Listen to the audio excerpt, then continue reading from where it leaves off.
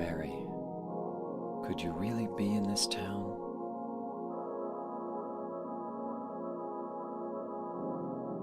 So, very first shot in the game, we're introduced to our protagonist, James Sunderland.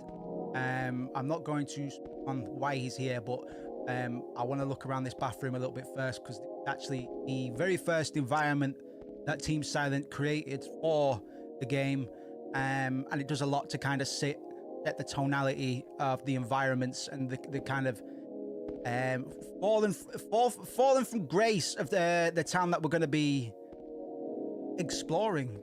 Because for all intents and purposes, it has been abandoned. And a curious little tidbit here, we've got a bit of Hebrew on the wall. I don't actually know what the Hebrew says, but I do know that the little doodle there actually depicts Lilith as taken from some book on demonology, Christian Judeo demonology. I can't remember the name of the book itself, but it is more or less a direct copy and paste from that little book. I'll try and get the name before we finish. And over here, we've got Heaven's Knights posters, which is going to be a bar that we're going to explore at some point.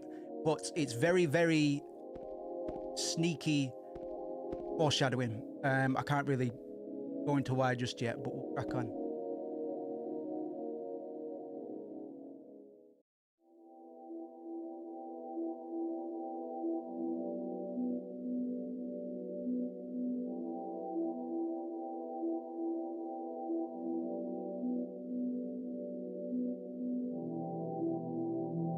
In my restless dreams, I see that town,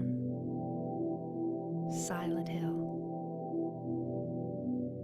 You promised you'd take me there again someday, but you never did. Well, I'm alone there now, in our special place, waiting for you.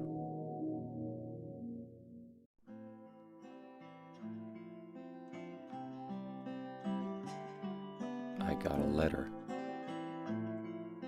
The name on the envelope said, Mary.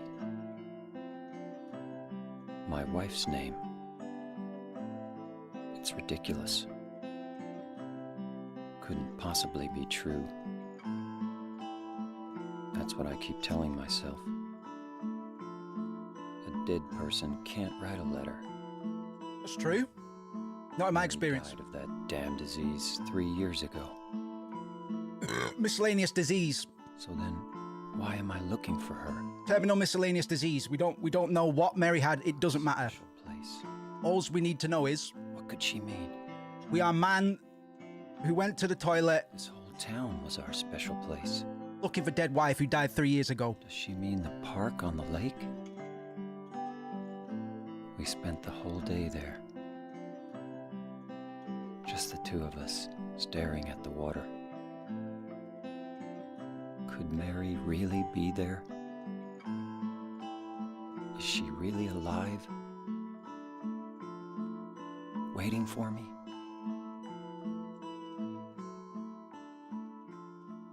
So before we do anything, before I even start moving around, I want you to take note of the fact that James is looking out over the lake. Water is a pretty massive theme in Silent Hill 2. And for whatever reason, the main menu doesn't render it when I play on PC, but the background of the main menu is also supposed to depict water. Yes, he's looking because he got a letter from his wife, which we can actually, I believe. In fact, we're going to be aiming to read this letter as often as we can for reasons I'll get into a little bit later. Pop it open now, but we're going to be checking in on that as much as we can for reasons I'll be able to expand on a bit later. But if you could even remind me to look at the letter every half an hour, every hour or so, that would be great. But water plays a huge theme in Silent Hill. It has a lot of narrative connotations and a lot of spiritual connotations as well, which I'll be able to get into more once we've introduced a bit of the Silent Hill sort of landscape and why it's a horror game in the first place. But water in a Japanese context is often a symbol of life and death, particularly in Japanese mythology, Shinto beliefs. It's often associated with purification, the boundary between life and death as like a liminal element. It bridges the mortal world and the afterlife. In religious rituals, water is used to cleanse both physically and spiritually, right? Which prepares people for important rites. In this game, water kind of symbolizes James's emotional and psychological sort of journey. It appears frequently, such as the background of the game's menu and key locations within the town. We're going to be seeing this lake a few times throughout this, and it even plays into one of the game's endings, which we're not actually going to go for on this run, but I will show it if people are curious, because it's considered by a few of the development staff as being the quote-unquote canon ending, but to their credit, like 3 of the endings are canon. It doesn't really matter. But the Japanese sort of context for water and the way it's going to be used here often also represents like the flow of time, change, emotional reflection. Calm water can reflect introspection, turbulent water, emotional turmoil. And also there's the Japanese concept of Mizu no Kokoro, which is a concept found in martial arts, Zen Buddhism, which refers to like calm and reflective states of mind, trying to get the mind into a shape that is adaptable and fluid like water. And finally, we'll move on from water in a sec, I promise. Japanese beliefs, they often believe that bodies of water are seen as pathways to the afterlife. And we got toilet water as well, actually. He did wash his face in a toilet, and I think he took a big bite out of like a chocolate bar or something out of the toilet, I think. He rubbed his belly and he went, needed that one. So we can't actually progress without that map. We get cut blocked. Or we get cut blocked all the way if we try and go down this little path, which we will be going down in a sec, but let's take note of this van. There are only 2 vehicles here, the one that we arrived in, and James is leaving it in a pretty reckless position. The door is just going to be left open, bro. It's fine. But there is another vehicle parked here. So it could be possible that we'll bump into the owner of that van at some point as well. I can't go any further by car. I guess we'll have to walk. Right, let's get into it a bit, because we've got a little bit of a stroll just to get us warmed up a bit. This is quite an extended transition into the town, but it serves a few purposes. If you turn the gain up particularly high, you'll be able to hear all sorts of weird noises. Creatures, animals, rustling, bushes, all the rest of it. Just kind of setting the tone and introducing us to the mist as well. The fog is a recurring motif in Silent Hill. It was originally just used... It was originally only used as a way to draw distance purposes, particularly on the PS1. But it does lend itself to performance, and therefore Silent Hill 2 is probably the best looking game, or was the best looking game on PS2, at least for its time. Giving a player a long path like this kind of gives the... Well, I've come this far. There's no point turning back now.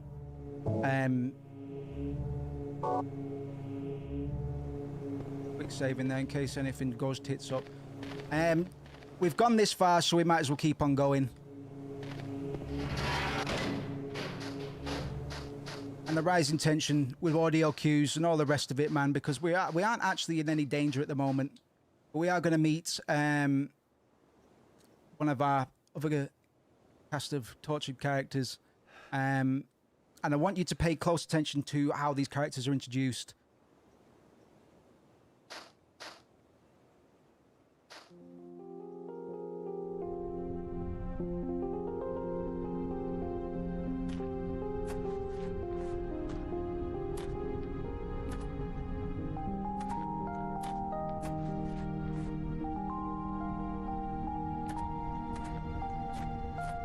Excuse me, I'm sorry. I No, was it's just... okay. I didn't mean to scare you. I'm kind of lost. Lost? Yeah. I'm looking for Silent Hill. Is this the right way? Yeah. It's hard to see with this fog, but there's only the one road. You can't miss it. Thanks. But Yes? I think Yes? you'd better stay away. This town, there's something wrong with it. It's kind of hard to explain, but Is it dangerous? maybe. And it's not just the fog either. Okay, It's... I got it. I'll be careful. I'm not lying. No, I believe you. It's just... I guess I really don't care if it's dangerous or not. I'm going Lady. to town either way. I'm going to town. But why? I'm looking for someone. Who is it? Someone very important to me. I'd do anything if I could be with her again. Me too. I'm looking for my mama. I mean my mother. It's been so long since I've seen her. I thought my father and brother were here, but I can't find them either. I'm sorry. It's not your No, problem. I hope you find them. Yeah, you too. That's out to Ben Fox, my friend. Stilted is the dialogue of Silent Hill traditionally. And I hope it's a case in the remake. Well, I wanted people to pay a bit of attention to how these characters are introduced, because the way that they react to James's presence tells you a lot about them. And we've just met Angela, who was quite startled and also seems to be a little bit confused about where she is, what she's doing. I don't actually know whose grave she was looking at here. Or if we can read these at all, that would have been cool. But in terms of our prerogative or general objective, at the moment we are just going into Silent Hill generally. And we've got no real sort of guess as to where dead wife might be. James mentioned a few places, the hotel by the lake itself. And we're just going to peruse the general area, hoping that we find dead wife. I hope you're well, Mr. Ben Fox. It's been a minute, but you've tuned into a goodie. We're going to chew through this bastard good and proper, and then I'm going to crunch through the remake as well. We'll see how that is, man. But we're getting more rustles and rustles in the bushes, man. You need to beware the bushes, because if you don't, they'll get you. Nah, but we're not actually in any danger right now. And we're in the... How far into the game, man? About 15 minutes in, and we haven't encountered any sort of physical threats. Got a few abandoned vehicles. So we know that whoever was here kind of left in a hurry. But we don't know why. I'll tell you later on, because the game doesn't really tell you why either. But we can kind of extrapolate a few reasons as to why people might have left.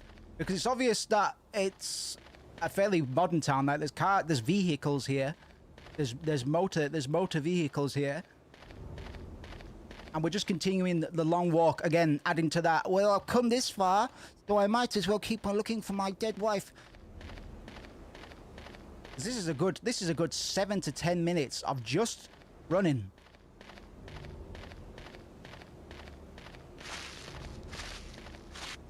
So some of these posters, the torn up ones here, see the little white ones on the wall next to me? They're actually screenshots or screen caps of Jack Nicholson in The Shining. Don't ask me how I know this, I just do. Hallmark of a good action or horror game is a tasteful absence of threat without it feeling like a drag in my mind. Absolutely. Tone setting and table dressing is what this game does incredibly well. Like, so far, we've only had sound and practically no visuals in a way. Like, we do have some environmental storytelling clues, like how run down and messy everything is, how abandoned everything is, but we really can't glean much more than dead wife search so far. Well, we have to kind of ask the question, why would dead wife come to this place? Why would she choose to stay here, even if it was a memorable place? What state of mind must she be in to have come back from the dead and come here, dead wife?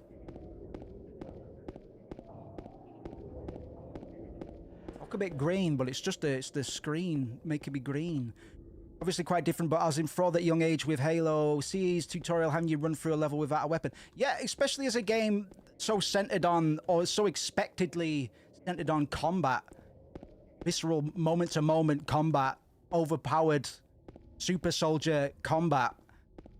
Taking a page from Doom's book in a few ways.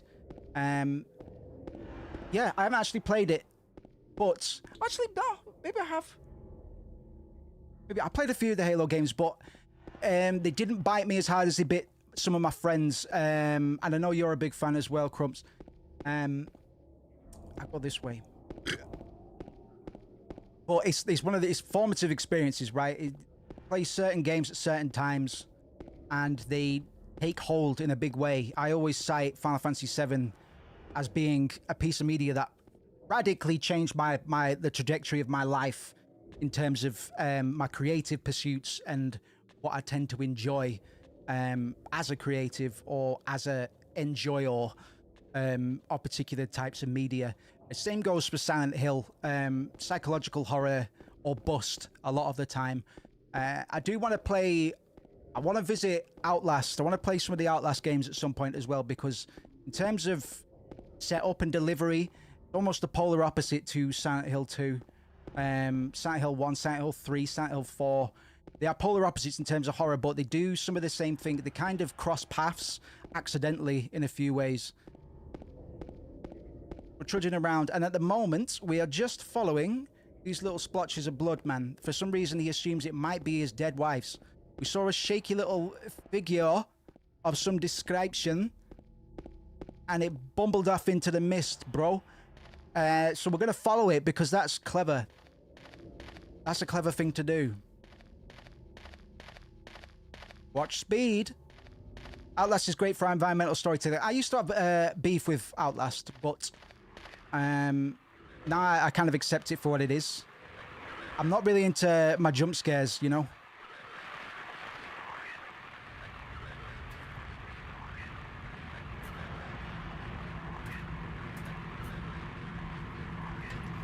James,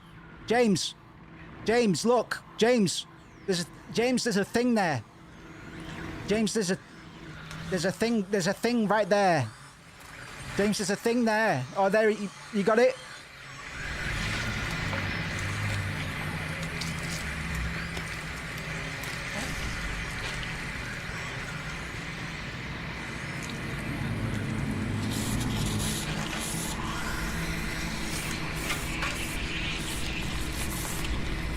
I can't remember the buttons, so let's try not to take too much damage.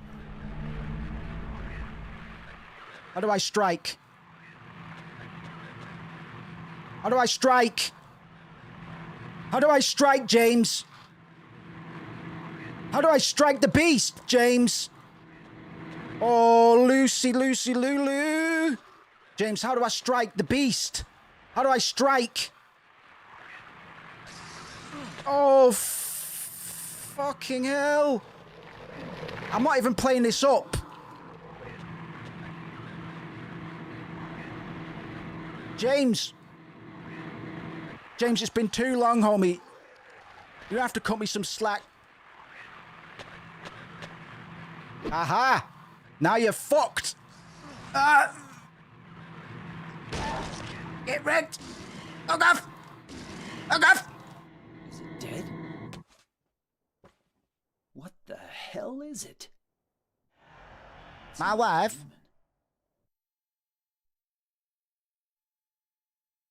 Cool. So we've been introduced to two things. First was the radio. This is carried over from Silent Hill 1. And what the...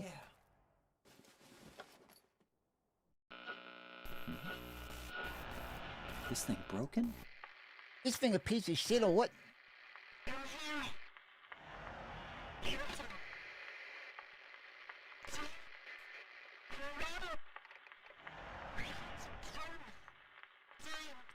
What the?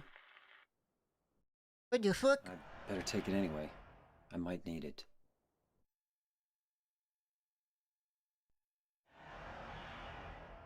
So the radio will start to transmit static whenever an enemy is nearby, and it'll gradually get louder the closer enemies are. This is pretty much the polar opposite of a jump scare, but what it does psychologically is has the player gradually begin to anticipate a threat. They know there's a threat nearby, but they don't know where it is or what it is. Only that they are getting closer to it a lot of the time. We've also got the big stick with two nails in it. If you're familiar with Kobo Abe's philosophies on the stick on the rope as being two of mankind's first tools, the stick being something that pushed things away and the rope being something that drew things closer. This kind of metaphor isn't only used to bludgeon enemies to death, but it's also a bit of a metaphor for James's sort of state of mind in terms of possibly rejecting certain things about himself or about others. We saw that he was a bit flippant with Angela when we met her in the graveyard. Didn't really buy her bullshit, you could say. And we might see James's character either open up or just rescind into itself as the game goes on. But I do wanna kind of tap that little reference on the head, whether it was deliberate or not. Kobo Abe is huge in Japan. Kojima. Oh, see, we got some. Kojima used the allegory himself pretty heavy-handedly in Death Stranding. And I'm going to have to remember where to go. But so begins our journey proper. We are pretty much allowed to just go wherever we want at the moment, but most places are going to be gated off. I'm just going to have a little roam about. Roads have been destroyed. And we are going to find ourselves increasingly kind of caged in within this town. These little enemies here are known as lying figures. All of the creatures in this game were created by Masahiro Ito, who's a goated monster designer. I'm very surprised that more people didn't take after him. I can't speak too much on monster symbolism yet, but Silent Hill, we learned this in Silent Hill 1, so it's not really a spoiler. Silent Hill has a way of projecting the darkness in people's hearts into the environment of the town. It's said that the lake has a spiritual energy. It used to be a Native American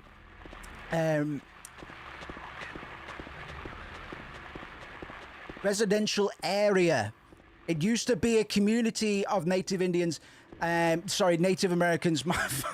And for the most part, we're not going to hear too much about them except for when we visit the museum a little bit later on. But in the first game, the creatures were kind of reflections of the character Alyssa's tortured mind, body, spirit. But she is not the main character. We play as fucking Harry Mason in the first one. But in this one, we're not too sure, even with that knowledge that we take from the first game, of who these beasties might be a reflection of. What were you going to say about the radio before? I think I covered it. It's just used for like tension and release cycles. The closer we get to the baddies, is that a health pack? I want that. The closer we get to baddies, the louder the radio is going to get. So, yeah. It works as an inverse to jump scares, which aren't really scares so much as frights. I know it sounds a bit contrived, but jump scares work because... Boing, boing. Jump scares work because of the tension cycle and, you know, loud noises.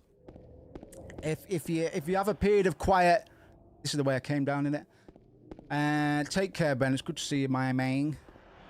We're going to try out YouTube a bit, man, so we'll see where I go on. Be good to see you here again sometime, buddy. Yeah, I remember it being manifestations, just didn't know what they were specifically alluding to. I thought they were for James. I'm not going to speak on that just yet. I'll be able to open up on that a little bit later. The game hasn't told me where to go at the moment, no. I'm going to be heading towards Brookhaven Apartments. But for now, I'm just getting a bit of a lay of the land and finding my feet in terms of the controls.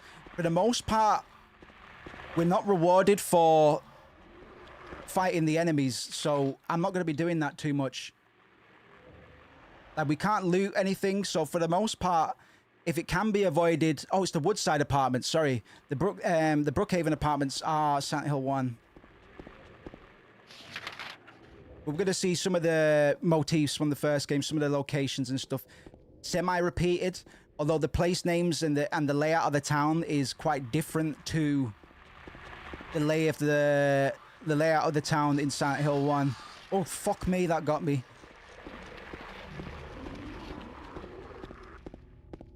But yes, at the moment, no real pointers, no quest markers or anything like that to kind of instruct us on where to go. We're just left to our own devices for the most part. We are given some clues. It's not going to leave us completely in the cold. Boing, boing, boing. But if you were playing this for the first time, seek and destroy. We get a few markers on the map. But another way... Hold on, before I continue, you might... A lot of these corpses, you might notice, black boots, jeans, green coat, brown hair.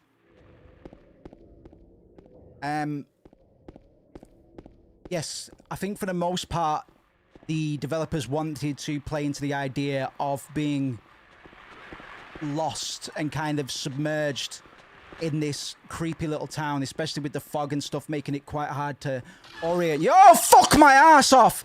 Making it quite hard to orient yourself. Yeah, those are jump scares, bitch. Bug!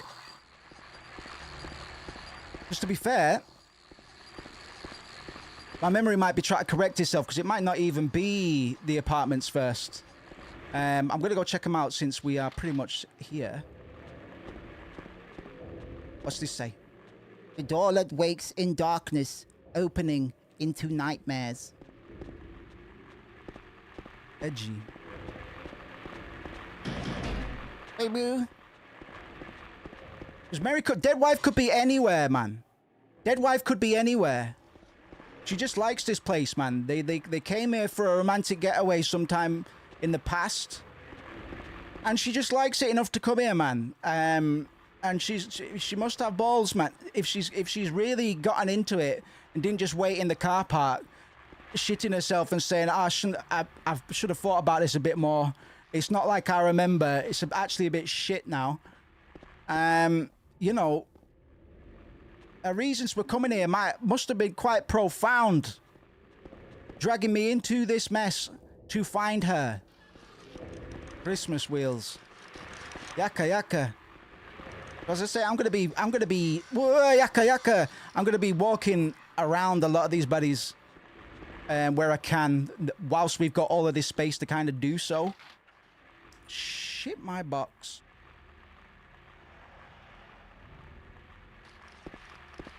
So I'm going to play this more or less without a guide, and the way my memory works. In terms of actually playing the game and navigating, we'll be playing it as if it was a first time in many respects. Most of what I absorb about this game is its context, its impact, its delivery, characters, psychology, symbolism, what have you. But we can dig at this as if it was kind of... Because I can't remember how long ago it was since we did the last one. It must have been at least 3 years ago. 3 or 4 years ago. I think I'm going to get another scare here. Boing boing. Well, most of all we've got to enjoy is the environment design and the audio and music work of... Yeah, there you are, see ya. Of Akira Yamaoka. Black boots, jeans, green coat.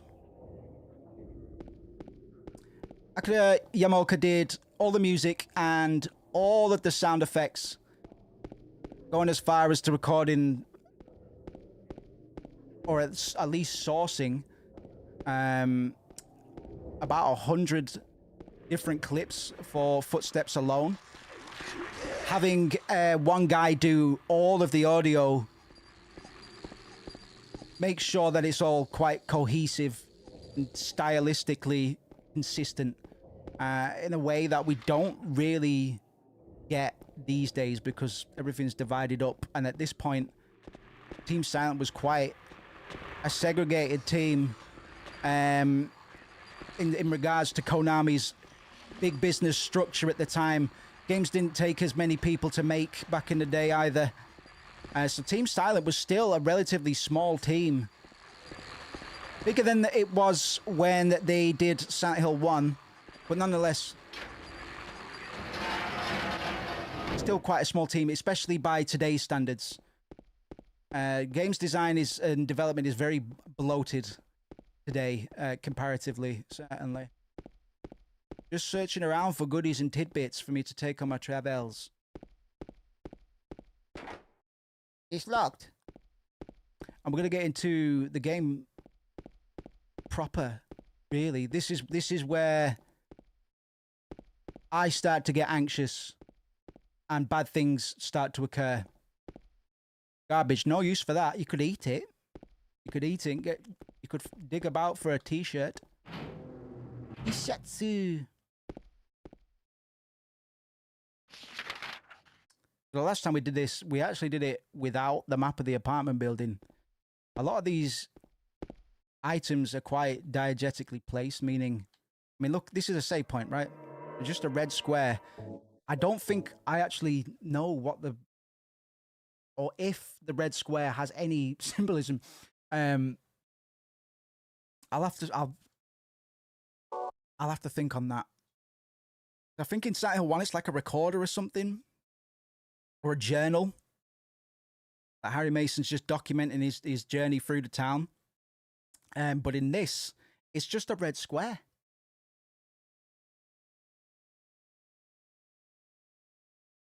In service of the ending that we're going to be going for, I consider it the best ending.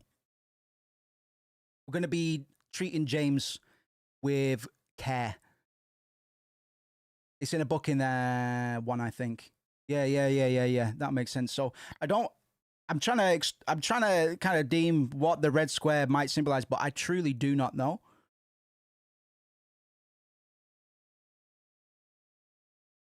But notice the relative quietness now that we've come into the which apartment city?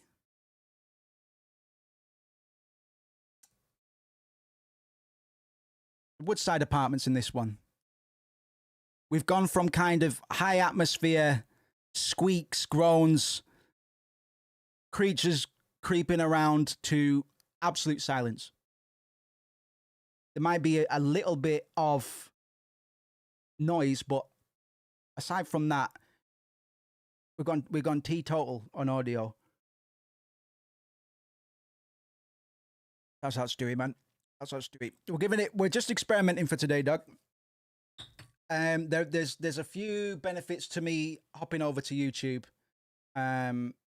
Not strictly all just monetization reasons, but we can hopefully reach out to some of our old compatriots as well. I don't want to turn this particular channel into a full-blown gaming channel per se. I'll probably move my VODs to another location. But for now, there is little reason for me to not kind of set up shop here and give it a go. If we're going to give it a go on YouTube, we might as well do it in the place I've got just over 1,000 dead subscribers.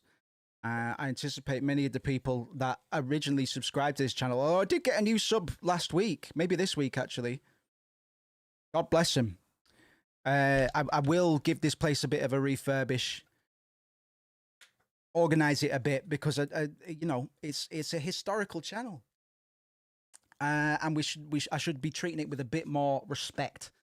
We'll get some of the older music that isn't up on here at the moment online at some point as well, and finally get round to some new releases before too long.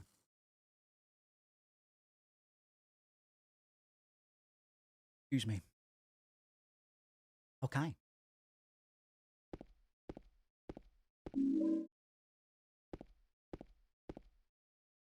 Boom, boom, boom. We're quite stocked up on health items already. Like I say, a good thing, because we're gonna need to take good care of James. The way we treat James impacts the endings. If we take poor care of him, bad endings. Take good care of him, good endings. Those aren't the only variables that we're gonna have to pay attention to in order to get the ending that we want, the quote-unquote best ending. Its camera angle's going to work here. We know that there's a threat ahead of us, but because of the fixed camera angles, we cannot orient the camera to perceive the threat. We can only hear it creeping towards us. Let me remember the controls.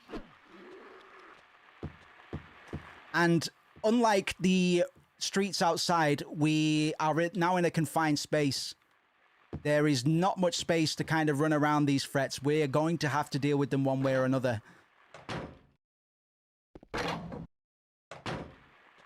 Bless you, man. That's good to hear. That's motivating, certainly. And I've been lacking motivation for a lot of the year, but we're booting back up. Certainly. Certainly. And these kind of deep dives aren't all I want to do in terms of gaming going forward. Because these are less funny. Generally, these are less funny.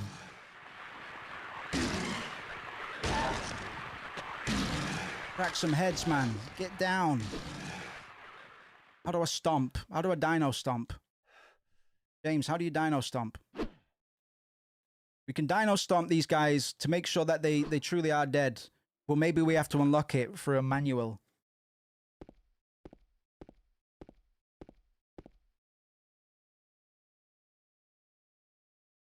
Beautiful little... This is why I like fixed camera angles.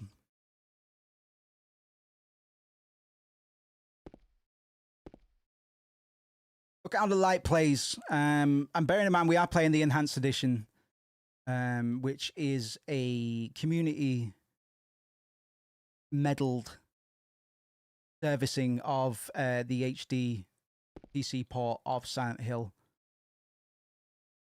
But the way that RI is kind of forced upon this mannequin is just beautiful. I will note that these clothes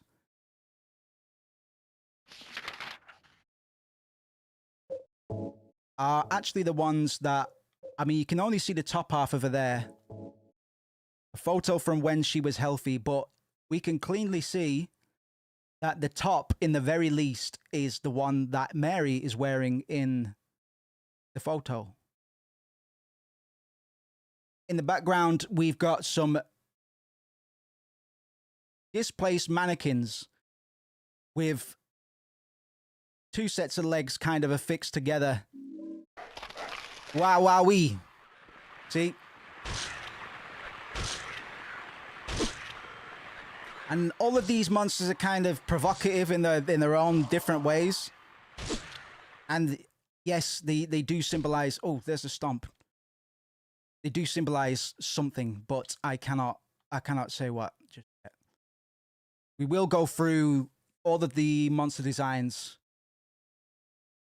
when I'm able to speak a bit more openly, without spoiling things, and we'll be able to do it moment to moment when we get round to the remake as well. Because from what I understand, it's pretty much just a carryover.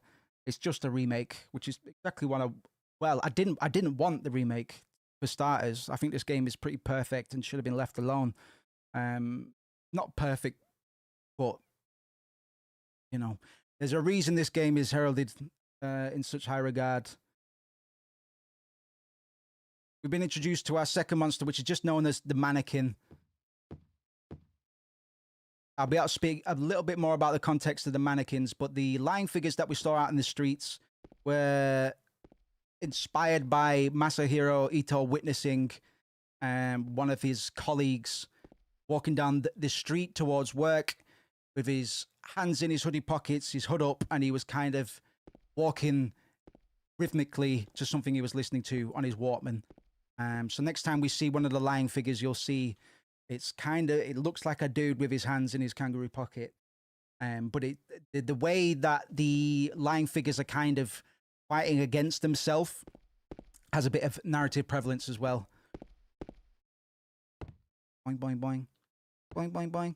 I feel like the main pro of the remake is reaching the emulation illiterate new gen. Yeah, game preservation is a big worry at the moment. I mean, let's see what a copy of Silent Hill 2 will run you right now. For that reason, I'm glad, because hopefully the new generation of game developers be inspired by it in a similar way to me. Because a lot of the Silent Hill ethos has bled into my own writing. Have a look. About 70 quid, which isn't as bad as I thought. That's pretty, obviously pre-owned. Director's cut used, £170, 88. I need to find a decent copy at some point. £700 factory sealed, dog. £700 factory sealed. That's like what, $850? Konami do love money. But I'm glad that they're kind of coming to their senses in terms of what their demographic, what their quote unquote fans want, because after the PT debacle with Kojima, a lot of people just swore off Konami altogether. But they've taken the the Resident Evil model again, which is funny. Silent Hill 1, oh shit, bitch in a box. Come on!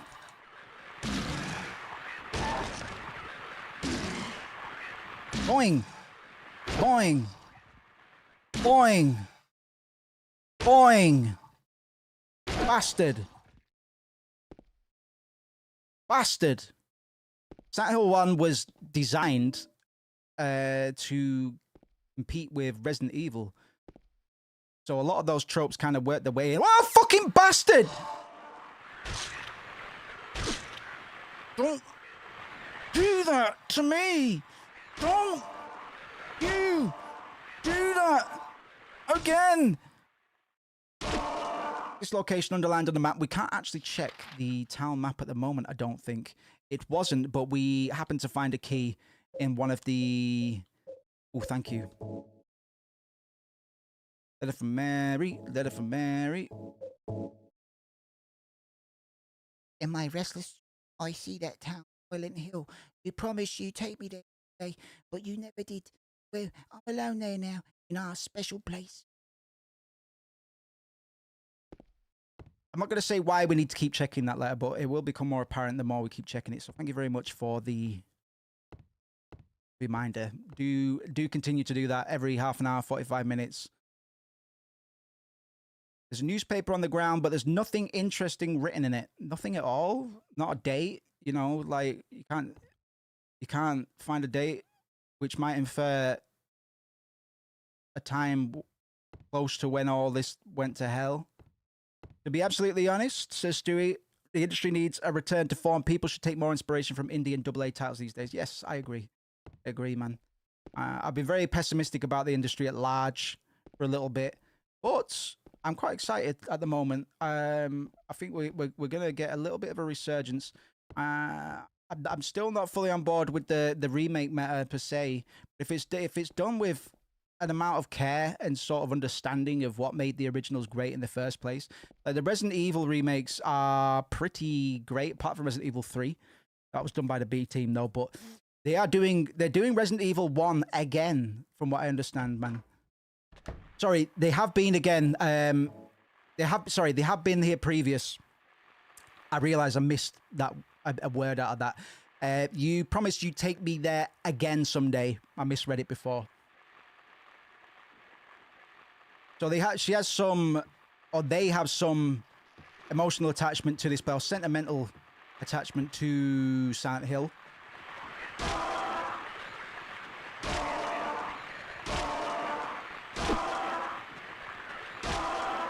And given that they were married, we can infer that it has some value to both of them, that it represents or was visited in a time where they were both quite close, and is a place that Mary can remember herself being happy. She has a special place here. Probably, maybe honeymoon. I don't think it actually ever states. But yeah, we can probably guesstimate something akin to a honeymoon. In any case, when they came here, things were good. Life was good. And the actual occasion is almost redundant, almost like Mary's illness. Mary just has illness. We don't know what it is, but it was terminal. We don't need to know what it is. It's almost too much information, you know? It's unnecessary in many ways to know exactly what the whats and the whys in regards to either Mary's condition. Whoa! Fuck off, you bastard! Fucking bumbo! Shit kicker, shit licker, shit flicker. I've already been in here as well, man. You fucking ass clapper, herd cutter. Ow!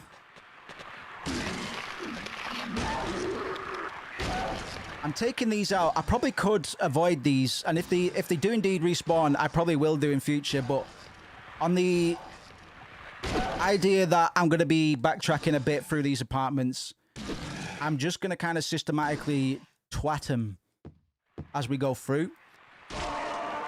For brevity's sake, I hope they keep the tank controls and fixed camera in Resident Evil 1. Yes, I do. And this is like Resident Evil 1 remaster is fucking gorgeous. Even to this day, it is absolutely stunning.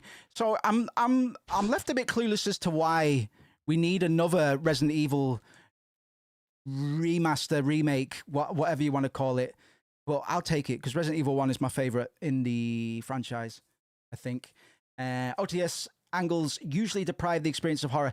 Yes, I love fixed camera angles. I'm going to be using them in the JRPG that I'm slowly forming, very, very slowly. I've been writing the narrative for well over a decade, and it's just a case of making the fucking game. But hopefully I'll find myself with increasing amounts of time to do so. I do want to bring some game development to the stream at some point as well. But there's something to be said about fixed camera angles and cinematography. It's a lot more directorial to allow... to allow game designers to place the camera strategically.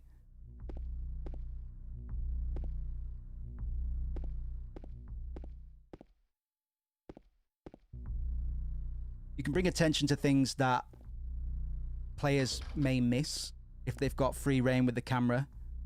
These notes? It must be from the person who lived here. 3 needles stand of 3 different heights. Flat, the tall, and the thin.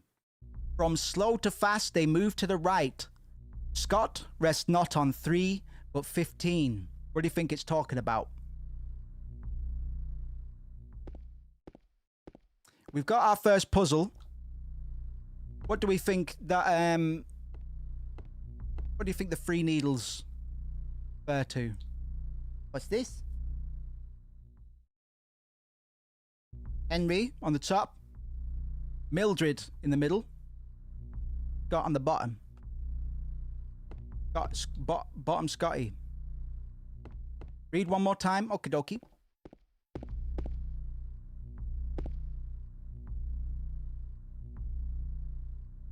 Okay. 3 needles stand of 3 different heights. The fat, the tall, and the thin. From slow to fast, they move to the right. Scott rests not on 3, but 15.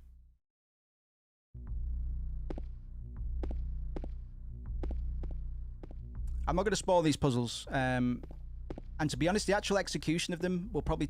It'll take me like a few minutes to work out. But what do we think is being represented through this choice of words? 3 needles, 1 tall, 1 fat, 1 thin. Clock. Yeah, boy. That's right. That's right. There's writing on the clock. We do have a clock. Well done. Off a round of applause. Where's my applause button?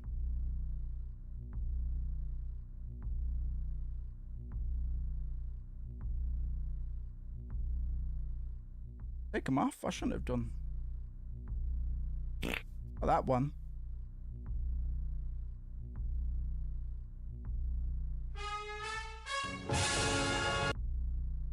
Got that one. That is a rat. Got that one. It's crazy. You come home from work, you see a rat. It could be daylight, you see a rat. Oh, the thing's stirring. Heard the fart or the rat noise. Is coming to investigate, I think. Oh, I'm missing my applause button. There's writing on the clock. The scars from the past shall remove the nail that stops time. You push the clock. I don't think I can right now. He really put his back into that. No matter how hard I push, it doesn't move. It's like it's stuck to fucking ground. Check the clock. So, the clock is stopped at 1:13 and 15 seconds. The faceplate is closed. It is locked. I can't touch the needles of the clock like this.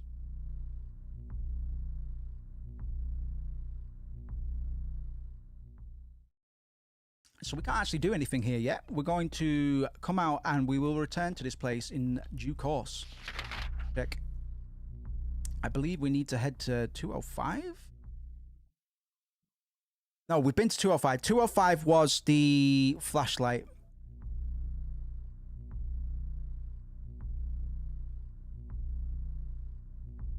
.210. Did we check 210? Because I think there's some ammo in there as well, so we actually need to go there. And then I think we can check out the 3rd floor. Let's go back to 210. Yes, last time we ran this, I actually picked normal for the riddles in terms of difficulty. So what that typically does, we've got easy, normal, and hard for puzzle or riddle difficulty, and they'll typically remove some steps on easier difficulties. The choosing hard for the riddle difficulty gives us the full puzzle. So we're gonna have some brain teasers, certainly, and they're good. They don't really hold your hand too much. I have been in here, haven't I? Hey, don't piss on me! Don't like piss. I don't like wee. Back off. Back off, mate. Back off. Right. I'm just searching for goodies and valuables so we don't have to come back here again. I'm pretty... Aha! I got the handgun. And that's all we need from here. Nothing to do here. What about a piddle or a poo?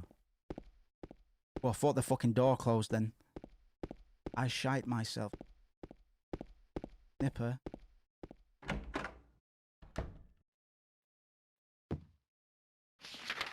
And for now, we could try 202. I don't think we tried 202. We'll do that, and then we're done on this floor for now. Oh shit! Directional audio tricked me a bit. This comment has been removed for being too out of pocket, man. I'll check some of my moderation options, man. But if you can paraphrase for now, boss. Nope, I didn't mean that. Because I actually wanted to check. Garbage chute. There's a trash chute. There's some kind of strange garbage stuck in the hole. Strange garbage. What do you think it could be? Just a normal washing machine, bitch.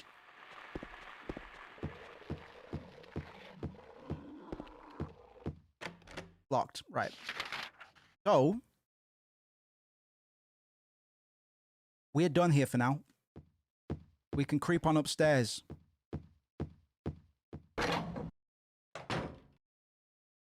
Oh, bless you, man. Does it mean it got dark out here? Darker, rather. Rather. Tippy toes. Tippy toes, so it goes. Oh. I want you to pay attention to, again, to how characters are introduced. Look for the initial reactions of both characters when they perceive the other, because they tell us a lot about each character. There's a key on the ground on the other side of the bars. If I stretch my arm out, I might be able to eat. We pick it up. This is one of a few, what you could call false choices. Of course, we're going to reach out to try and get the key, right? The fact that it's asking us means that if something bad happens, the consequence lays on our head. It adds that little bit of apprehension, even if it's almost, you know, even if you can't consciously kind of recognize that. It makes what would be a simple automatic task of picking up an item suddenly a bit more, you know. Hello, Feng.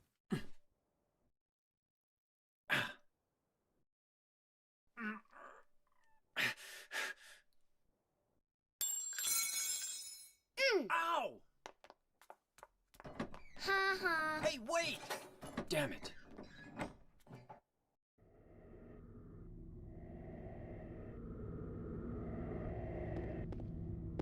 We just saw a little baby running around. A little baby just kind of creeping around the hallways, man. This is not a place for babies. I don't know if you can tell. I wouldn't want to be here as a fully grown adult male man. So the fact that a tiny child goblin creature is kind of stalking the halls might be the most terrifying thing we've had to witness yet. Okay. I want to point out that the mouse cursor is a fucking knife. Doesn't have much relation to James, but sit tight.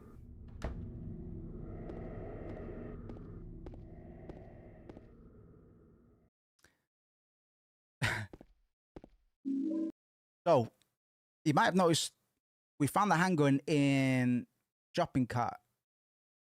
This is actually a little dig from the developers about how easy they perceive it is to it's a little joke about how easy it is to get guns in America. And we have our first firearm. Normally, you'd think picking up a firearm in this situation would be empowering. We should feel good about that, right? More often than not, in the horror games, getting an upgrade in your firepower normally... We're going to stick with a stick. It normally implies or infers that the danger level is going to increase. We're not going to be safer. We're actually going to be in more danger to the point that we're going to require bang bang bullets.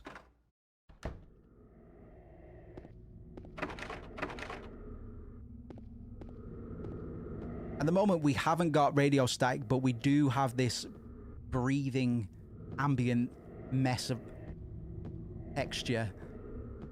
Just this breathing, claustrophobic environment.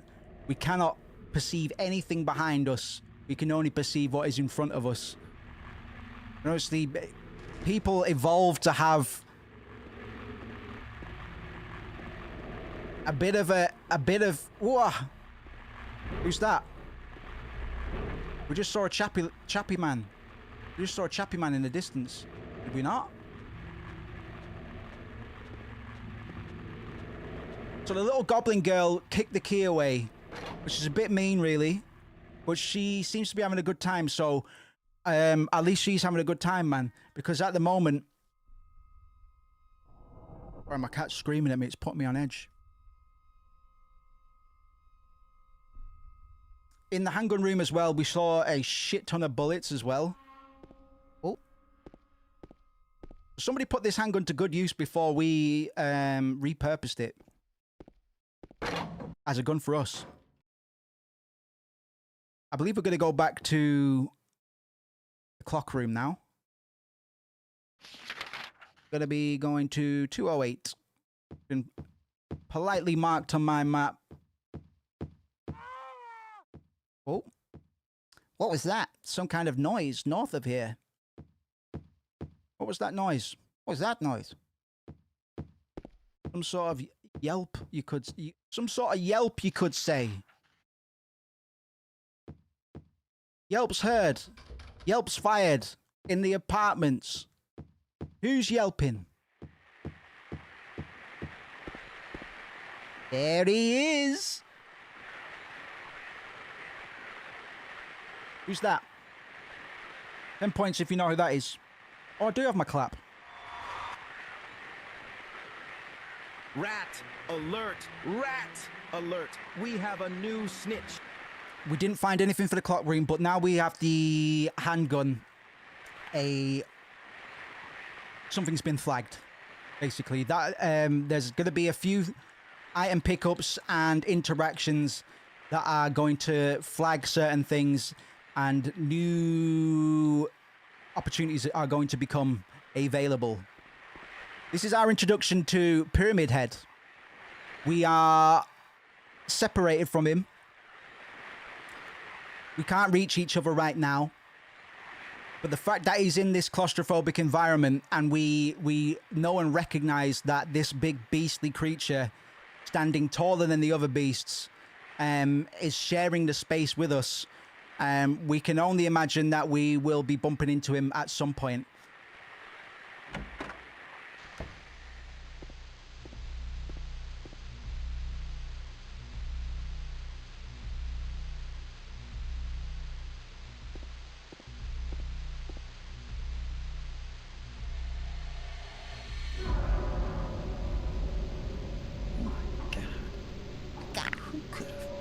Oh my god! Again, brown hair, green jacket, jeans, and boots. The chair's also been moved. Last time it was here, right? We can see that quite plainly. I got the key To room 202.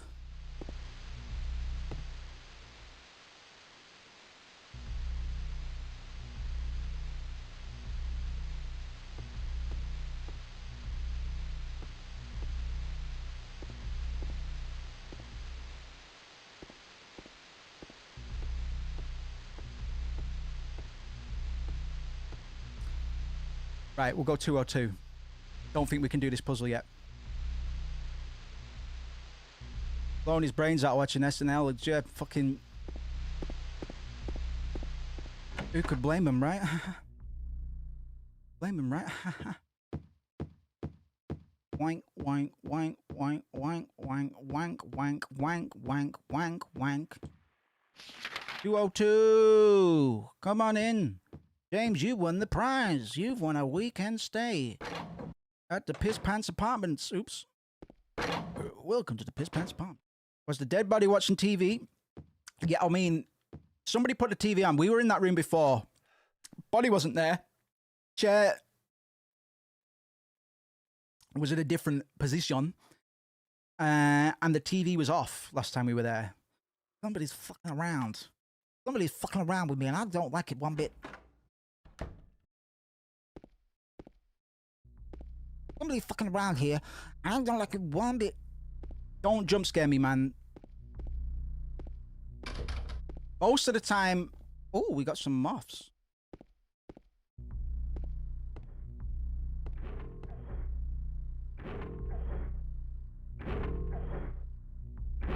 It's too dark to tell for sure, but I think there's something on the other side of the hole.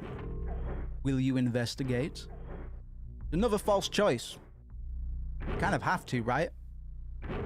But nobody wants to put their hand in a dark, greasy hole. In a dark, greasy brown hole with green in it.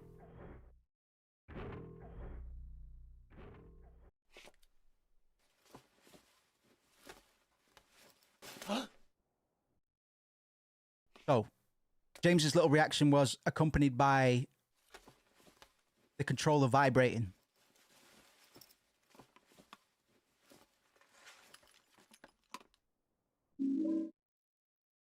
I got the clock key, motherfucker.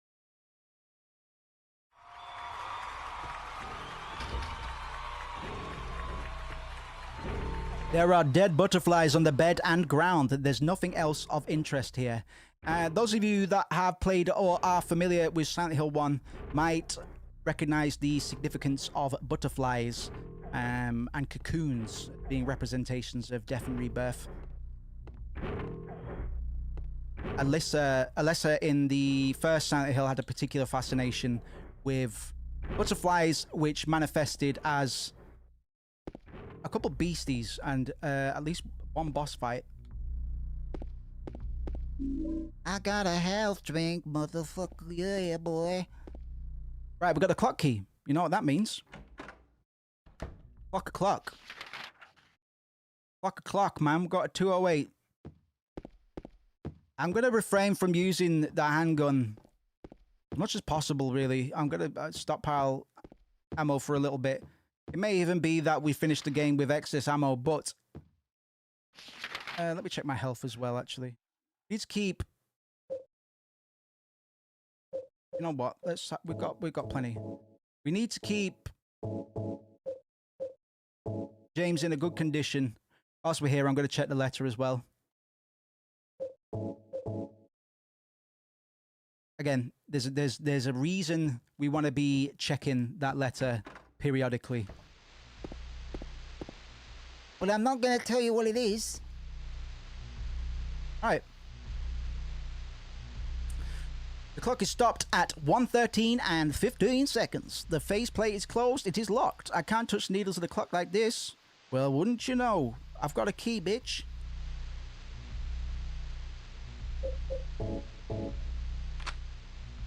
I'll use the clock key.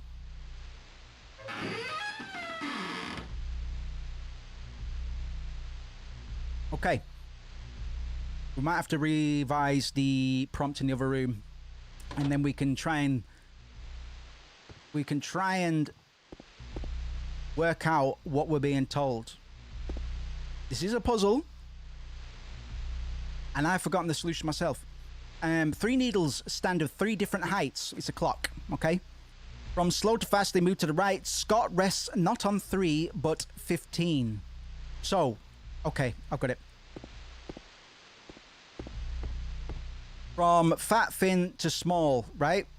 So, 3 needles, 3 hands on the clock. Scott is on the bottom. That'd be the small one, right? But by that, by my reckoning, mind you, we've only got 2 here. We're gonna move the small one to 3. Okay.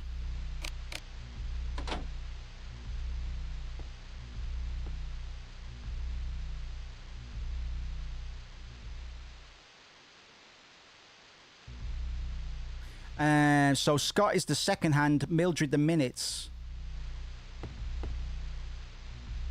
Yeah, you're probably right, actually. Since we've only got 2 hands. Oh, wait, these are little arrows. Almost. If Scott's 15, you'd think there's only so many ways to do this, right?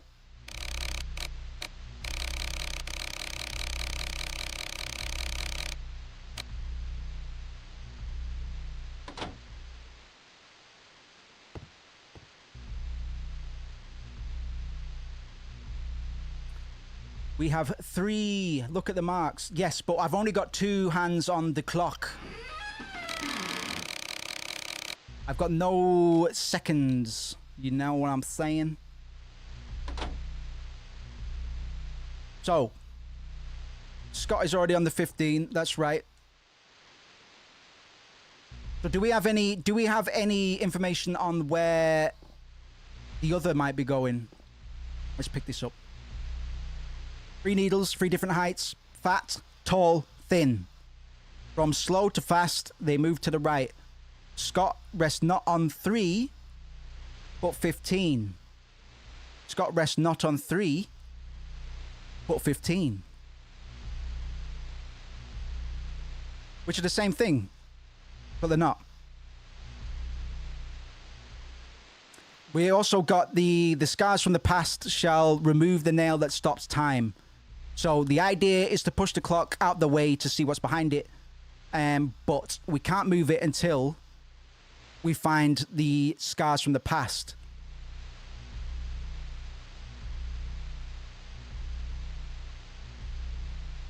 I think we could do with more information.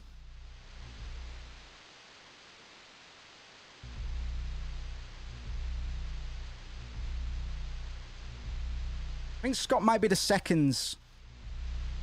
Because we've got Henry, hours, Mildred, minutes, Scott, seconds, right?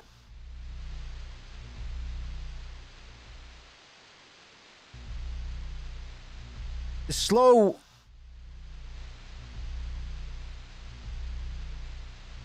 Scott facing 3. Scott is fine, he's stuck in place. You're right. The riddle concludes by telling us that Scott rests not on 3 but 15. Means that Scott represents the second hand. Yes. Second hand as in seconds, you know. Just need to figure out where Henry and Mildred go. Yeah, Henry hour, Mildred minutes, Scott seconds. In easy mode, we'd be told other people in the memo, but in this case, we're not.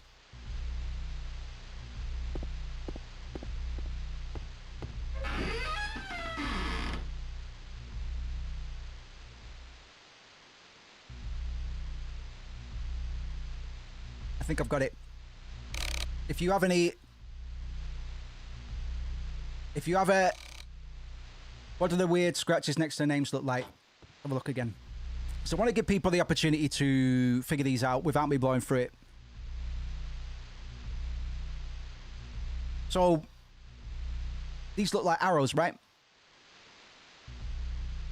Very subtly, But the fact that Mildred is kind of pointed up, we can kind of infer the position of hands, so to speak. It is quite a neat little riddle. I think I've got it myself. But let me know if you'd like a little bit more time, a little bit more information. I can go read the clue in the other room. Henry looks like almost 3.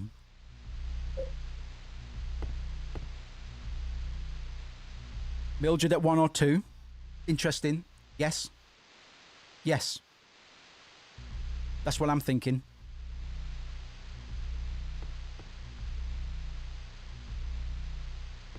Is it 10?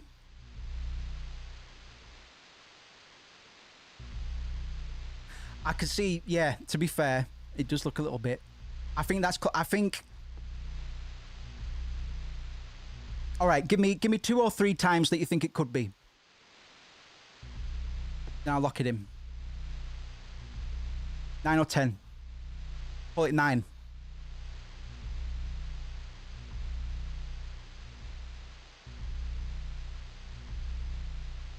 Call it 9.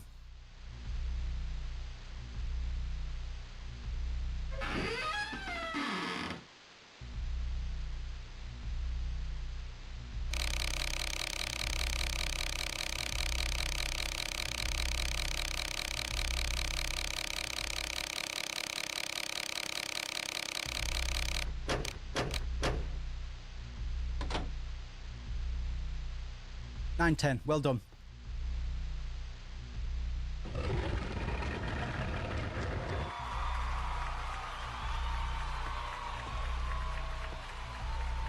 Nice little riddle, right? Again, the way that the difficulties in the riddles is handled, we get more information. Because we're playing the riddles on hard, we get the least amount of information.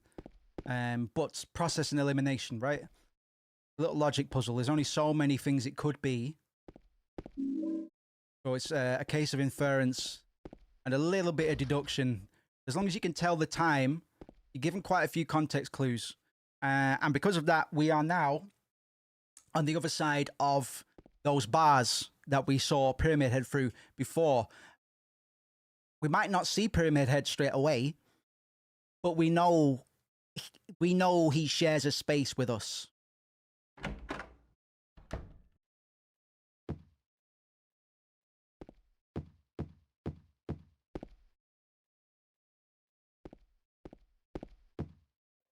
We're still unable to get the key because the key that the little girl kicked is kind of... Oh, no. That was a different... That was on the floor above us, right? Never mind. Never mind. So. Up we go. My name is James. I feel no shame. I run around the stairs all day. I'm going down. I'm going up. Shut up, thing. It's locked. Well, Mr. Thing. You can sit on the chair. Yeah.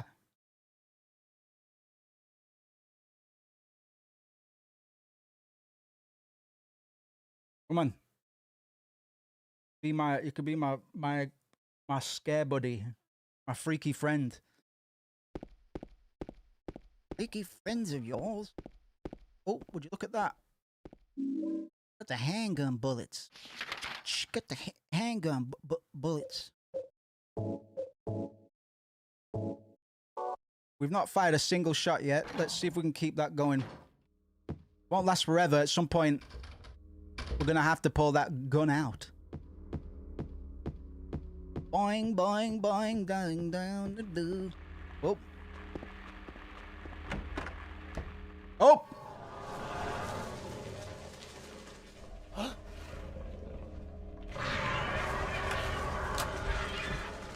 Provocative.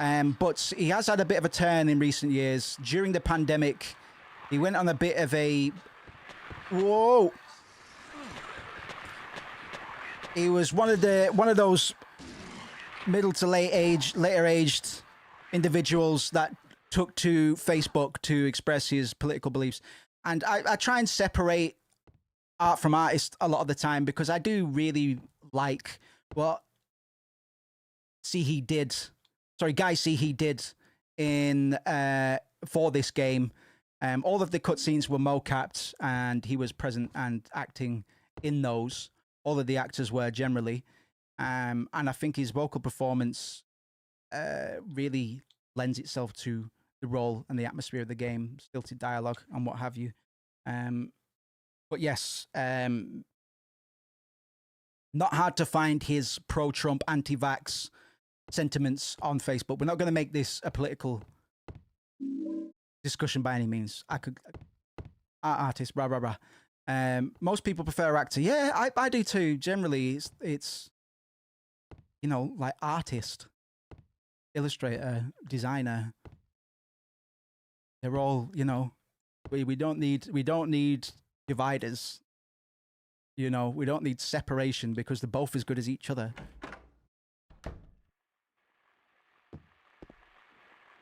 The medium.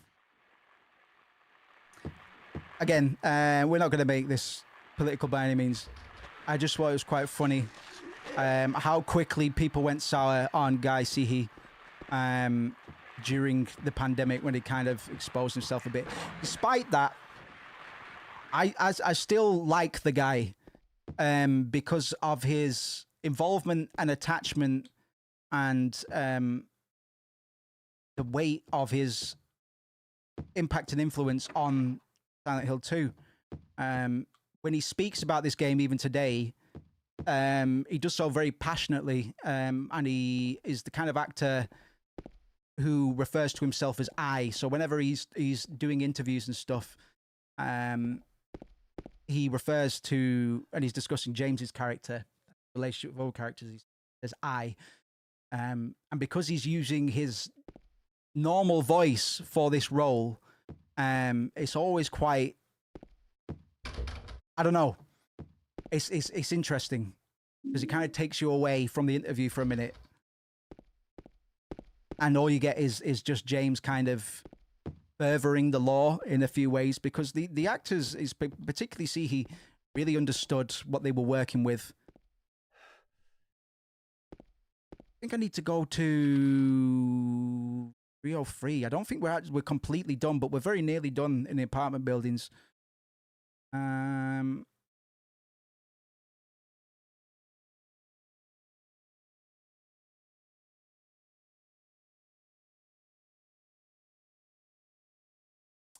There's the garbage chute upstairs.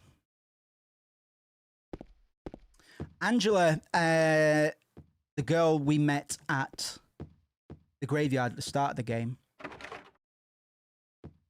is actually voiced by Donna Burke, who is kind of cult royalty in the Konami voice actor sphere. She has done a lot of prominent roles and is the vocalist who sings the Snake Eater theme, which is absolutely iconic, and I'm sure anybody here today will have heard. Where are we in? 303. I think there's something to be looted. Ah, right, we got the handgun bullets from here, didn't we? I believe. I'm still in a dream. Snake. Oh no, we didn't. Got to be thorough. You never know. We might need those bullets later on.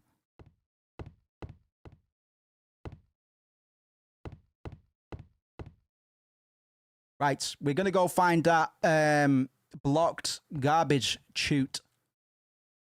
And we're going to try and unblock the chute. Okay? And how are we going to do that? You're asking loud. How are we going to open it, though? What are you talking about? How are we going to move it? I'll show you. Just stop being a bitch. Let me just remind myself on where the fuck I'm going.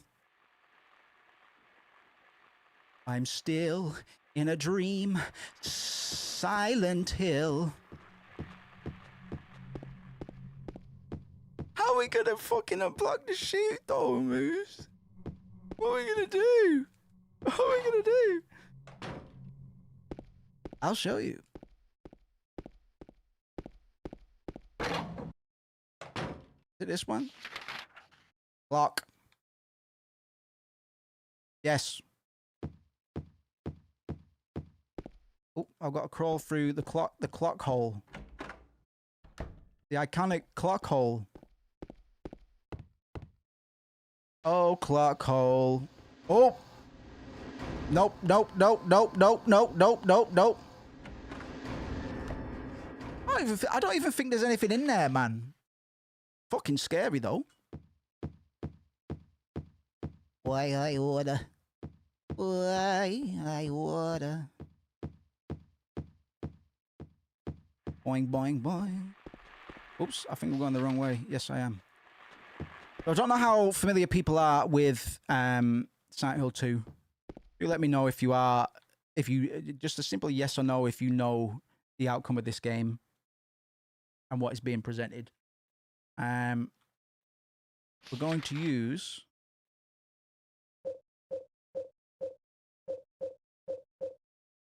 We're going to use the 6-pack of canned juice. A heavy 6-pack of expired canned juice. It was in the hallway on the first floor. It says heavy. So we're going to put this in the chute. Boing, boing, boing. We knocked the garbage we knocked the garbage loose. So we're going to go and retrieve the garbage, okay? Can I get that rare juice? No? Okay. I will be very particular in terms of what I reveal in that case. Remember the first time we streamed this, we actually bookended the first session here. We're going to be carrying on for quite a bit, though. What time we are? Oh, we're going to be carrying on for a bit. And if we're particularly good, I mean, that was quite a slow journey through the apartments, I'm not going to lie, but actually wasn't that bad. Actually, I don't know what I'm talking about. The garbage bag is torn and the contents are strewn all over. I got a coin, old man. What's this? Some gossip magazine, eh? Right. So.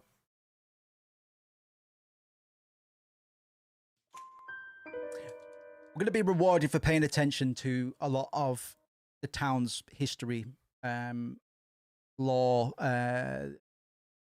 significant events that happened. So we're gonna pay particular attention to little notes and stuff like this. The police announced today that Walter Sullivan, who was arrested on the 18th of this month, unspecified month, for the brutal murder of Billy Locane and his sister Miriam, committed suicide in his jail cell early on the morning of the 22nd. According to the police statement, Sullivan used a soup spoon to stab himself in the neck, severing his carotid artery. By the time the guard discovered him, Sullivan was dead from blood loss. The spoon buried 2 inches in his neck. An old schoolmate of Walter Sullivan's from his hometown of Pleasant River said, "He didn't look like the type of guy who would kill kids.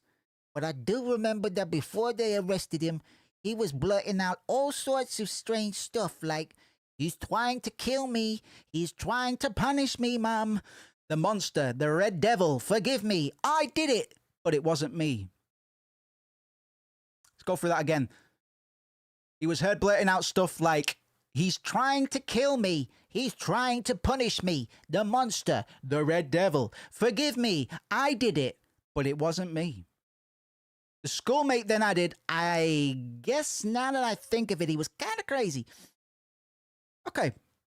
Walter Sullivan, I'm just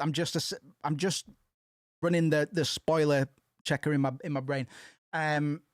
but we're good. Walter Sullivan is a very prominent figure in Silent Hill 4. We're not going to see him or really hear much more about him in Silent Hill 2. But as I say, paying particular attention to the lore and the history of the town, significant people, significant events, will be worthwhile. So internalize as many of those names and events as you can. Walter Sullivan killed 2 kids on the 18th, then necked himself with a soup spoon 4 days later on the 22nd. I'm still in a dream. Like Udo. We have the courtyard key and the old man coin. Don't you know?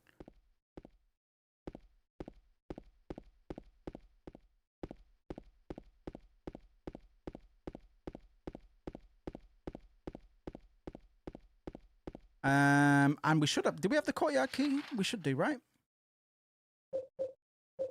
Oh, bitch, we do. So we're going to go back in the building and access the fire escape. And once we've done that, we are done with the apartments.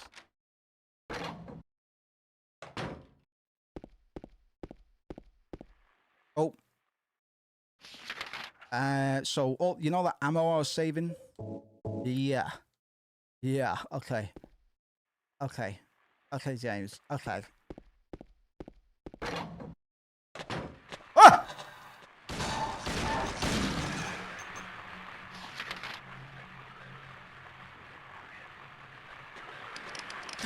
Fucking bastard!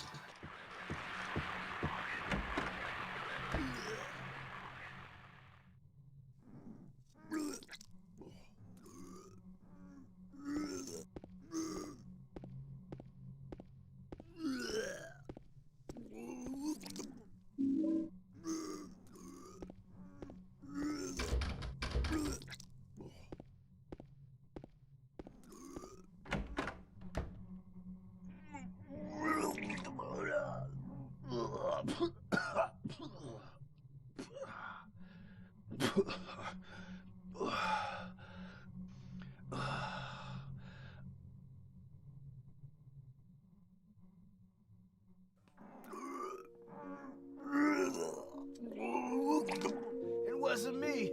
I didn't do it. Do what? I didn't do anything. I swear. He was like this when I got here. My name's James. James Sunderland. Eddie. Eddie. Who's that dead guy in the kitchen? I didn't do it. I swear I didn't kill anybody. You're not friends with that red pyramid thing. Red pyramid thing? I don't know what you're talking about. Honest. But I did see some weird looking monsters. They scared the hell out of me, so I ran in here. Well, I guess this place isn't too safe either. What happened here anyway? I told you, I don't know. I'm not even from this town. I just...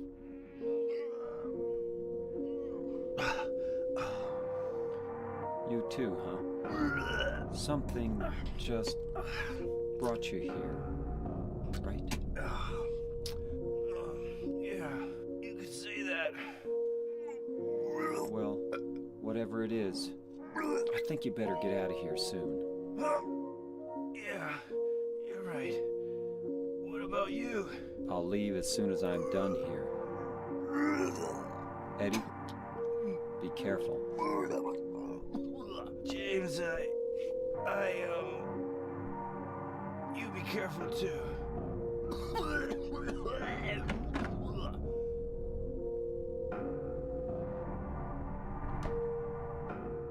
Couple of things to note about these character introductions. Again, the way that we meet these people tells us a lot about them and the situation or context that we discover them or meet them in.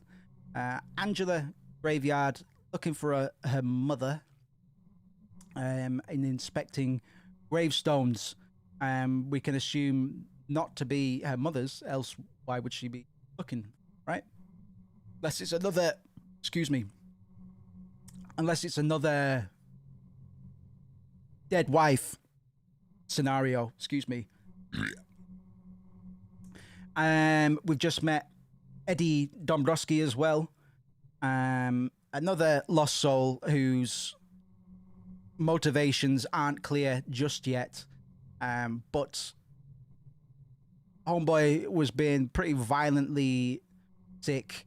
And earlier in development, the noises that we would hear of Eddie vomiting when we entered the apartment were a lot more graphic. But through an act of God, as the development team kind of considered it, or so the story goes, the PC crashed when they were working on it, and they lost it, and they kind of took it as a sign. So we were left with the noises kind of scaled down on what we got here. We can only assume that Eddie is vomiting because of the dead bodies that kind of surround this place and this one here. The positioning of this one being in a fridge may have something to do with Eddie's weight. But we'll get a little bit more into the motivations as they make them more clear themselves. I don't want to do it for them. But they will need some extrapolating. The game doesn't, unless you're paying particular attention, the game doesn't give you all the information you need to know about these characters, but I will. Right. We'll have a bit of a scrap now with a bunch of line figures.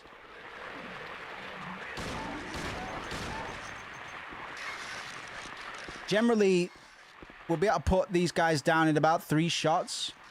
I'm gonna try and preserve ammo where I can. Oh, bollocks on my bastard balls! Bollocks on my fucking bookcase. We have picked up quite a lot of ammo, though. I didn't mean to fall in the pool. Woohoo! Woohoo! Woohoo! Woohoo! Oi! Woohoo! Should have worn your ready outfit. Yeah, I do actually have a similar top in my wardrobe. Woohoo! Woohoo! Right, hold on. I've fired way too many bullets already, man. This was not as efficient as I ought to have made it. So we're just gonna bonk him, bitch.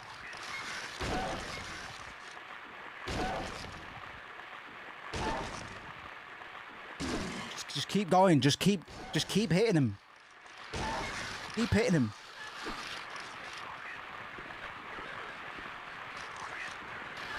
Come here. Come here. Come here. Come here.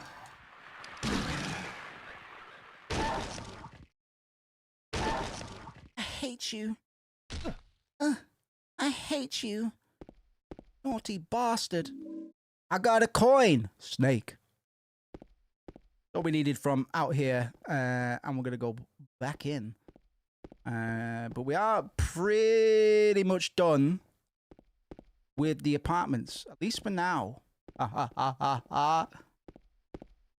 just going to investigate the area. Make sure I've not forgotten any collectibles. I think we're good. Any information to be extracted from the environment? And we're back to quiet, man. Quiet time. Quiet time with James. Quiet time with James. Oh, welcome to Quiet Time with James. Playing lo-fi beats, lo-fi peeps. Check us out. 103. Can I get into 103? I like 103, but I don't like 102. Nope. What about 104? want to make sure I get everything because we're not going to be here much longer. Hey! Hey! Come here, you! Ow, you bastard! Ah, you bastard! Walk off! Walk off! Walk off! Oh, there's one behind me, I think. Shit in a box. Shit in a box and name it. No, there's not. Kick him. Got him. Shit in a box and name it. Alright. Alright. Alright. Alright. Alright. Read magazine? No? No? Oh. There's nothing inside. A box. Now it's unlocked. Scuba diver. You've been pointing stick and you're not too thick. Oh, blibbly, blibby, blick.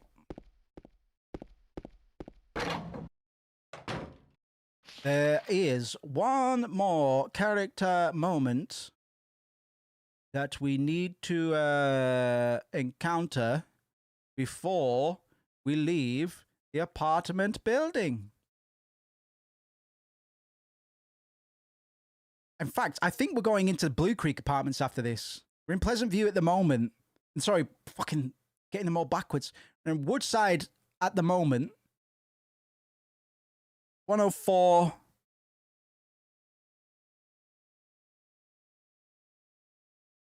Diggity, diggity, diggity, diggity, diggity, diggity, diggity.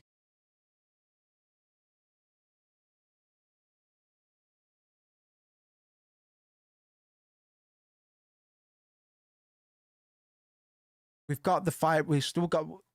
Right. So the fire escape key that we just picked up isn't the only fire escape, I believe. Let's crawl through the clock hole and make our way to the other. Oh! Oh no, it's right. It's the TV. I don't care. I'm running.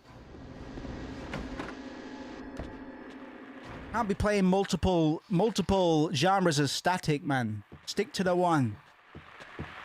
Fucking piss my pants. See ya. I will piss my pants if you're not careful. I'm not afraid to. I've done it before, I'll do it again. Booby diver.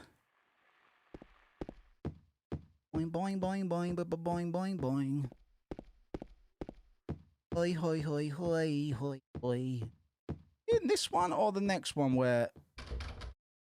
Looks like the lock is broken. I don't know what to do. Right. Down here then. I got a little guide up on the side, so anytime I'm stuck for directions, do that to read the map. I'll just refer to that. So far, we haven't really had to too much. But for the sake of efficiency... Whoa! I'm not going to allow myself to become too lost at any point. Generally, though, for like the puzzles and stuff, I'm just going to leave it the hell alone. Mostly just for navigation, because I do want to chop through this fairly efficiently.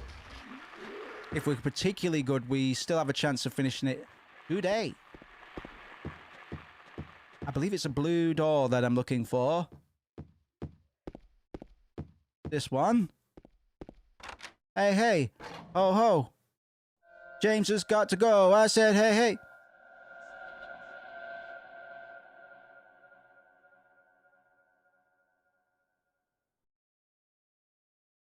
There is no fire escape out. Maybe they knocked it down when they built the building next door. I think I can get into the building next door if I go through the window in front of me. Yep. Ugh.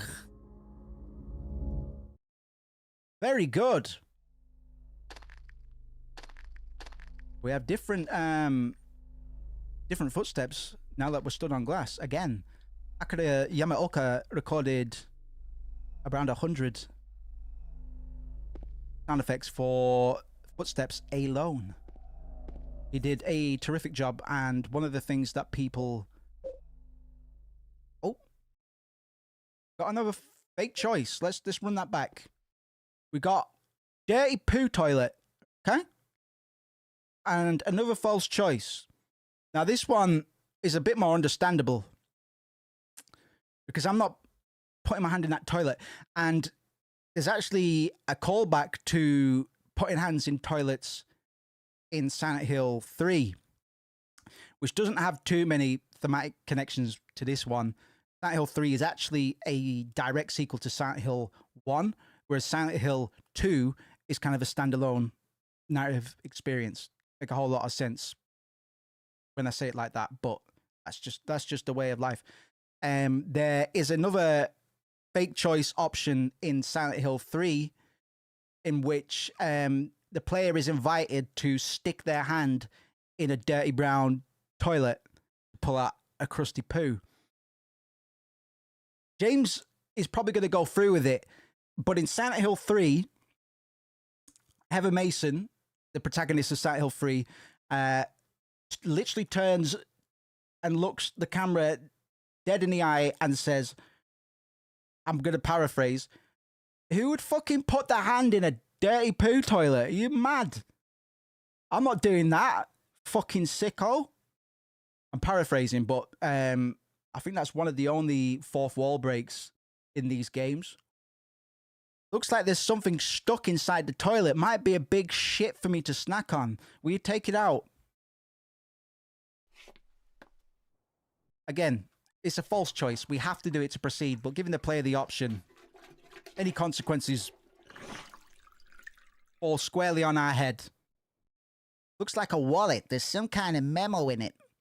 3XX, VV3, XO, kisses and hugs. Anything else in here? There's an old broken down bed here. Broken down? Like a motor car? That box. Quite generous with the health items so far. I'm all about it, to be fair. Oh, we got a safe. Okay. Let's see if there's any other clues. Ooh. There's a newspaper page on the ground. It looks like it's from long ago. There's nothing particularly interesting written in it. Nothing at all? Or is James just not interested? Maybe the only thing he's thinking about is dead wife. Right, we have a safe. Let's read the letter. Just in case. Alright. Done. Where is... Oh, did we not get that as an item? Right, let's go back in here and see if that wallet's still there. Some kind of memo in the wallet. So, 3XX BV3 XO, and we've also got some arrows. We can probably assume that this is a clue to open the safe. What with the arrows and the turning and whatnot. So we'd start at 3. XX could be 20, right? And what's V in Roman numerals again?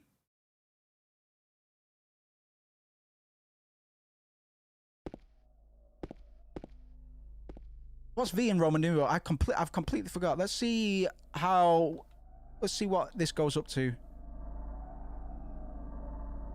So it goes up to 20.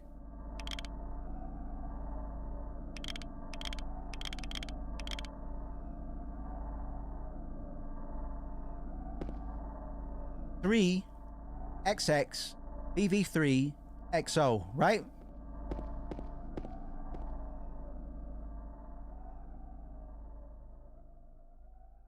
Or you could take it with you. Yeah, 3. And to the right, XX. To the left, VV3. Kisses and hugs. What is, let me just remind myself. Oopie diver, you be shit. And then your booby boy. Boing, boing, boing. V's 5.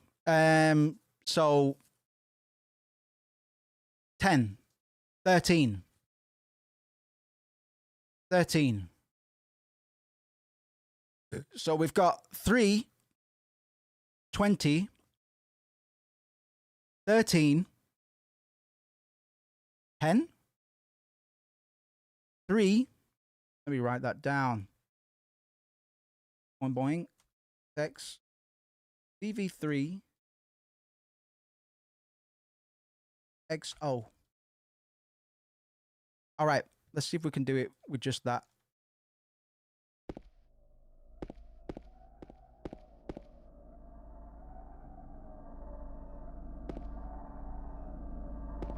Oh, fucking disorientated. What's going on with my brain? There we go. Oh, God. Vertigo. So we start at 3. And then we want to go to... On the dial. No, it's not. That's a good point. Thank you. 3. It's tapping right, but it's moving left. You know what I mean? Do I need to go up? I guess we're just gonna have to try. Because if I tap right...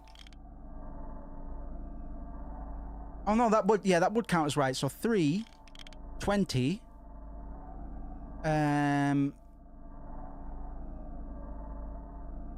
13.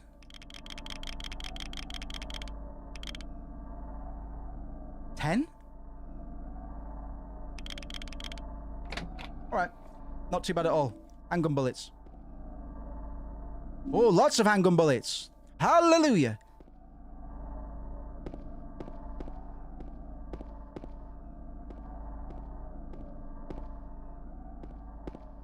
Right, I blasted through that one.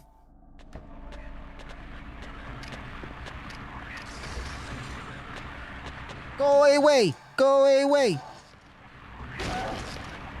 Go! Away! Away! Away! Shame on you. Bish blosh. Bish blosh, a glosh on my blush. I don't have a map of this area at the moment, so we're freestyling. What do the arrows mean, though? The way in the way you rotated, so clockwise or anti-clockwise. Pish posh, I got a spish bosh on my galosh.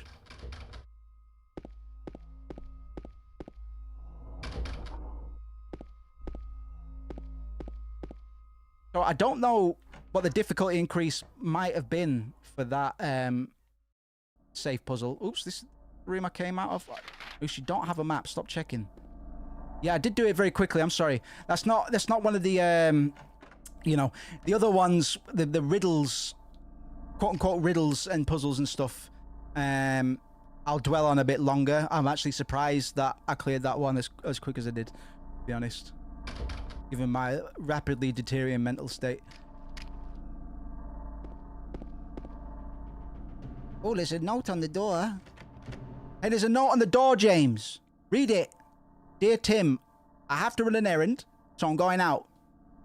I left the house key with Uncle David. You know where he lives, don't you? The key is in the room near the first floor staircase. I'll be back as soon as I can, so please watch the place while I'm gone. Yours truly, truthfully, Mrs. Booperly. Fuck off! Fuck off! Get a job and fuck off! You know what I mean? Gotta try all these doors, man. Trial and error. What the fuck was that? What the fuck was that? Right, leave it. Leave it. Leave it, James. Just leave it. Walk away. Just walk away, bro. Bro, just walk away, bro. Bro, it's not worth it, bro. Bish bosh. Piss on my galosh.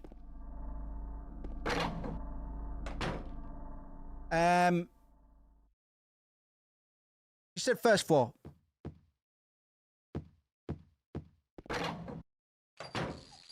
Yo. Yo. Fuck that. I'm gonna check the lobby. I'm just looking for a map. What's up, good little Abby? We back coming up, Barbie. Kill the bug! Someone's got a squeaky yo-yo. They're walking the dog down the patio and I don't like it. Yeah. Fuck off! Pish posh galosh. You don't fucking know me. You don't know me, but you're about to know my stick. Boing, boing, boing, boing, boing. I am not sexually frustrated, okay? What is doing that? No. Oh, it's the bug! Kick. If you kick 10,000 bugs, you get an achievement, and fucking Masahiro comes to your house. Nice little reflection there. Definitely not in the original. Look at that exit sign, bro. Masahiro comes to your house and fucking punches you in the stomach.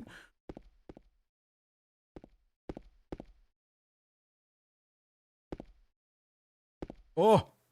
I take these tight corridors fuck me up something vicious.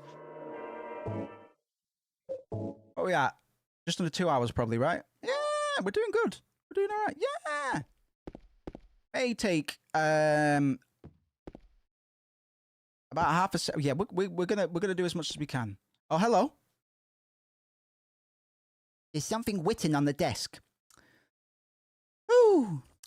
First lies.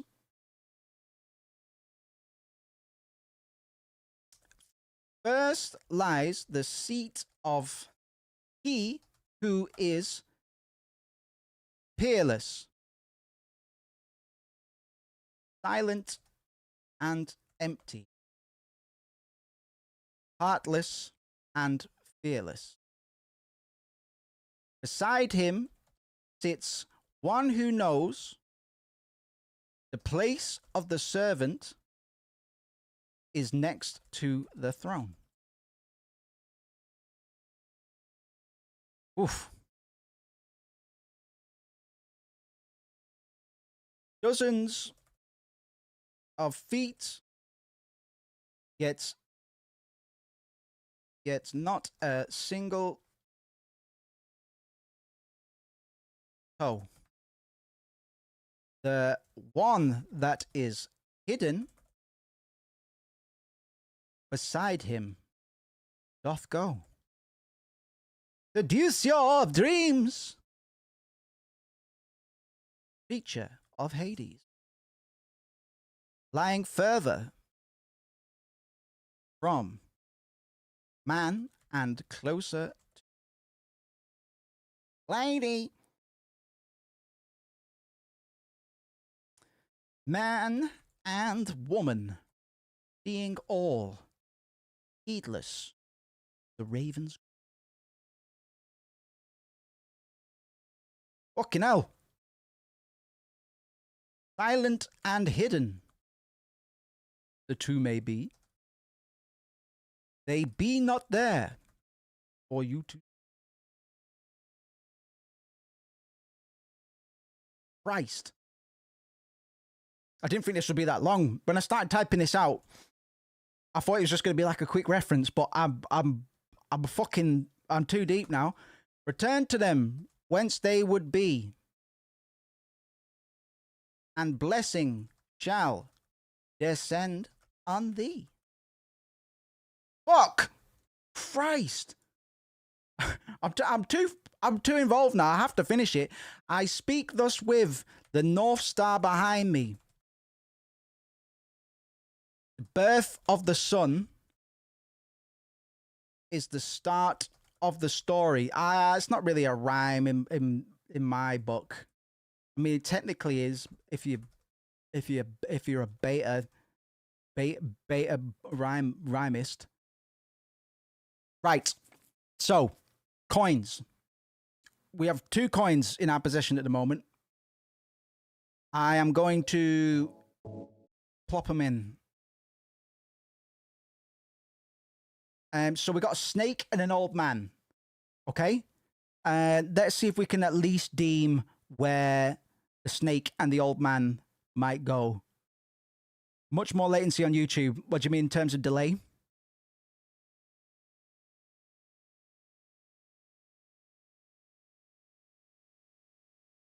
Or is the stream lagging? Is it behind or is it lagging? Let me know. It's important that I know. So is a snake named or is it inferred? Yes, but it's fine. Okay. So delay, not lag.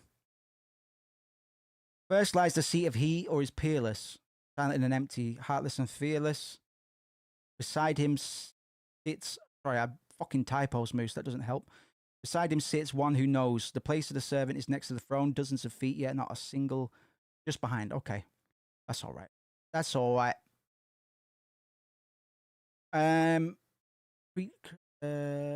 How did I fuck up some of this prose, man?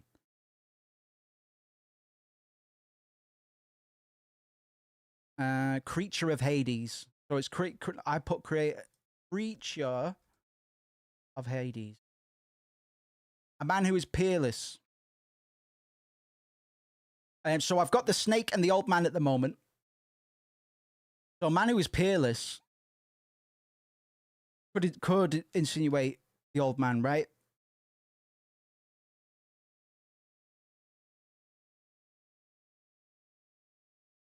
First, so Birth of the Sun is the start of the story. It might be worth getting the rest of the coins so we've got more context. It does infer that 2 coins might be absent from this. The one that is hidden beside him doth go. Right. We're best off looking for the coins before we try to freestyle this, you know. But at the moment we have some coins. And we have some coin-shaped holes, indentations, to which we're probably going to have to insert these coins. But I'm proposing we go find out where the remaining coins are, so we've got all the context we need. Because at the moment, 1, we haven't got all the coins. And 2, we haven't got all the context. Let's go hunting for coins. Oh, piss the frick off, man. I got a first aid kit. Don't give a shit, cause I'm never gonna die. Whoa. Hello? Oh. Hello? Hello? We just work out the order, yes. I like riddles like this. Logic puzzles, bro.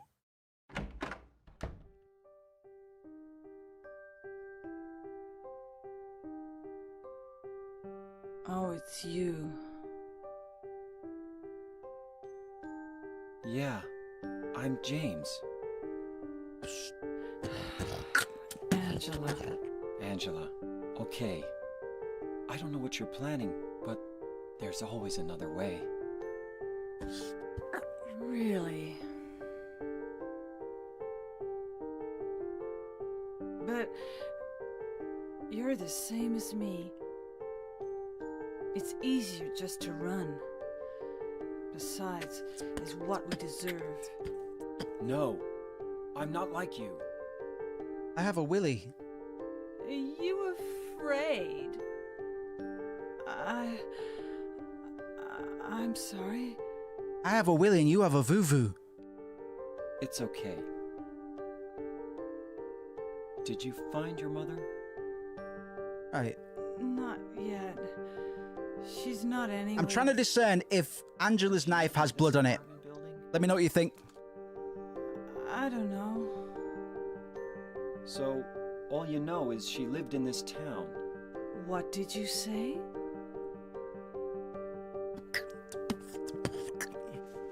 How do you know that? Motherfucker. Well, I just figured, 'cause this is where you're looking for her. How else would I know? Yeah, but you're here. Yeah. Yeah. Am I right? I'm so tired. I'm a mind reader. So, why did you come to this town anyway? I'm sorry. Did you find the person you're looking for? Not yet. Her name's Mary. She's my wife.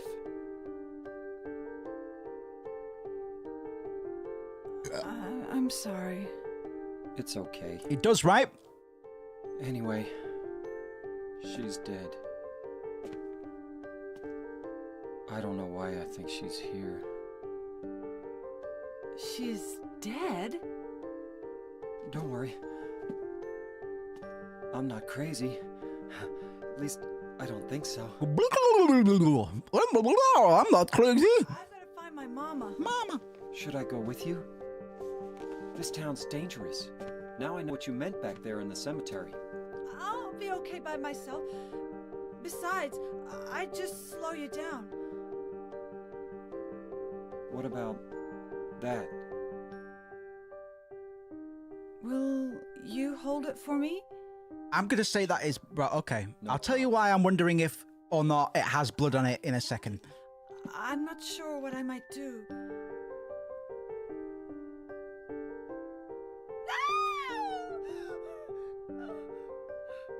Oh, I'm sorry.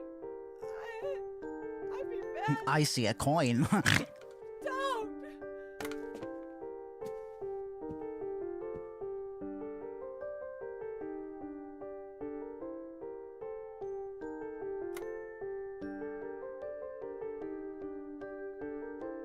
Gonna make a sandwich. Okay. So, Angela Orozco. How old do you think she is? How old do we think Angela is? What do you mean? I got a coin prisoner. Okay. Context. How old do we think Angela is?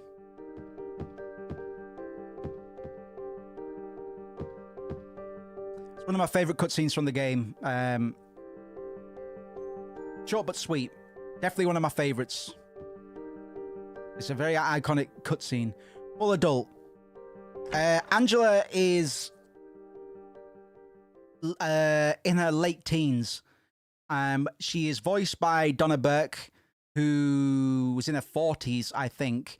And she doesn't look like a teenager, but I can confirm that she is in her late teens. So, talking like a child, yes. She seems to refer to a particular pattern of speech under certain conditions. We can interpret Angela as being somebody who had to grow up way too fast. And we'll get more into why later. But it could be that she's mistrustful of either people or men in particular. She sounded like she was on side, but when we approached her to take the knife, she had a bit of a reaction, which she apologized for. She had no real reason to apologize. But the fact that she found it appropriate to do so is quite telling. Angela is one of the more tragic characters in Silent Hill 2. And we'll discuss her in more detail a little bit later. But yes, I've always thought her character design and her voice actor and the fact that she is meant to be in her late teens, quite interesting. Donna Burke does really well with the vocal performance, but he does have the voice of somebody who is a full adult. You're absolutely correct. And the appearance too. She doesn't look like a teenager, and I didn't know for a while, especially through my first playthrough, that she was intended to be a teenager. And I'm afraid of what I might do. Seems like she doesn't have full control of herself anyways. Yes, absolutely. So we don't know what she was going to do with the knife. The reason I was wondering as to whether or not the knife had blood on it is because in the trailer,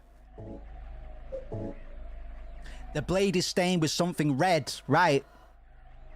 Okay, that's fine. Because in the trailer for the remake, it very, very clearly has blood on it. If it didn't have blood on it, it would have some different narrative significance, which I can't get into yet. But the fact it does implies some pretty hefty connotations regarding her past and her reasons for being drawn to Silent Hill. And that's probably all I can say for now.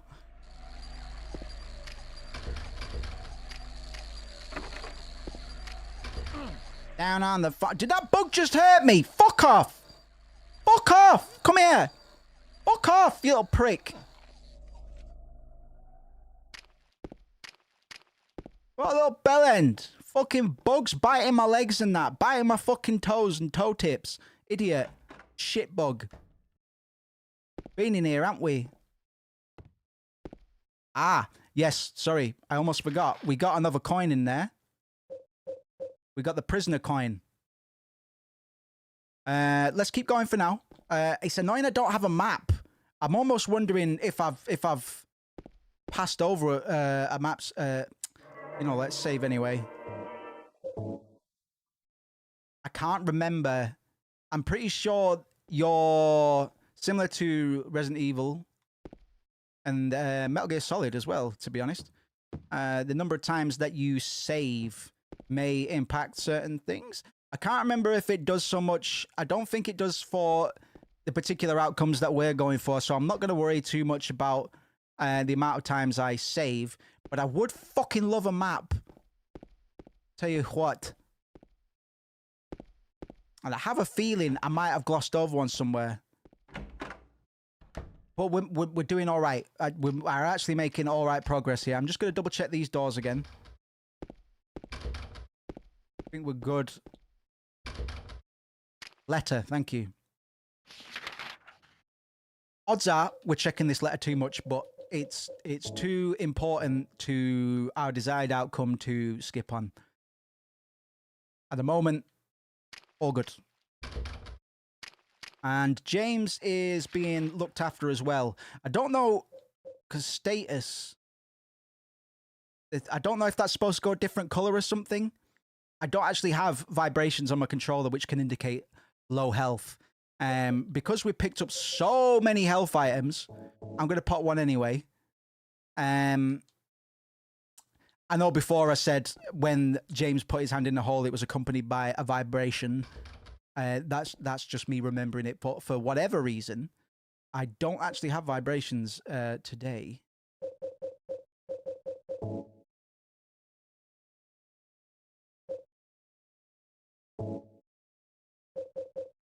It doesn't matter too much because we're not in too much danger, man. I mean, if we... Oh, I can change the blood color. All right. No, we want normal. We want red blood.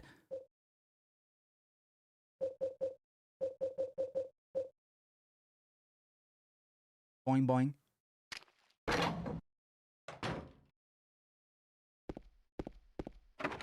I can't open it. Right, so we checked all of those ones. I'm gonna, because it's possible that one or two of the coins, we got 3 out of a possible 5. Oh! It better have marked the fucking places I've been, though. You know what I mean?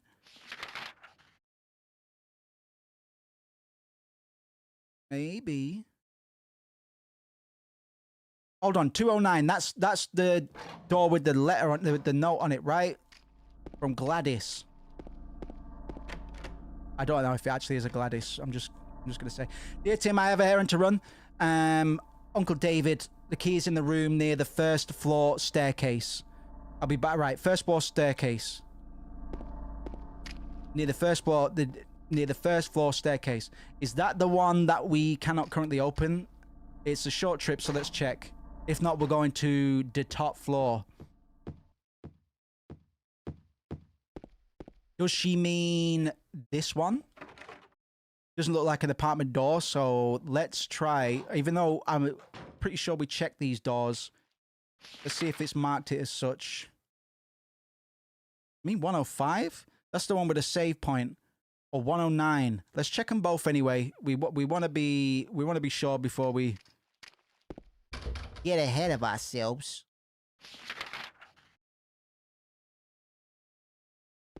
boing boing boing. Sorry, it's hard to orient yourself sometimes. Hard to know if you're going north, south, east, west sometimes. So let's just double check, man. Because we don't want to do what we just did with a map and gloss over it. It's a fucking couch, bitch.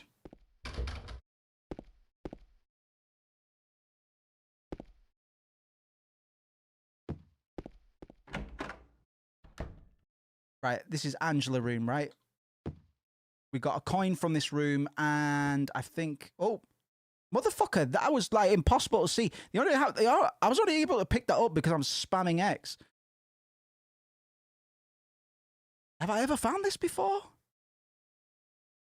I don't know if I've ever seen that before. Right. I get it. The baby is Angela. She's looking for her mama. Her dad has been torn out of the picture and been turned upside down. He's been obscured. He's been removed. This is context.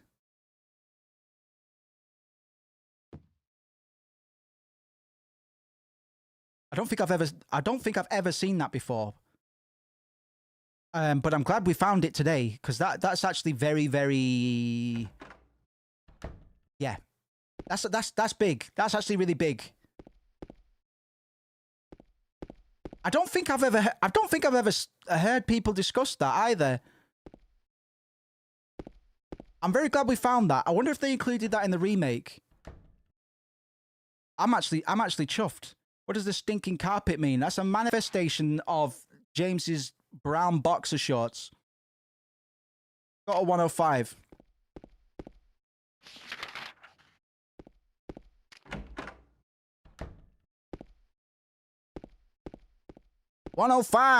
Silent Hill FM, boy. Tune into the pyramid. Right, that's the save point, and that's the coin hole. Coin hole puzzle. So I think we're going up. Coin hole. Welcome to James's coin hole. Up we go. Walking around. Apartment block, and I'm going to... Oh. Block is broke. Okay, so trial and error, at least. Is there anything up here? No. Okay. That limits our options, which is good. That's good. That's a good. Boing, a-loing. 201. What was in 201? I open it. 203 is the room that we used to enter this block of flats. 209. Try 209. This is the kind of situation where my limited memory might start playing against me, so if I need to, I'll refer to the guide in a minute just to give me a push along. To navigate, I don't really want to use the guide for the riddles and puzzles. We will do our best not to, but if a riddle or a puzzle is taking us upwards of like fucking 20 minutes, half an hour, we will cheat if we need to, or at least get a little hint. We've actually got very limited places to move around. I'm going to posit that we don't need to backtrack. Let's check our inventory and see what we might be carrying.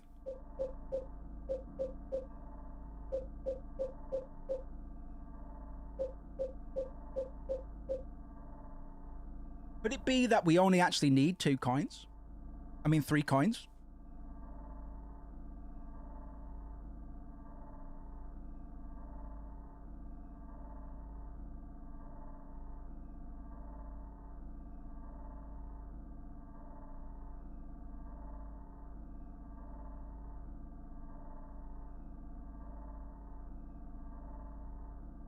Okay, I think we only need the 3 coins. I had a quick glance. But I didn't see the solution. I just wanted to know if we're on the right track. But to be honest, because we've got very limited places to go, it would probably only be a matter of time before we went to try the coin slots. Shit, what floor is it on? I'm being a dingus now. Is it on this one? Hi. My memory, bro. I'll tell you what. Is it 105?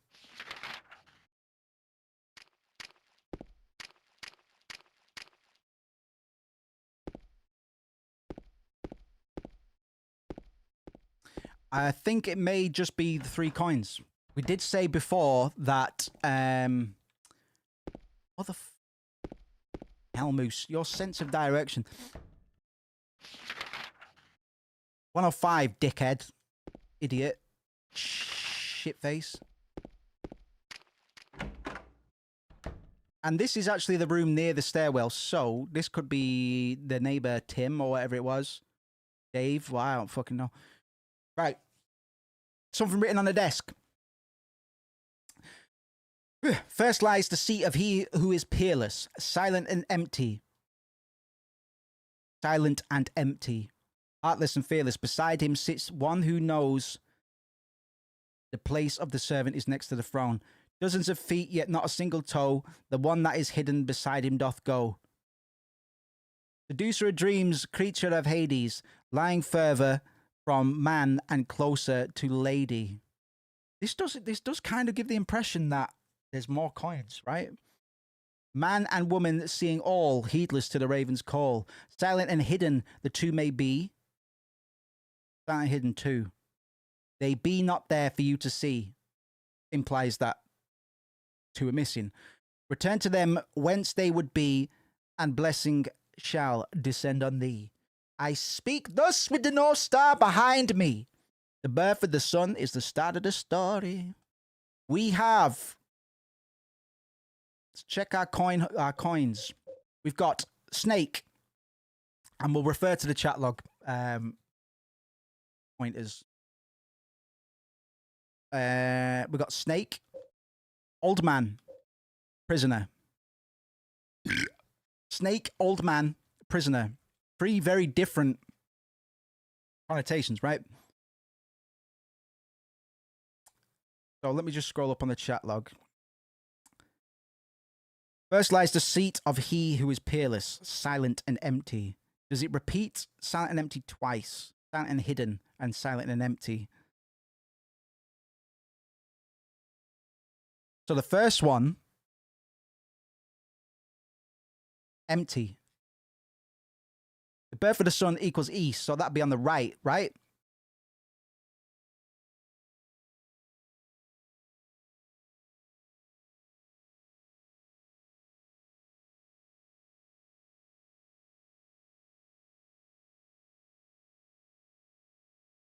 There's 5 slots and 3 coins. And I'm going to confirm that there are no more coins. So 2 are hidden. We're told as much.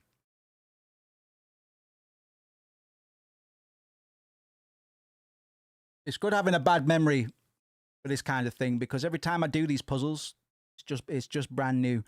That means we work right to left. Oh, very clever. There for this. Oh, well done. I missed that. Done.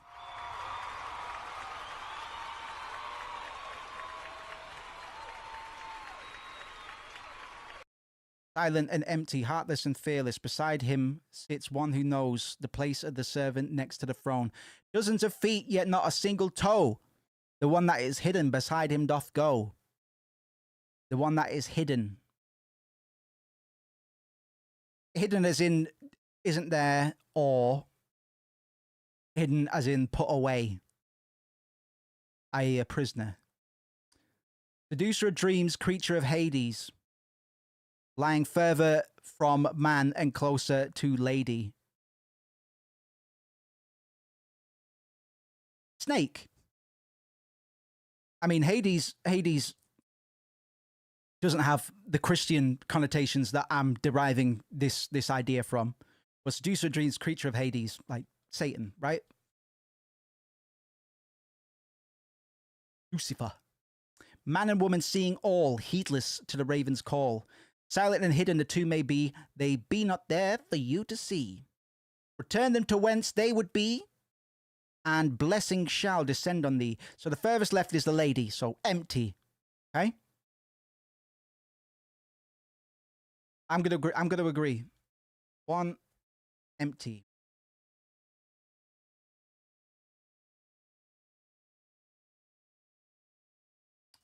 Let me read that one more time. I think I'm starting to heartless and fearless. Beside him sits one who knows.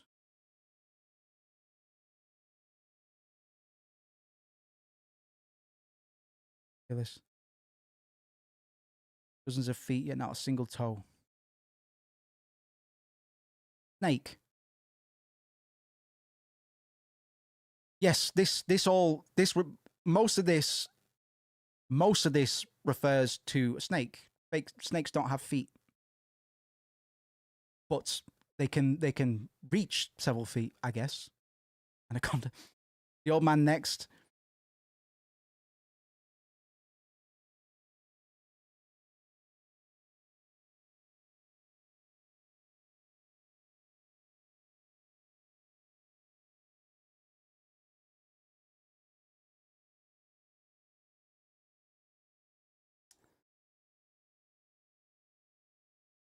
Man and woman, seeing all, heedless to the raven's call, kind of tells us that between the man, the old man, is the woman the prisoner?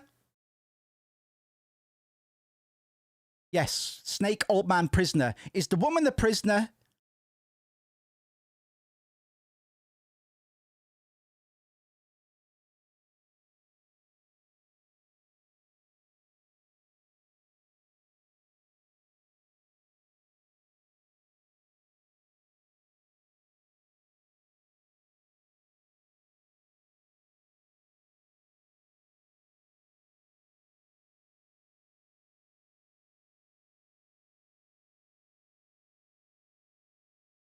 I need one more run for it.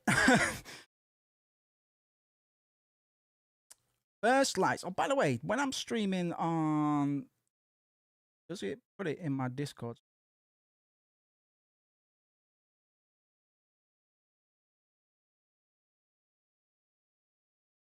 Doesn't. I'll have to look into that.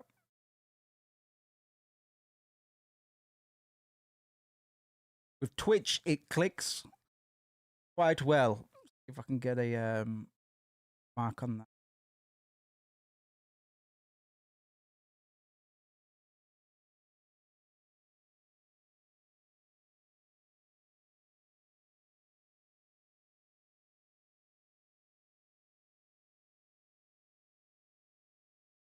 Mode.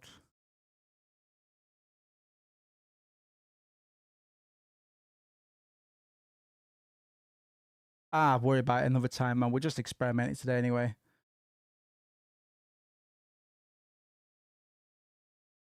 At least I noticed. 2 empty slots. We've only got 3 coins. I can confirm that much. We will only ever have 3 coins. I agree with you that the first one is empty.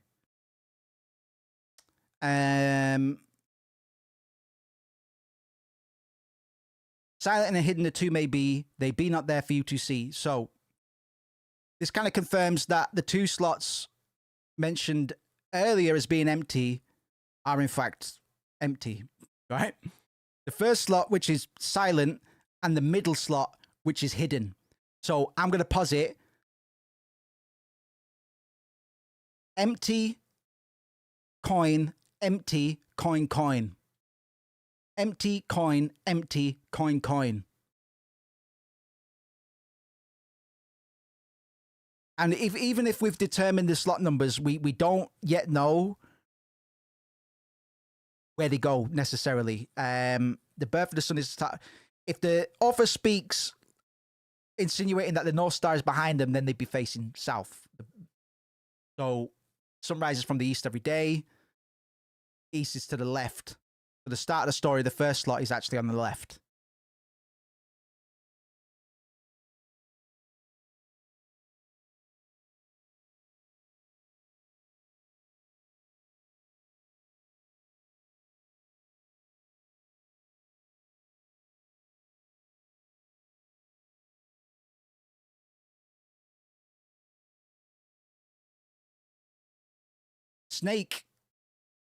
Snake is going to be 4th or 5th.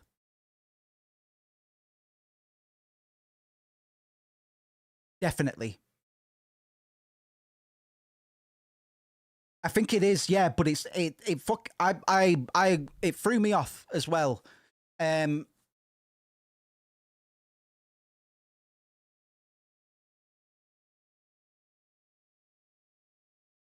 The one that is hidden beside him doth go.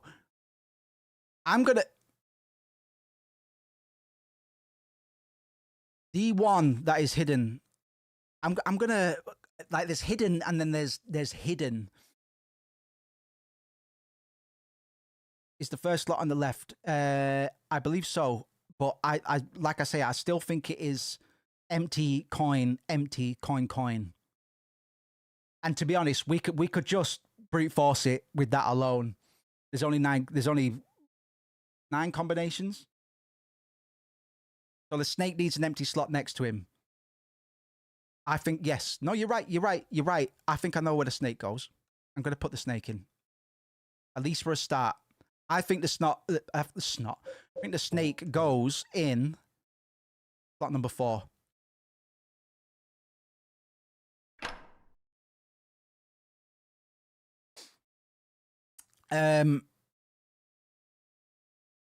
Right. Because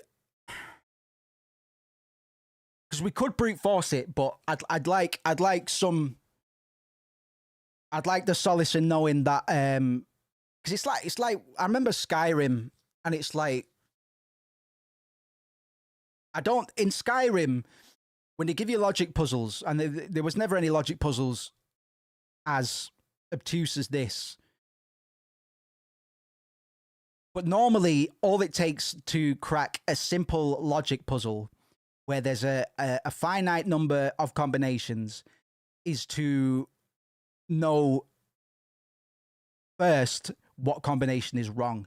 More often than not, and I wouldn't know how my brain would do this, but my brain would infer the answer based on what it wasn't in the first instance. Yeah, the Golden Core Quest and the rotating things.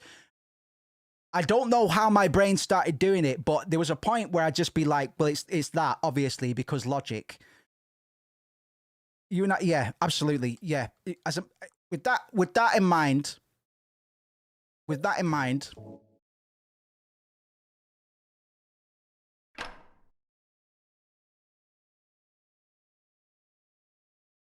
because, you're absolutely right. It's one thing having the satisfaction of knowing you've deduced something, but the deduction's already done if you break the logic. You know what I mean? Like you can skip over the pros. It's just a logic puzzle. So ultimately,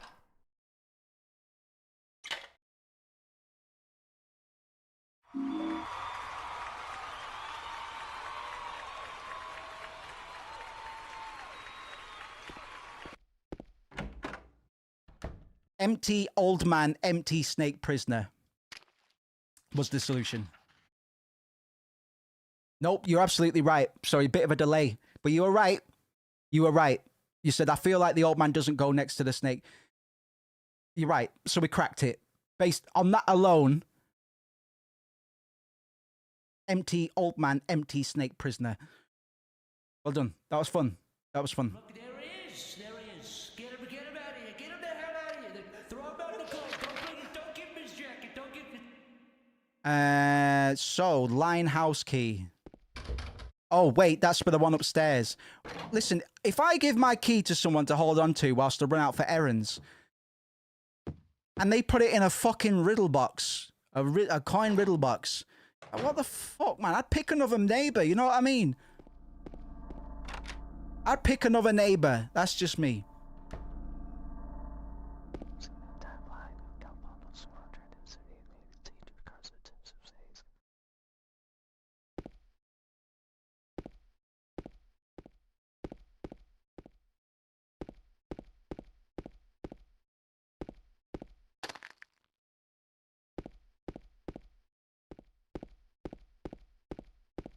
You want to know what that was about? Would you like to know what that was about? Did you hear the whispering? Apartment stairway key. And we got a red square save point. Well done. Okay. So we were chewing the fat for a bit long there. We didn't burst through the apartments as quick as we may have been able to, but I picked hard riddles for a reason. The whispering that we just heard, people have tried to discern exactly what they were saying, and it's something along the lines of, go home, do some laundry, unpack the shopping, something to that effect. Has no actual significance within the narrative and world building of Silent Hill. It's literally just a recycled line of a voice actor just kind of chuntering to themselves, as voice actors are off to do, kind of reciting the lines. They just took a voice actor reciting the lines and put it there. But it is very effective. It catches you off guard. Like, I forgot about it. Oh, it's locked. Right, so we just got the buggity bang bang bang bang bang bang. What key did we get? Department stairwell. Okay, I know where we're going. Yeah, it was some guy talking about laundry, running errands, and which is funny because there's no lines in this game about laundry. I don't know if that's like like an actor thing to do, like, you know, certain vocal warm up exercises. I can't imagine it is, but I'm trying to I'm trying to deduce how and why that came to be in the session recordings. Can't open it, so it's not that one. Stairwell. That was the stairwell key, right? West side apartment hall to the stairway. West side apartment hall.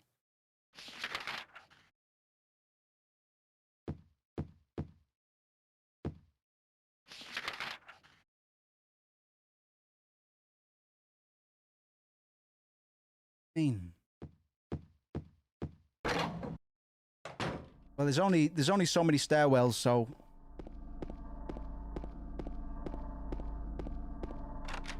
there we go. You know what I mean? Oh, fucking bastard!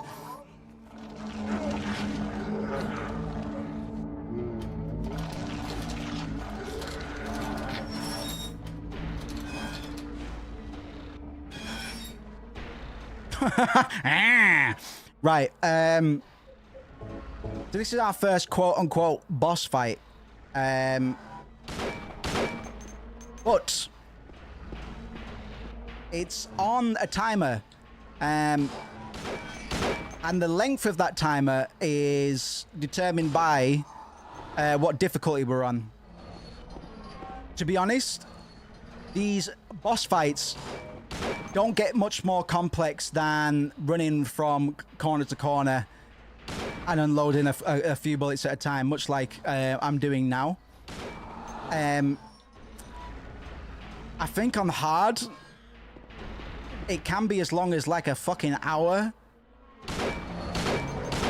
if you don't do a bit of damage. I think it is damage that lowers the timer, so to speak. And since we are quite rich on ammo at the moment, yeah, we got ammo for days, so don't want to be too conservative. Odds are we'll finish the game with some spares. And it doesn't really look like we're doing anything to slow Pyramid Head down, does it? So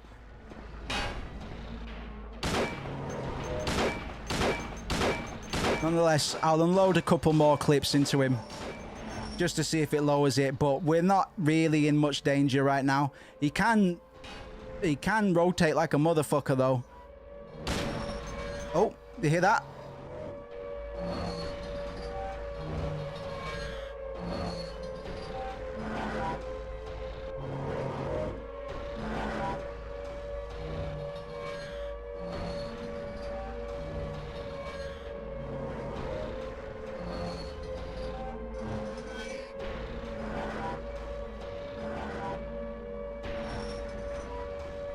The way these jump scares work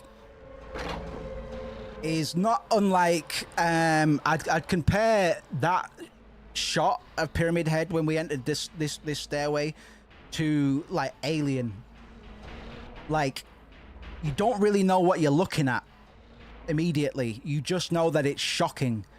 So that was a genuine spook for me, because I forgot about that little encounter as being one we'd see shortly.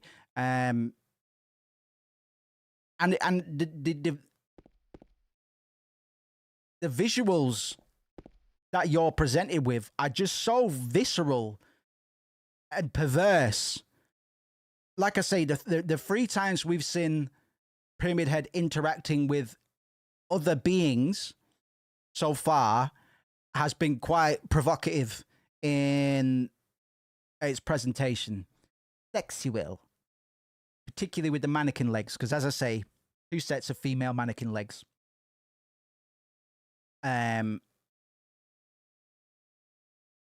Pyramid Head is presented as being a formidable, unstoppable predator of sorts.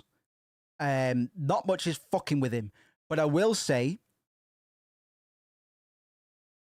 he's not actually been too hostile towards James. We unloaded on him from the closet the first time we got close to him in the apartments. That was James.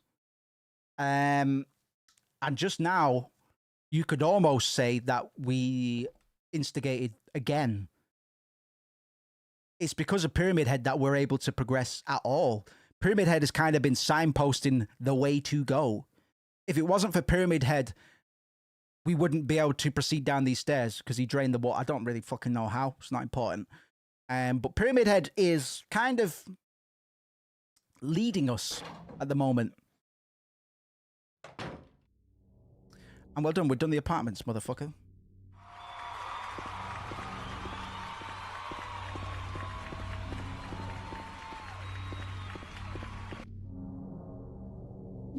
We'll back out. Man on the town.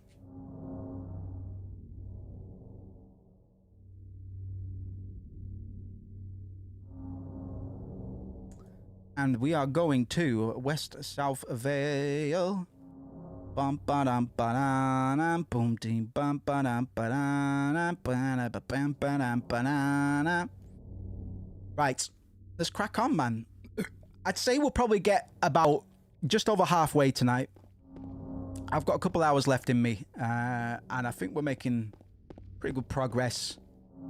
And later on is when I'll be able to be a bit more open with my quote-unquote analysis. At the moment, I'm kind of breadcrumbing a little bit. I will point out things to pay attention to, but any realizations that may be left to kind of be had by anybody watching, because it is a very spoiler-sensitive game. I want people to come to those realizations kind of gradually. Because that's the magic of Silent Hill, is the realization of what this is all about.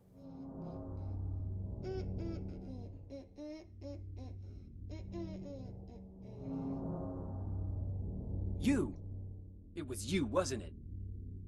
You're the one who stepped on my hand. I don't know. Maybe I did. What's a little girl like you doing here, anyway? Huh? Are you blind or something? What's that letter? None of your business. You didn't love Mary anyway. Wait! How do you know Mary's name?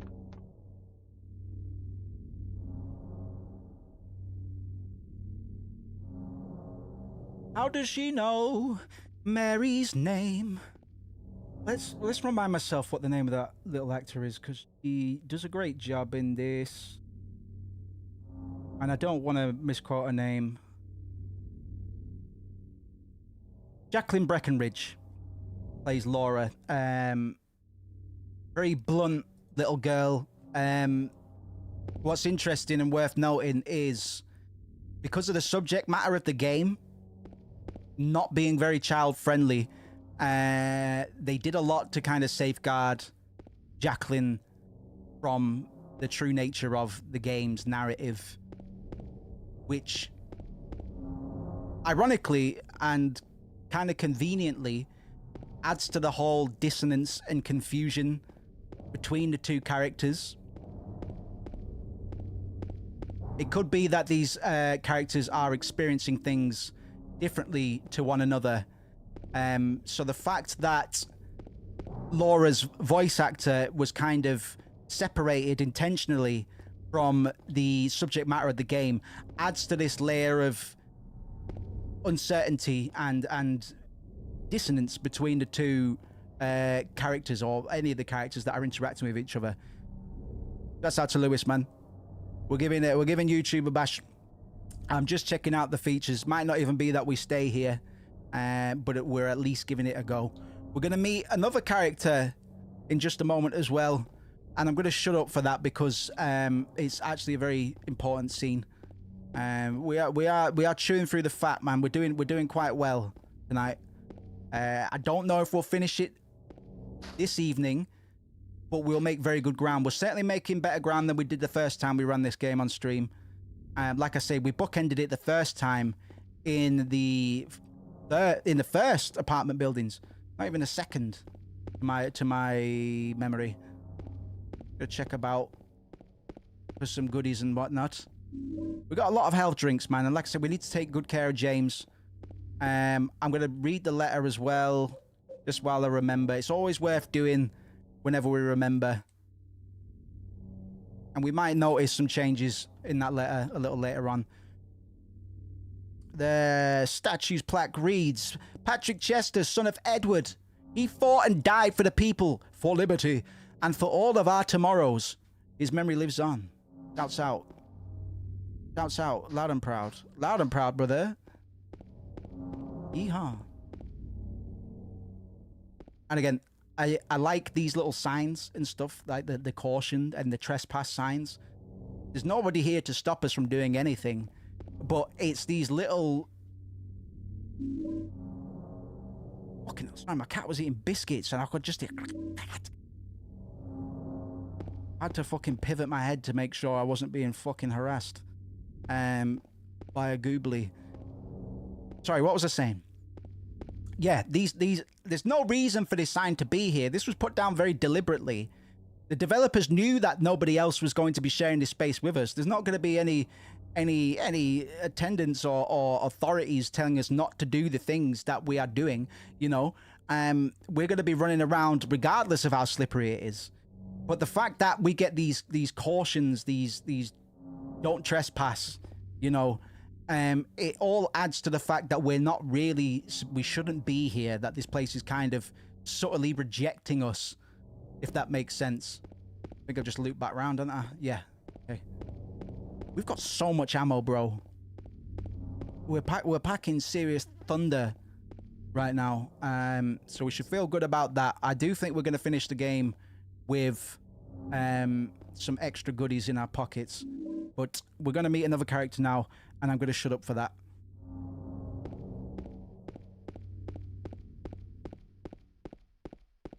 Mary?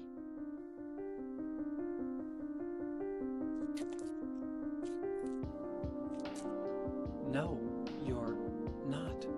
Do I look like your girlfriend? No, my late wife. I can't believe it. You could be her twin. Your face, your voice, just your hair and clothes are different. My name is Maria. I don't look like a ghost, do I? See? Feel how warm I am? You're really not Mary. I told you, I'm Maria. Sorry. I was confused. Where are you going? I'm looking for Mary. Have you seen her? Didn't you say she died? Oh yeah, 3 years ago. But I got a letter from her. What? She said What? she was waiting in our special place. Special And place. us here? Anyway, Pretzels. is this your only special place?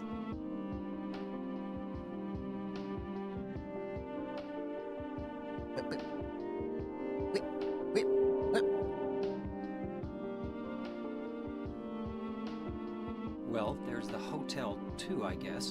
The one on- Hotel. I wonder if it's still there. One on the lake. View Hotel? Yeah, it's still there. So the hotel was your special place, huh? Special Thought place. that was. Don't get so mad. I was just joking. First contact. Anyway, it's not that way. It's this way.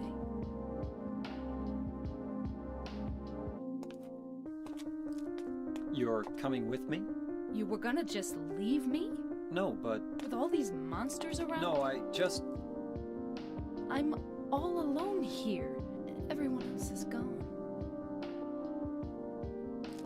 I look like Mary, don't I? You loved her, right?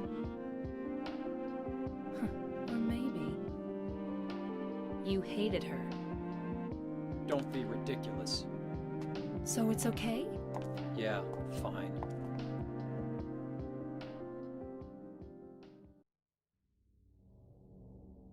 This is Maria. James confused her at first glance as being dead wife, Mary. Funnily enough, or obviously enough, Maria is derived from Mary, or vice versa. I can't remember which order it goes. But they have very similar names, very similar appearances, albeit from what we've seen and know of Mary, she was a lot more conservative in her appearance and her demeanor, whereas Maria, quite forthcoming, promiscuous, you could say, not afraid to get right in there. Her appearance differs considerably from Mary as we know her as well. I'm going to use the word, what would I use? Conservative, I guess. But with all that said, as even though Maria is presenting a lot more of herself and her sexuality than we have seen from Mary, bearing in mind we haven't really seen Mary yet. We might have seen some sort of weird visage of her in that cutscene just then. A sort of silhouette of her, so to speak, not fully formed. Maria isn't perfect. Like, she's got sagging skin, she's got blemishes, she's got the trashy tattoo. And I will note that the tattoo is of a butterfly, which, if you'll remember from before, does have some correlations with the narrative and lore of Silent Hill 1, being a symbol of death and rebirth, cocoons, all the rest of it, like an incubator for a transformation. All things to pay attention to, but the biggest thing to keep in mind is that James mistook her for being dead wife on an initial glance. And for all intents and purposes, beside the get up and sort of more forthcoming personality, she looks the spits of Mary, dead wife. And Mary of the 67 who died of illness and now sleep beneath the lake. We pot 3 empty potted plants. Boing boing. So, we're going to be escorting Maria for a couple sections in this game. Escort quests, yada yada yada. Some people really don't like escorting Maria about, but I never really found it too problematic.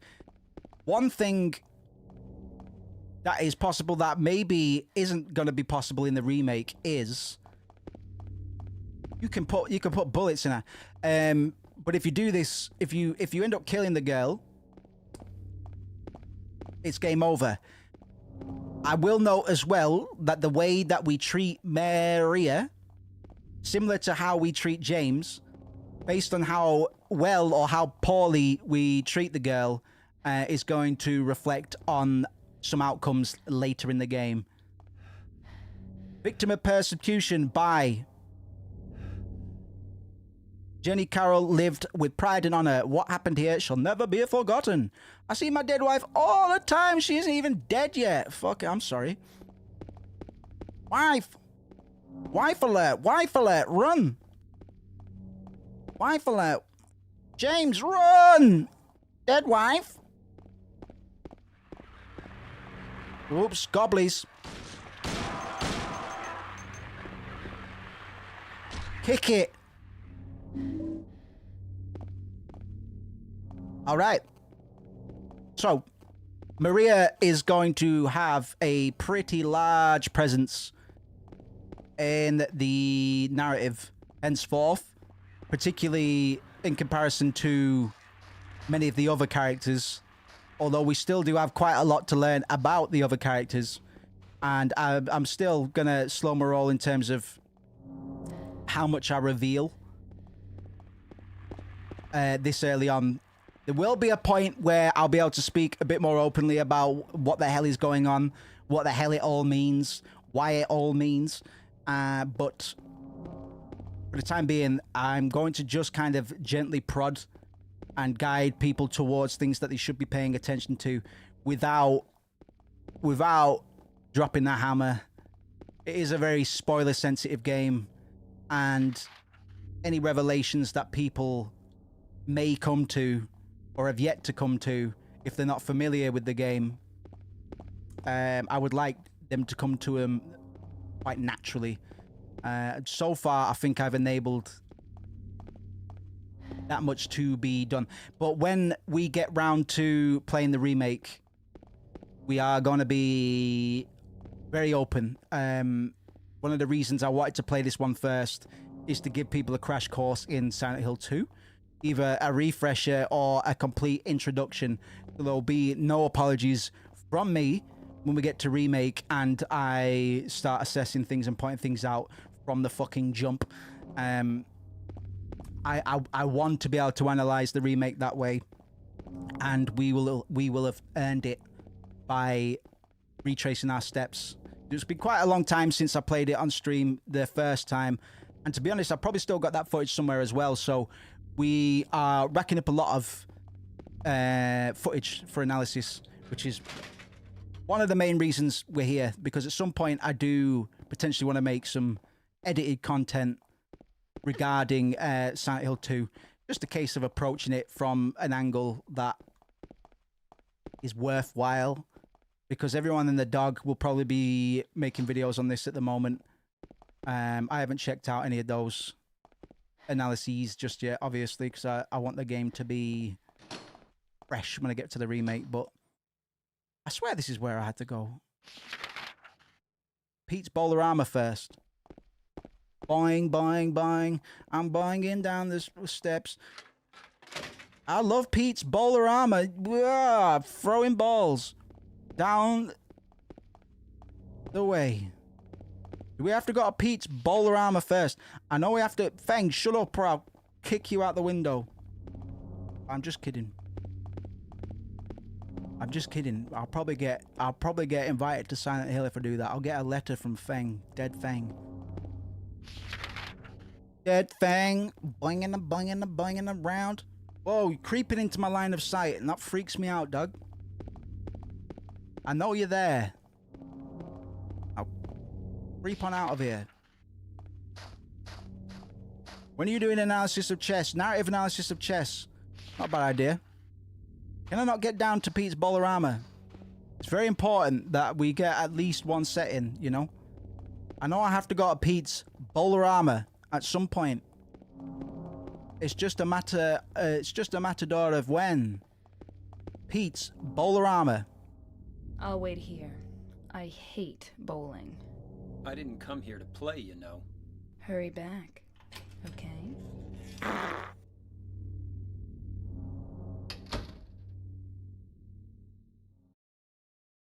How can you just sit around and eat pizza?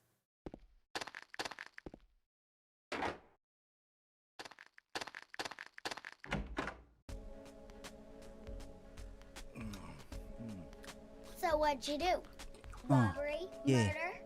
Nah, nothing like that. What you do? What you do? You're just a gutless fatso. Fatso. What'd you have to say that for? It's. I thought you said the cops were after you. Mm. No, I just ran because I was scared. Mm. I don't know what the cops are doing. But if you did something bad, What? why don't you just say you were sorry? What? Well, Say you're I sorry. guess I run away a lot too. It's no good. They wouldn't listen. Nobody will ever forgive me. Did you find the lady you're looking for? What's her name? Mary?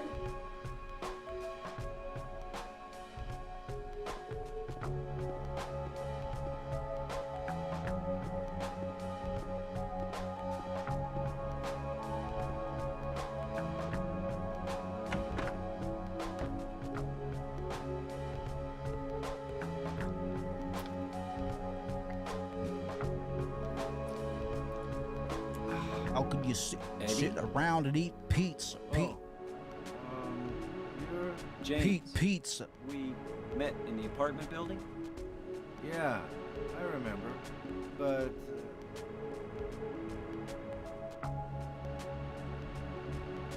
Are you alone here, Eddie? no.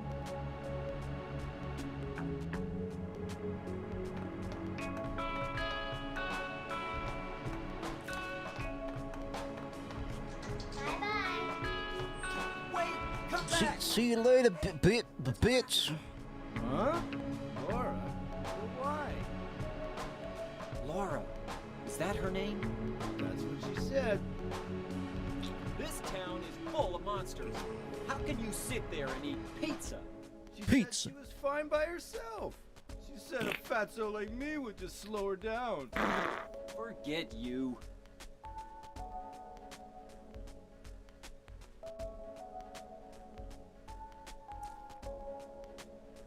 Where did Eddie get the pizza from? Banger. Who is that girl, anyhow? I don't know. All I know is her name. I swear. I teleported. Who is that girl, anyhow? I don't know. All I know is her name. I swear. Pizza. How can you sit around and eat pizza? All right. So we're not gonna play. There's no bowling mini game. I can't pal up with Eddie and play a quick round of bowling. But I can admire his pizza. It does look like an all right pizza. All right. I'm just gonna double check this area for goodies like doubloons, trinkets. Whoops. Again, Akira Yamaoka on the boards. This soundtrack is fucking legendary. Even though it's built mostly from a sample pack that I'm in possession of. A lot of these synth samples and such. He is a terrifically talented composer, and he's still doing work today. But Yakuza Silent Hill. Yeah. I mean, you can sing karaoke in that video game. What the fuck, Laura? Where'd you go? Laura! So I realize now that I spoiled Laura's... I name dropped Laura before it was actually revealed. Sorry. Oh my god. It's a labyrinth. It's a bowling labyrinth. Right, we're just going to leave Eddie there to eat his pizza very slowly. I think we're safe to exit now if I can fucking get my bearings. Holy shit, Twister. Did a little girl run out of here? Yeah, she was too fast for me. Aren't you gonna go after her? All right. Yeah, I mean, yeah, I guess. Although Maria has displayed some level of warmth, passion towards James, there is another side of her that she is constantly transitioning in and out of that isn't as warm as she would perhaps believe she is presenting. You could almost say manipulative.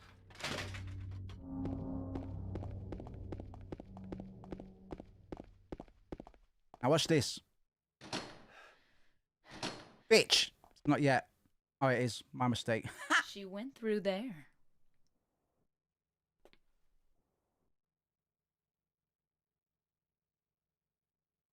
Is there any other way? Yeah, there is. Right through there.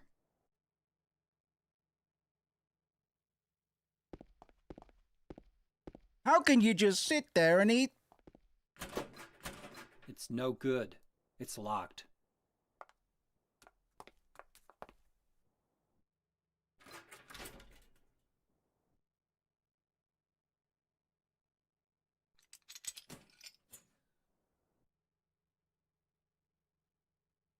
One in the pocket, one in the boot, one in the boob. Pocket, boot, boob. Shooter! Yeah.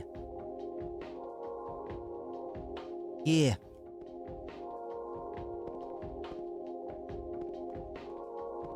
Yeah. Easy Doritos, Maria wearing Speedos.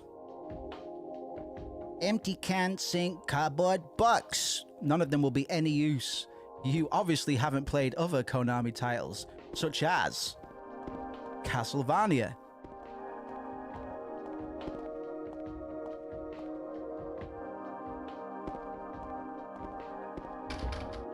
Rinse and repeat.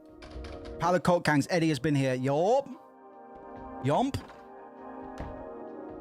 Oh, we are in Heaven's Night. I'm just gonna... Bit of reprieve. Notice the tension cycles. Since we've left the apartment, we've had no real opposition. We had a few creepies in between the apartments and Pete's Bolorama, whatever the fuck it was. But after what was quite an intensive sequence in the apartment buildings, given the 2 puzzles that took a bit of head scratching to get through, and the enemies that we were presented with, and the Pyramid Head encounter, we've now got a little bit of downtime. There used to be a rumor, this is a myth, that if you input the Konami code in this particular spot, Maria would perform a little dance using the pole there. Unfortunately, that's not true, so I can't show that off today. I will also note that Maria has a side bit of content. I don't know if you could call it DLC, because it was more of an add-on. A bit of narrative content in which you play as Maria, and I can't give too much context into that, but Heaven's Night is where we start Maria's journey in that. And if you take your mind back to the bathroom at the very start of the game, you may remember that I pointed out a Heaven's Night poster on the bathroom wall leading out of the exit of the bathroom, which did actually feature Maria's picture. Should put that in the remake. Maybe they did. God knows. I'm just going to take a minute to absorb this atmosphere, man, because I'd live for this shit. Just a regular stage. There's nothing strange about it. Apart from the rusted pole. All right.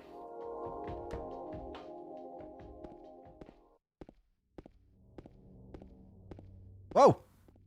Jump scare. All right, motherfucker.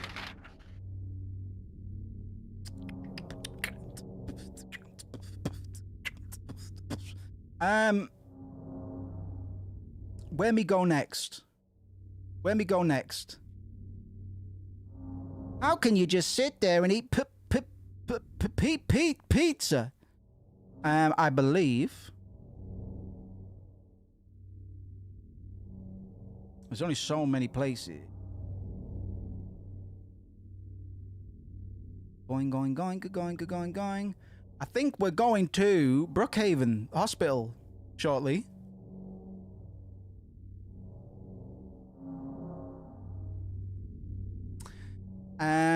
Let's go to Carroll Street. All of these streets are named after authors.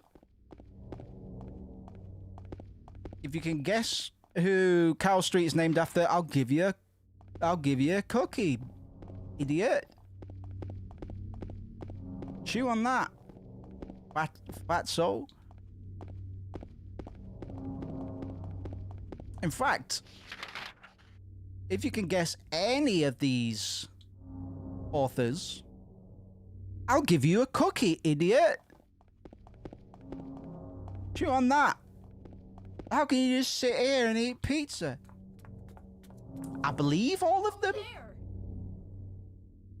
I mean, I was thinking that myself, to be honest. There was a time I thought they were all Stephen King aliases. There's at least one Stephen King alias in this video. We got the map. Oh! Red square. I'm scratching my head. I'm going to make another save slot. We don't want to soft lock ourselves. I mean, we're playing on normal, so we'll probably be all right.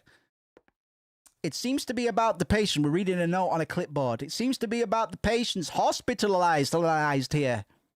Let's get into it. Jack Davis. He has attempted suicide 3 times in the past for reasons unknown.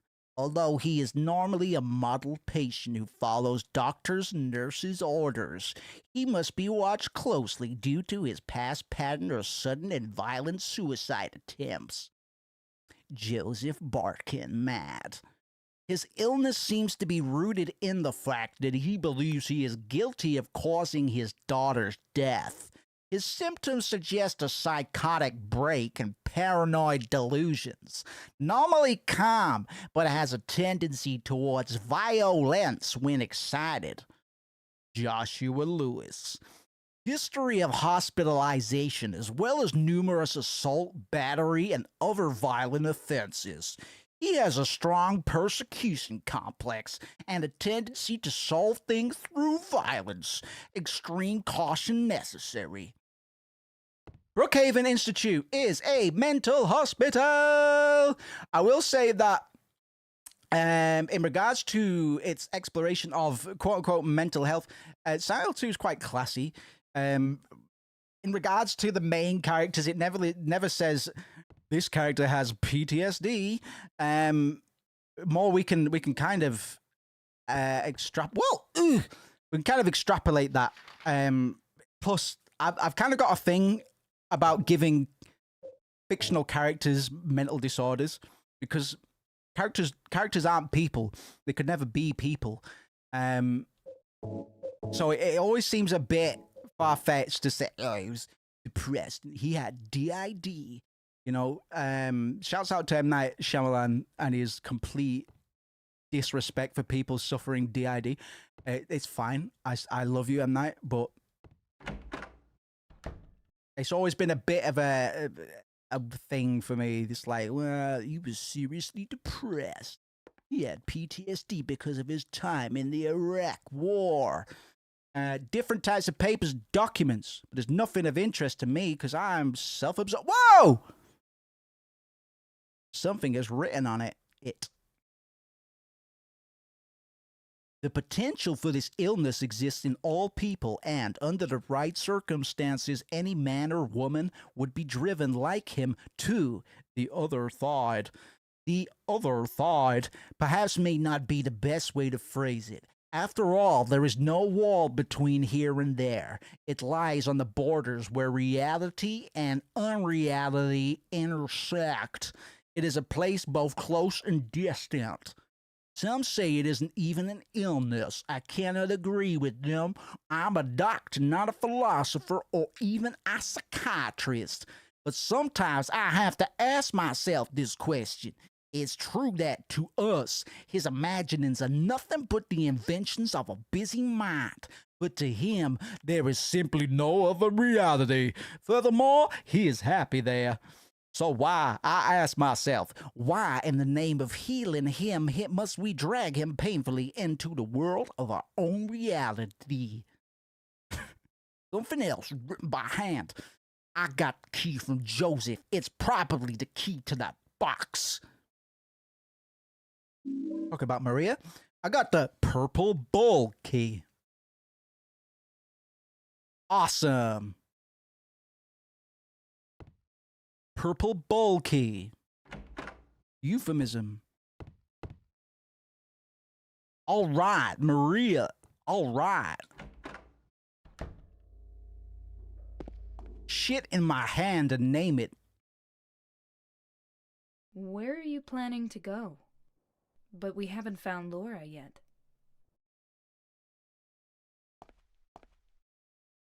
Unload on her. She's a spy.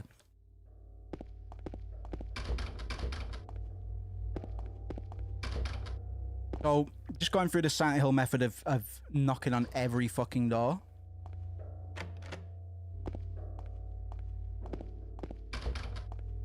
Because so far, we've navigated pretty well. I do have a guide on the side, but I've not had to refer to it too much.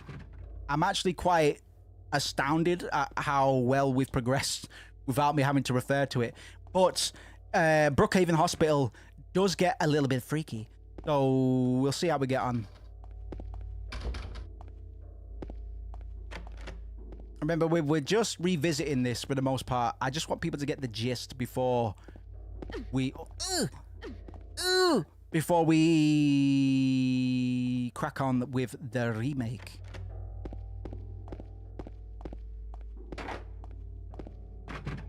I can't open it. It's not fair.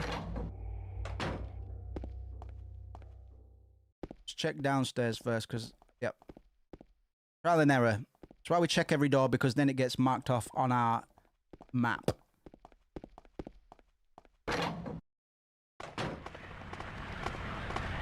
Holy gamolios!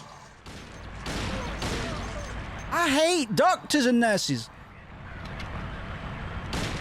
I hate sexy monster nurse. Fuck off!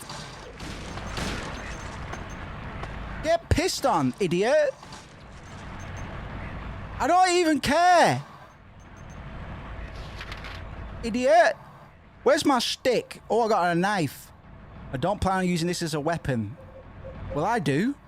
I've got so much ammo that I needn't really get the stick out. Oh, fucking Maria, don't do that. Oi! Oomph. Boomba. Trumfo. Clap. Bastard. Fuck off. Fuck yourself. Sexy nurses, how dare you? How dare you arouse me? Again, we're getting more kind of imagery. They're very deliberately female nurses, I will say. We're not going to see a single male nurse. Let me...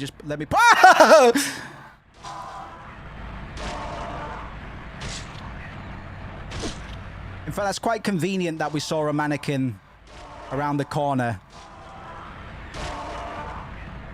Think pyramid head. Think nurse. Think mannequin. There is a common theme between all three of these entities that we've seen so far. But I'm not going to tell you what that is until later on. Come on, Maria. Let's go. I'll take care of these for you. I'm James Sunderland. Do not fuck with me, 'cause I'm James. Whoa! Sunderland. Sunderland. The magazine here. That won't do me any good right now. How do you know? What if it's on surviving nightmare hellscapes? And this edition of Esquire. Ooh. Now that might help you.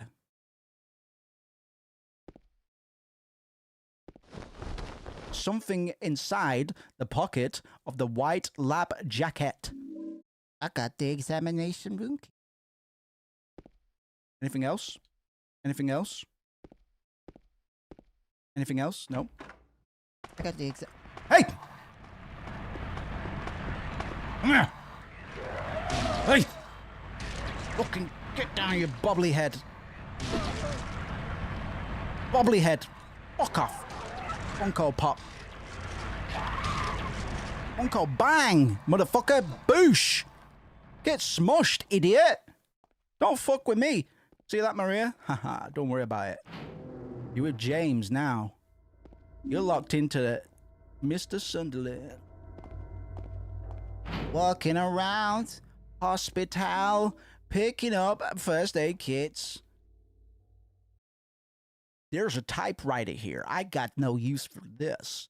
Wait a minute, what's this? There's a sheet of carbon paper still stuck in a typewriter. I can still read the imprint left on it.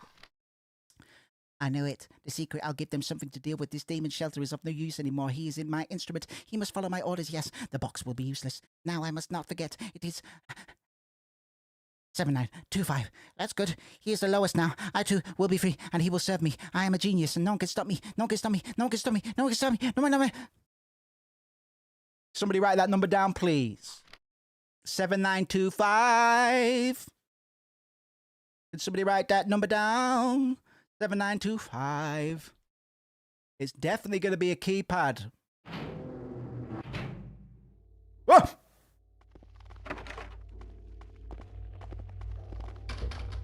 I'm walking around. Oh, stop doing that, man. I'm going to run up and bop you one of these times. 7925, thank you. Lapis eye key. I believe I've got 3 outstanding keys. I've got 3 unread keys in my inbox. We have examination room, purple bull, and lapis eye. 3 very distinct, different keys. The most amount of keys ever in a video game, actually. Hey. Hey. We've got so much ammo that just for time's sake, I think I'm just gonna unload. Hey. If you won't date me, then you can die, idiot. My wife is in the hospital. She wouldn't even know. She's dead anyway. Let me take you out to lunch dinner, idiot.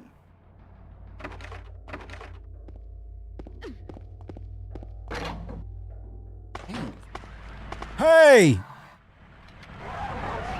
Idiot! Hey!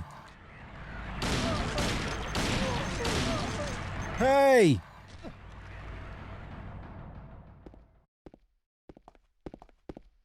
Now you're dead like my wife who's writing to me. I got a text message from my wife. What if it's a text message in the remake? Nobody writes letters anymore. Write birthday cards. I got a birthday card from my dead wife. Hey! If you're not attracted to me, then quite frankly, you can die. Quite frankly, I've had enough of all these women that don't want to F me. Hey!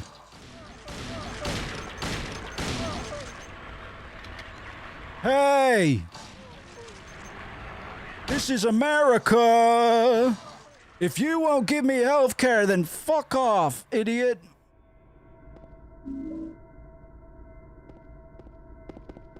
Alright, we're packing heat right now. How many bullets do we have? We got many bullets.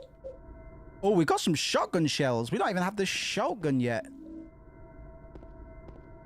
The implication that we're gonna get a shotgun implies that, well, implies the threat level is going to increase, much like when we got the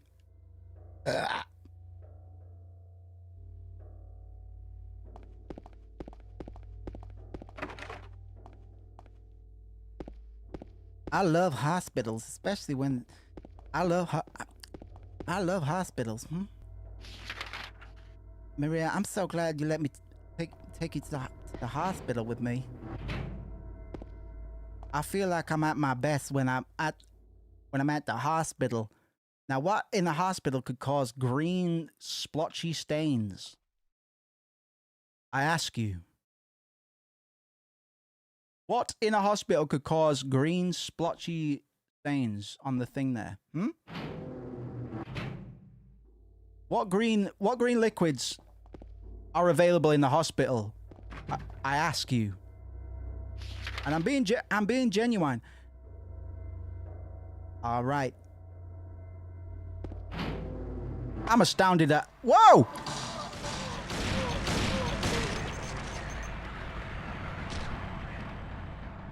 I'm astounded at how well we're doing tonight. Despite tank controls, we've managed to get a pretty good handling on combat as well. I don't mind tank controls, man. Whoa, I nearly shot her in the head. She needs to stop doing that. Whoa. Juice? Green juice? What kind of juice? Oh my god, James! James!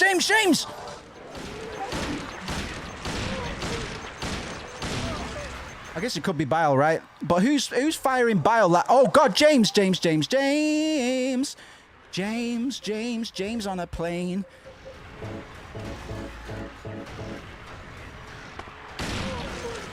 Step back. On the ground. Don't teleport in front of me. I'm really allergic to teleporting wenches. Yeah, it could be probably bile, right? I guess.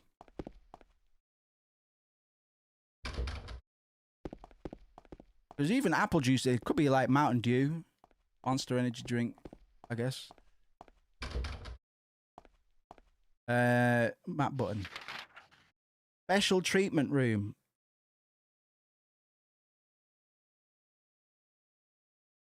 Hey Maria, let's roleplay in the special treatment room. Day room, rest room, whatever. 7925. Right? Yes.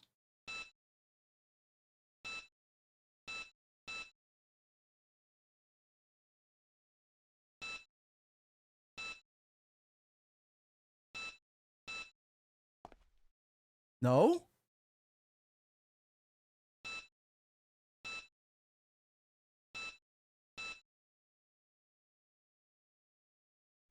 Perhaps not? Perhaps not, I am supposing. Do we need to go to... E is elevator, storeroom, special treatment room. Do we need to go downstairs? There could be more than one keypad, you know. So perhaps... Oh, wait, there's another floor. Sorry, Maria. Push you down the stairs. Laughed.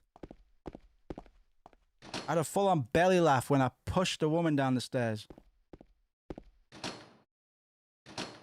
Not misogynistic. I laugh when I push anyone down the stairs, particularly babies. Babies roll better than women anyway. If you push them hard enough, they will just flip like a slinky. Merry Christmas, fucking idiot. Right, we are now on a floor that isn't the floor we were on before. Nurse's station. We definitely need to go in there. Ah. Hoping we could get a cool outfit for James. What's this now? Ow. What's wrong?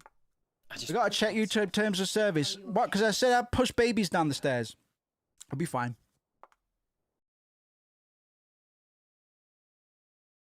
Fucking teddy bear attacked me. I got a bent needle. I got a shotgun. It's just because I push babies down the stairs for laughs doesn't mean I actually do it. Imagine you got splooted on your first stream making a joke about babies and stairs. But anybody has a problem with me pushing babies downstairs, you need to get the priorities checked, BB. If you're going to push anyone down, it might as well be somebody that's new to life.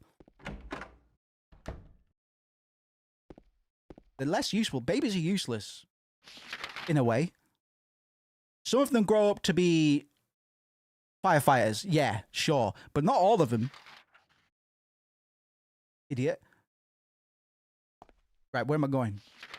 I got a bent needle. A bent needle. Let's go down the stairs again. Their algorithm includes baby pushing downstairs. Then I will say fair enough. Say fair enough. Good job. Well done. Cafeteria, definitely.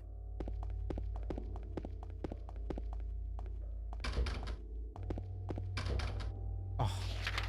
Well, what's the point? Kitchen. In. Oh, fuck. Oh, wait, it's not the... Oh. What's the point? Well, what's the point then? It's all for naught then, innit? Right, trial and error. Did it. Done a trial and error. Oh, could be another keypad here. Oh. Ow. We got about 20 keys, dog. I mean, I can't open at least one of these doors. Hydrate, check letter. Whoa.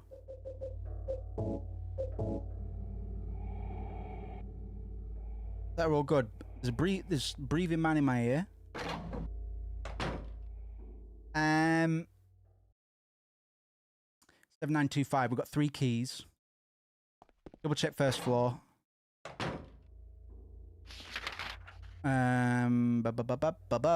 Director's room, meeting room.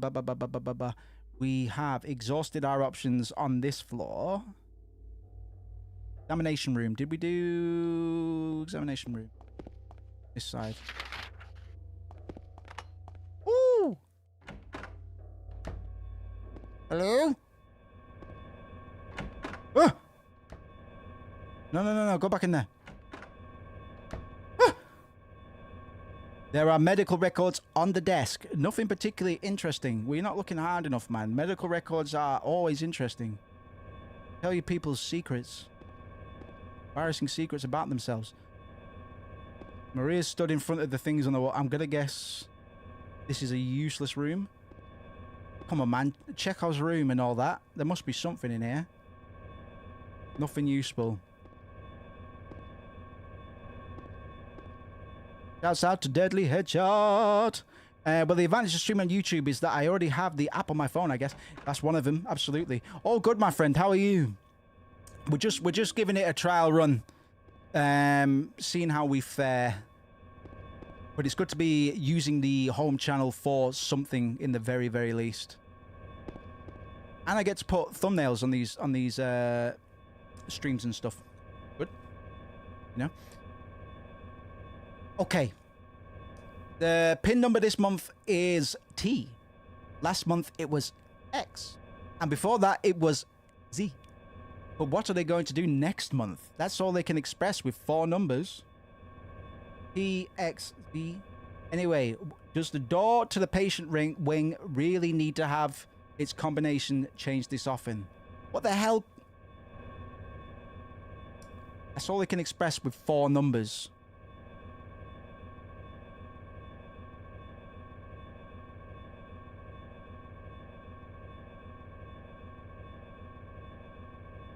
Thank you very much.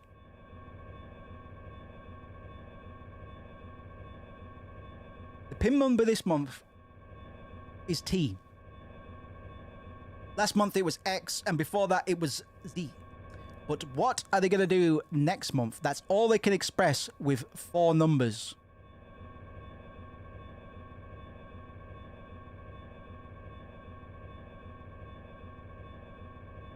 I can't really discern what they mean. Call in if you have any ideas. T, right, let me just get the order.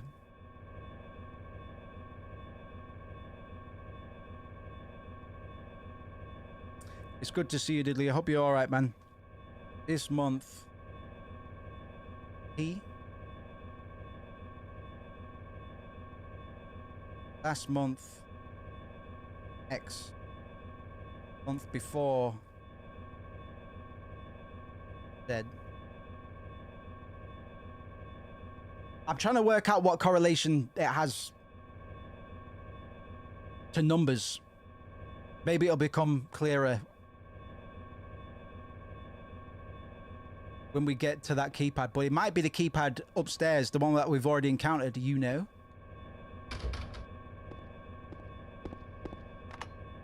Now it's unlocked. So the patient wing isn't on this floor. We could probably posit that it is the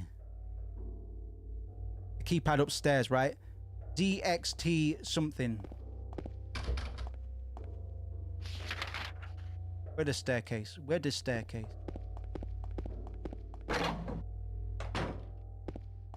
Let's get up and find... That's our lead at the moment, the patient wing. I remember vector coordinates in math sometimes use the form of t equals x, y plus z. I'll have to see the keypad again. Patient wing is on the next floor because we can get through that door. So I think on floor... Sorry. Sorry, Maria.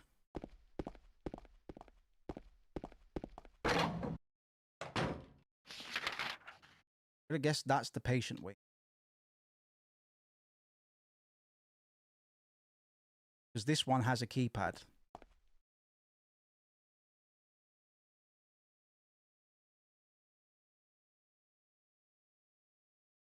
Could be like lines, you know? So Z would be dish 9.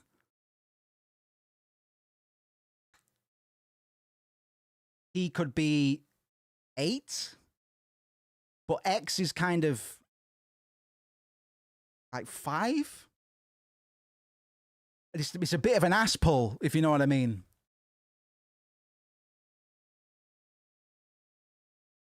You've got it. Feel free. It's only a keypad, so it could be L.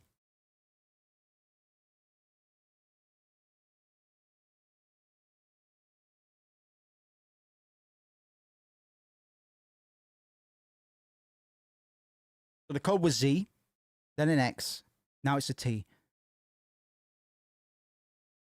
How do you get a number from that? I'm pretty sure, because it makes sense, right? So T would be douche. X would be 1937. Oh, okay. Okay, I see what you mean. Yes, I see what you mean.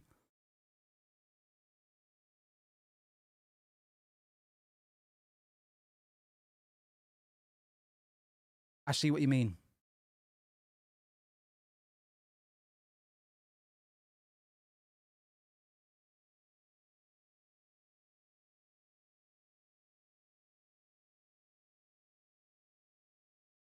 Mm. 1, 3. Yeah, no. I think that's it. I think that's it. Well done.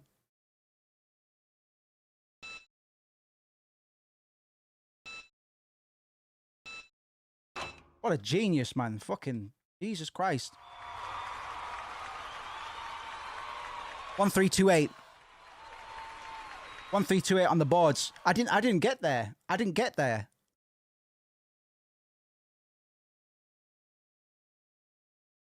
But I mean, it is the current one. So I was trying to fill a blank that didn't really exist. But it was tea because it's a tea this month. Yeah. That's what I thought. But that would make sense in a way because it's like, how long has this place been abandoned for? But we were given all the information we needed. We were trying to, yeah. Yeah, well done. I will say I'm impressed with myself that I got the shape idea out of the way. Get out of here, you. Get out of here, you wriggling nasty. Ooh. Ooh. Yeah, my mistake was perhaps other people were thinking we needed to assume another one, but there was nowhere near enough information to really glean that, you know. We were told, and we should have immediately listened to the fact it said it is currently this, you know.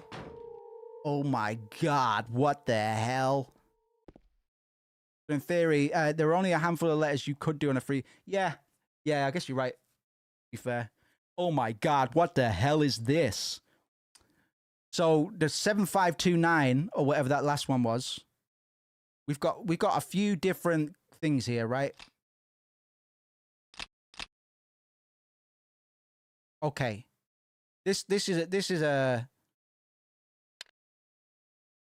what was that combo before?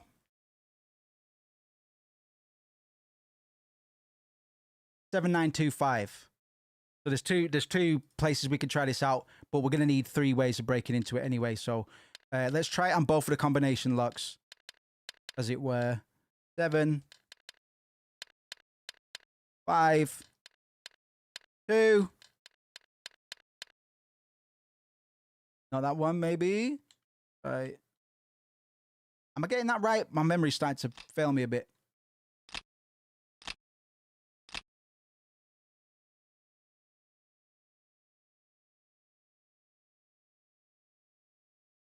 $7,925. Fucking moose. I swear to gosh. 7,925, idiot.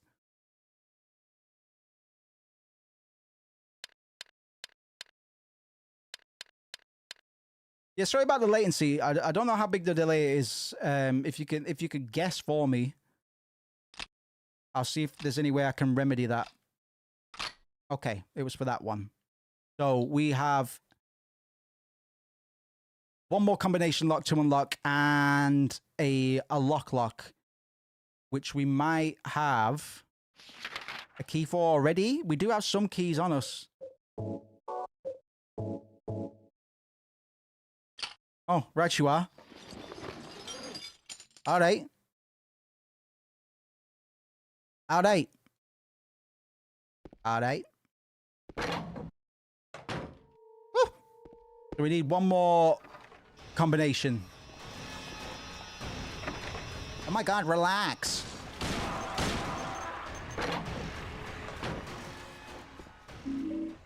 I got a health drink.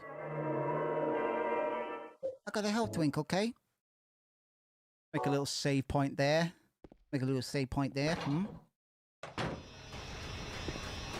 Ready. Get out of here. I stomp on you, idiot.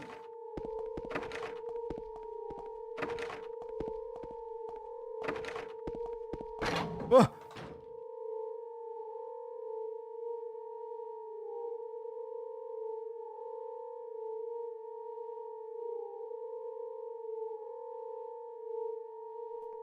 James.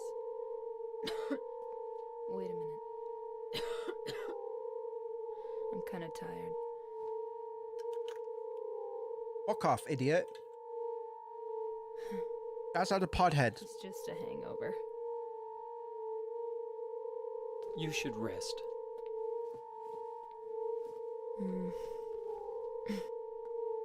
So comfy. I'm gonna go look for her. For Laura.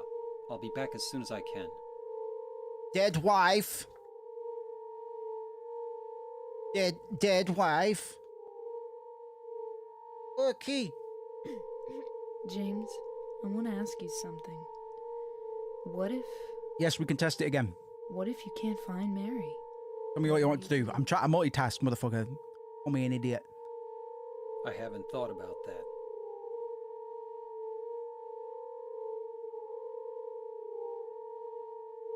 Give me the key. Got the roof key. Okay. So, Maria is in a hospital room, chilling out on the hospital bed. You might remember me talking about how we treated Maria would have implications for us later down the line. Yeah. We will be judged on how many times we check in on Maria. Ready. When you see it, oh, fucking hell, baby, I just knocked my drink over, you fucking idiot. Oh. Say ready when you're ready. I'll tell you what. Oh, fucking hell, it's not even worth it, bro. Not even worth it. Let me just get a quick towel there.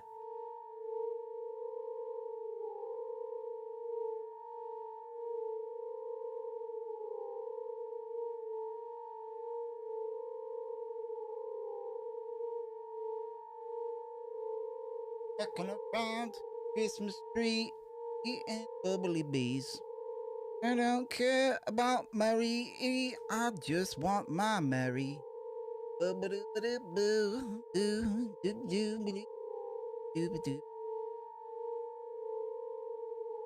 thing on the floor. Patient. Got the roof key, right?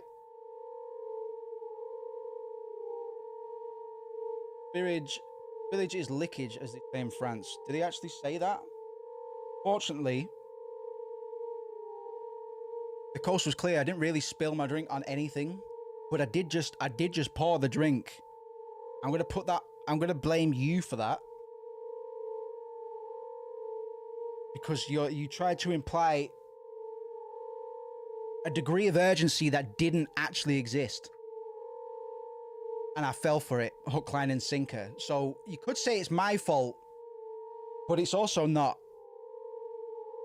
Because I refuse to let it be, and because I'm the only one that can speak and be heard vocally, I'm in charge.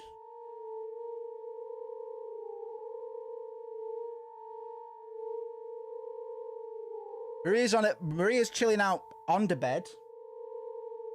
And based on how many times we go to visit her, we will rack up, we'll just call them Maria points. Based on how many Maria points we rack up, we will be privy to a potential different outcome. So, if the ending we're going for, we're not going to check in on her. Going to leave her to it, man. She's got a hangover. How can you just sit around and eat pizza? If Eddie can manifest pizza, who's to say she can't manifest Dr. Pepper and rum, you know?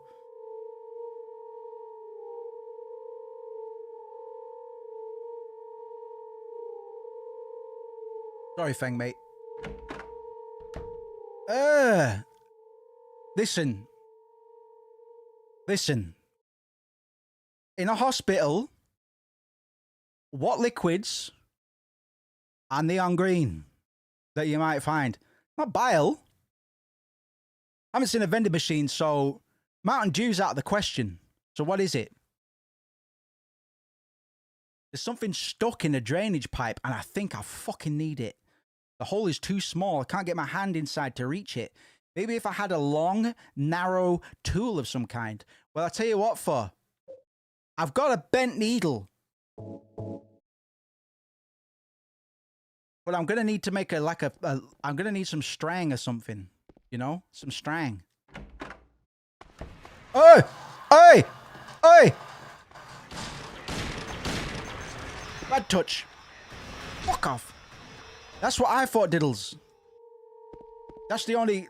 And it's leading to the drain, so somebody's drinking Monster Energy drink in the shower, which is kind of crazy.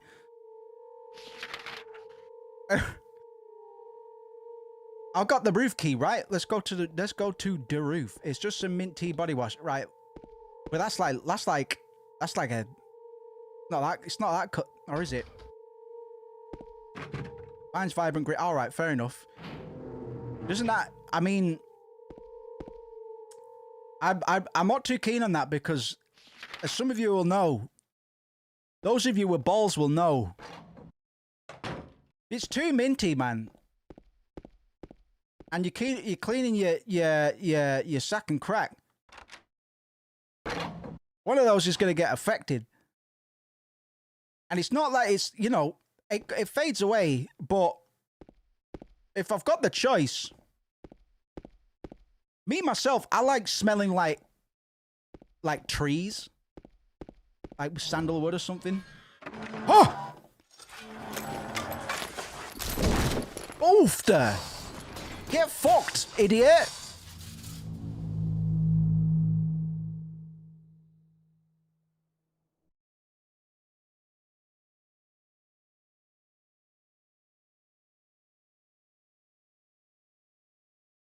I'm going to posit that it's actually spit juice from dissolved apple-flavored cola cubes.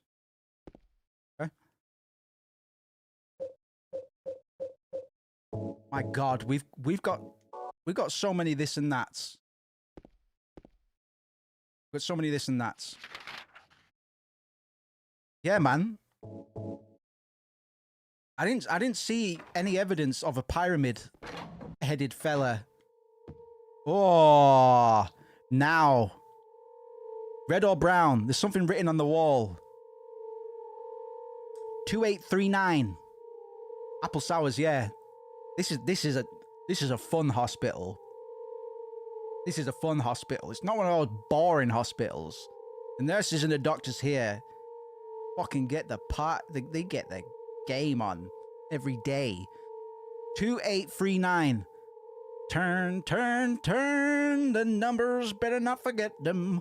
So I'll write them down. Here, the other one, my secret name.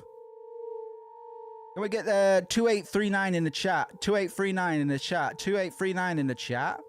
Jockstrap in the chat. Thank you very much. Is that it? Big dirty poo stains on the wall. 2839. Bonkers, this game, innit? Fucking bonkers. Bonkers, this game. Stop it. Stop it. I'm getting angry. Getting angry with you. Might be when I'm... It's actually not here, is it? No nonsense here. No nonsense here. You think your tomfoolery would be allowed, but it is not. Allowed it is not, idiot. And ban him. Don't just delete. Ban him.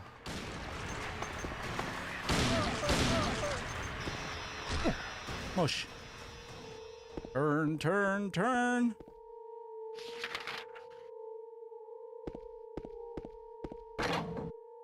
Just to reiterate, we are not going to be... Oh, there's writing on the wall here. Louise, I'll take care of you forever. Spelt with a number EVA. It's my destiny. Who's Louise? Why not me? Right.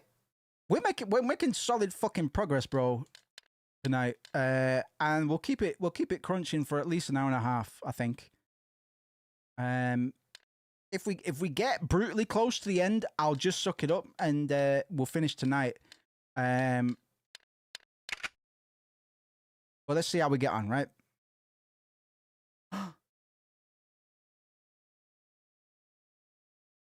Oh, I've got to use the purple penis key, I think. Oh, no, it's shotgun ammo. I thought I'd used... Let's just read that whilst we're here. Remember, we're going to periodically be checking in on Mary's letter. There's a reason for doing so. In my restless dreams, I see that town, Silent Hill. You promised you'd take me there someday, but you never did. Well, I'm alone there now in our special place, waiting for you. Ah, lovely wife. Lovely dead wife. Did you know in Kirkcaldy in Scotland, what was considered linoleum capital of the world recently had its linoleum. Why can't I say that word today? Linoleum. Linoleum. Factory reopened. That's really cool. That's really cool, actually. Bent needle is not lockpick. I like your thinking. Because, to be honest, Diddles, when I came in this room, I was thinking the same myself. But I think what we're going to get in this box, it may seem underwhelming, I'm guessing, because I can't actually remember, but I think we're going to get a little bit of string. Fucking hell, Christ, man. Nothing inside the box. Wait, I'm wrong. There are a few hairs inside. They smell like Louise. As if you have to say, yeah, you're right. Today. I love combine.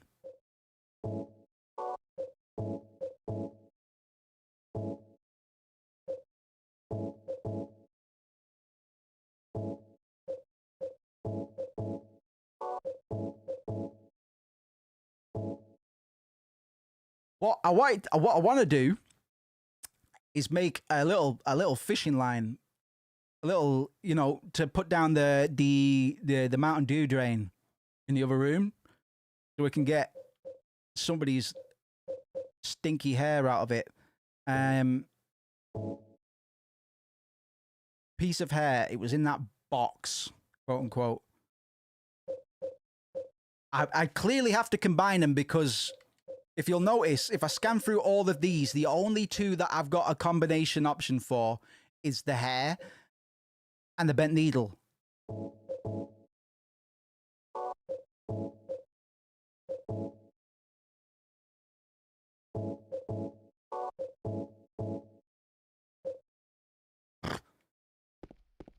Let's go to the drain because I still believe that is the solution.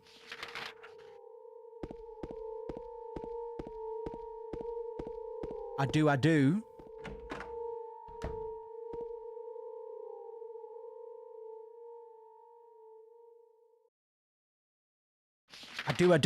In fact, I'm borderline positive. The thing is, we didn't get string, we got hair, but I guess it's kind of the same thing.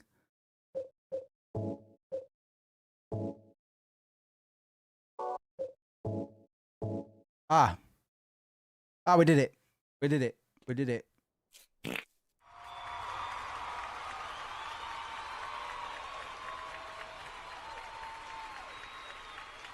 I love linoleum. Hey, idiot. I got the elevator key, idiot. Check me out. Wasn't much of a chin scratcher, that one, but, hey, they don't all need to be. I love elevators! Yay! Okay, where are we going? Turn. I want to go 3. I want to go...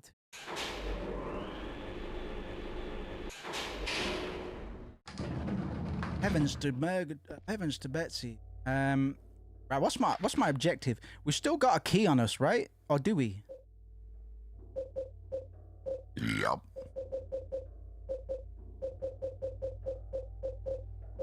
No, we don't. We're keyless. We're maidenless. Do we need to check in on Maria? I don't want to check in on her if I don't need to. Is the thing. So let me just cheat a minute.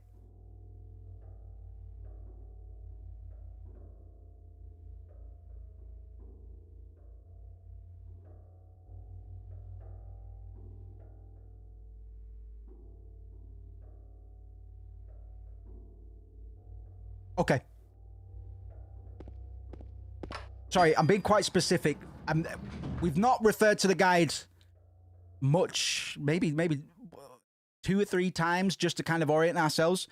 But I'm kind of astounded at how much clarity I have tonight. Because it's not often I can barrel through a game like this with riddles and piddles and puddles, you know. We like piddles and puddles and cuddly ducks. Shotgun shells. Television. This place is messy and I think it should be cleaned up, quite frankly. I recognize I haven't done much analysis for a bit, but we're cooking right now. It's fine. If anybody has any questions.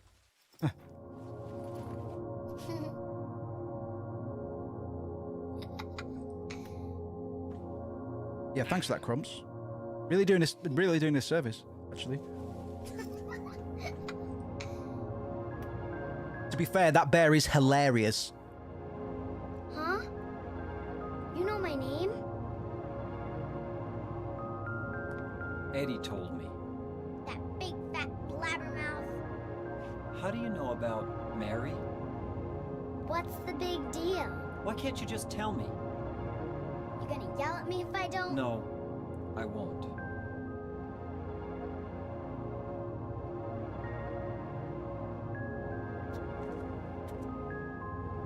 I was friends with Mary. We met at the hospital. It was last year. You liar! You bitch! Fine, don't believe me. You bitch, child! But last year, Mary was already...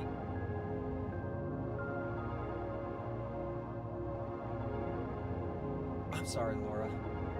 Anyway, let's go. I missed you, Crumpet. That's great. We can talk about this later. This is no place for a kid. There are all sorts of strange things around here. I can't believe you haven't even gotten a scratch on you. Any green on you? Okay. Interesting line from... Wait, there's something I gotta get. Later, okay? But it's really important. What is it? A letter from Mary. Huh? I wanna go get it. Is that okay? Yes, yes. Yes, yes.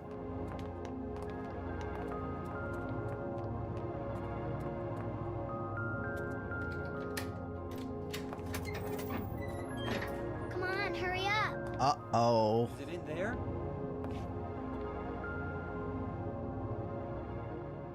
Yeah, in the back.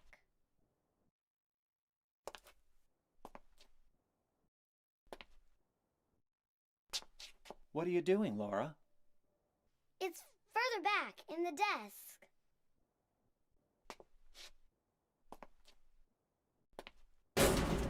Laura! What are you doing?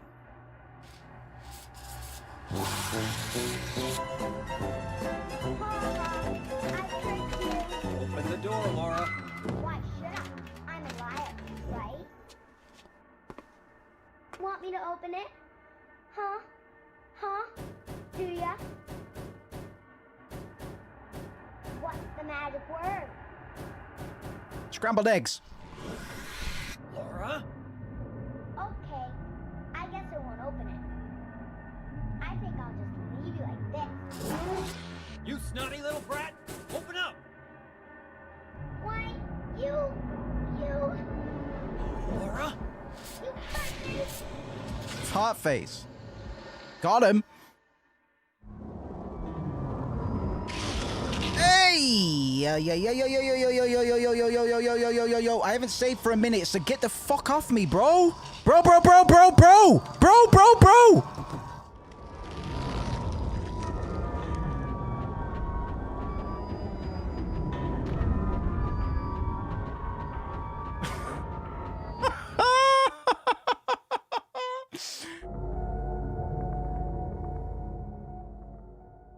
Right, we're gonna have to retread a little bit.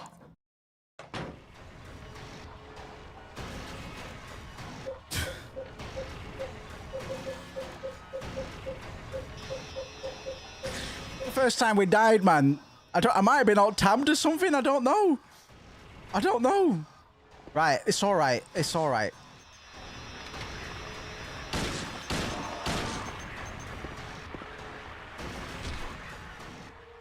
Fucking hell. Right. Okay, let's just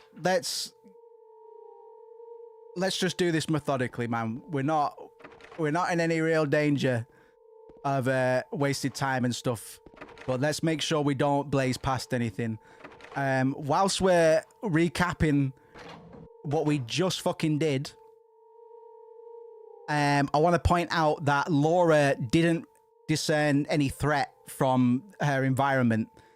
James was concerned that Laura might get got by the monsters, but Laura didn't seem to give a shit, almost as if she doesn't see the monsters or she's not having to deal with the monsters at all. From this, her locking us in that room that I just got sucked by, she might have thought it was just a prank, like we were just getting locked in a room, you know, when the reality was I was about to get sucked into the fucking roof panels. I'll be back. You died just as my phone went into power save, so it was chaos descent. That was nasty, bro. To be honest, I don't think we have to recap that much. But fuck, bloody hell, blah. We'll get caught up. Showering, we don't need to enter yet. We're going to the roof.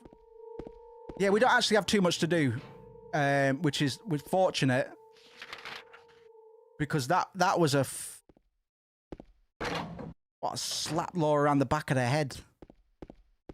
That's the first time we died tonight, which is pretty good going, to be honest. But it shouldn't have happened, and I'm sorry. And it'll never ever happen again.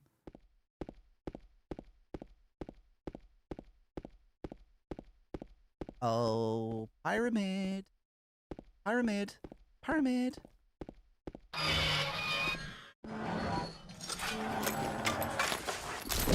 Legend.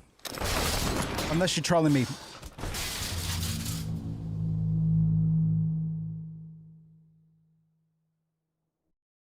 This is the World Foot Fair. Yeah, in fact, maybe this isn't a nightmare. Maybe this is paradise. James hasn't said, I don't like this. There's still a chance that he could at some point say, yeah, fucking Silent Hill. No wonder my dead wife came here. Shit. She was so excited that she went without me. I get it. 2839. I get it now. Dead wife. Silent Hill is the tits.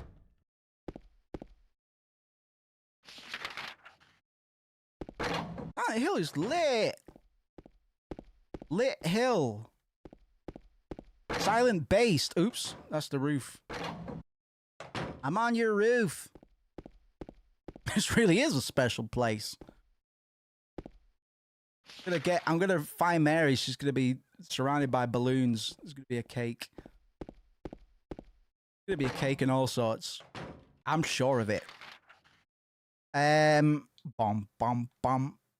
No, we want to go to floor 3, don't we? Eat pizza and linoleum galore. Wow, this place is tits. Wow. I love Silent Hill. Pyramid Head starts flossing. Everybody's laughing. They've just got big grins on their face. Smiling so hard it's going to hurt tomorrow. Angela just can't stop laughing. She is barreling, man. She is so... Not even that funny. But she's just keeling over, man. I wasn't really... Oh, I nearly spoiled something. Oops. 2, 8, 3. Fuck.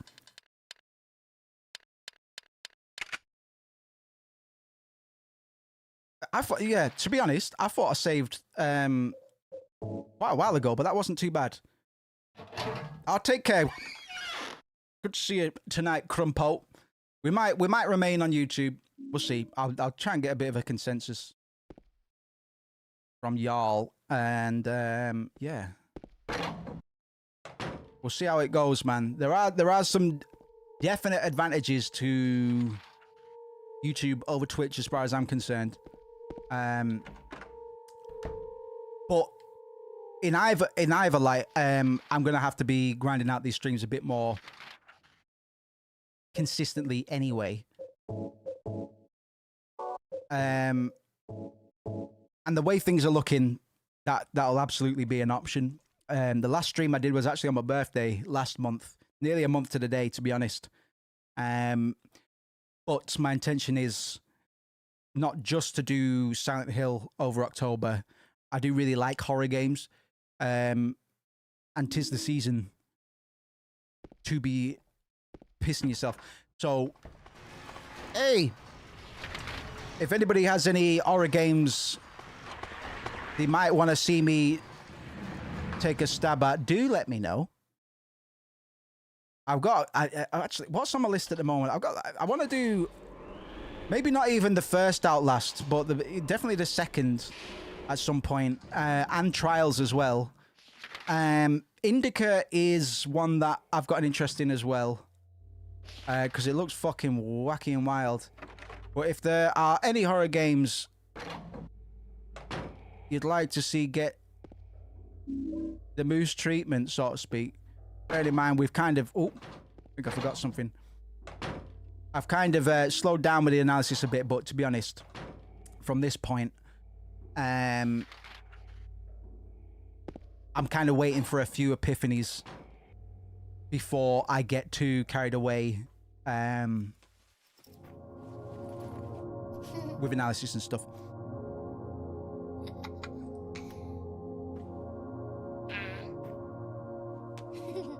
Fatal Frame, Rule of Rose, Kuon. I'll look into Kuon. Rule of Rose might be really interesting. It plays like shit, but I think that might be a good one because it's a cult classic. Not many people know about Rule of Rose, but it's visceral in its psychological horror. Like it's quite like it was banned in a few places, man. There was a lot of controversy around Rule of Rose.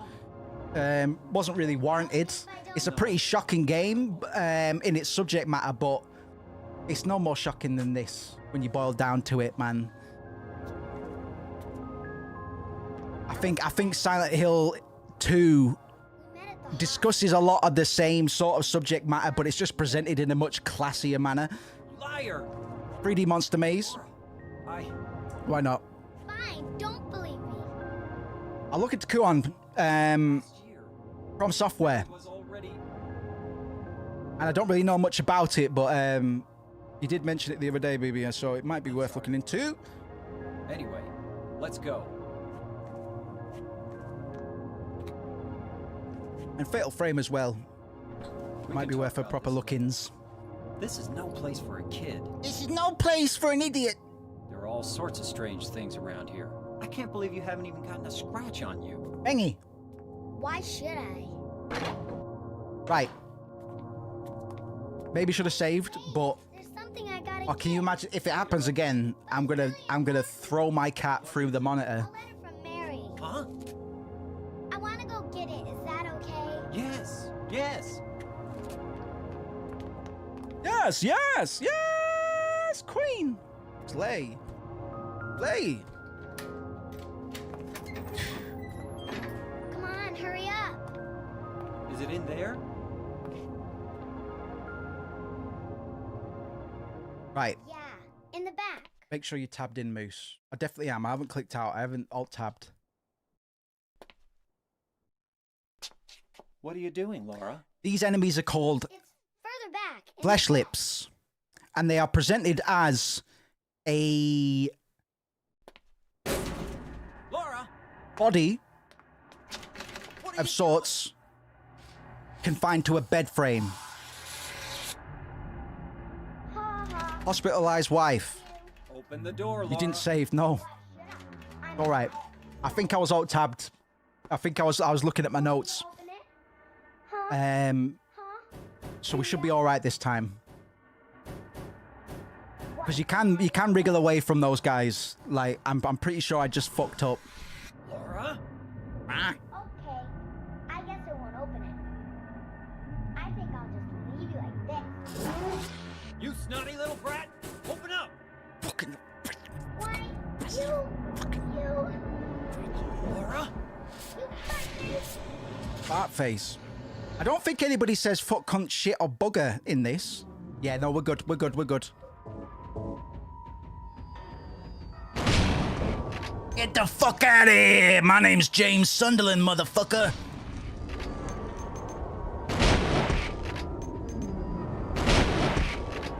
My name's James, bitch. I got the stick. I got the strap. I'll blow you away. Not today, motherfucker. You dead? Tanka, you're dead, man. Oh, there's another. Flesh Lips. Presented as a bloated being confined to a frame, possibly a bed frame of sorts. Oh God!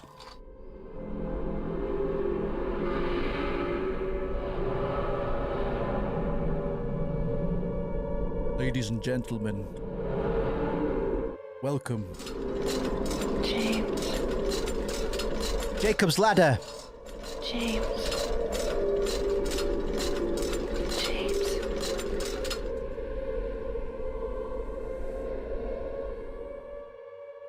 Okay.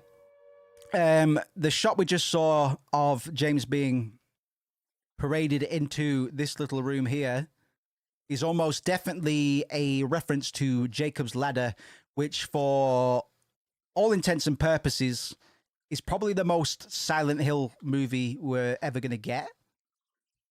It definitely had a big impact on this game, as did a lot of like Lynch material. But I mean, references go pretty fucking far and wild for this, like Crime and Punishment, Dostoevsky, blah, blah, blah, fucking hell. There's a lot of quite on the nose references, but a lot of subtle ones as well. We've got a lot of like Rembrandt in terms of the lighting, and Francis Bacon in its monster design. We'll get more into references and stuff as we go on, because if I start listing off references, it might give away some of the game a little bit in terms of plot revelations and whatnot.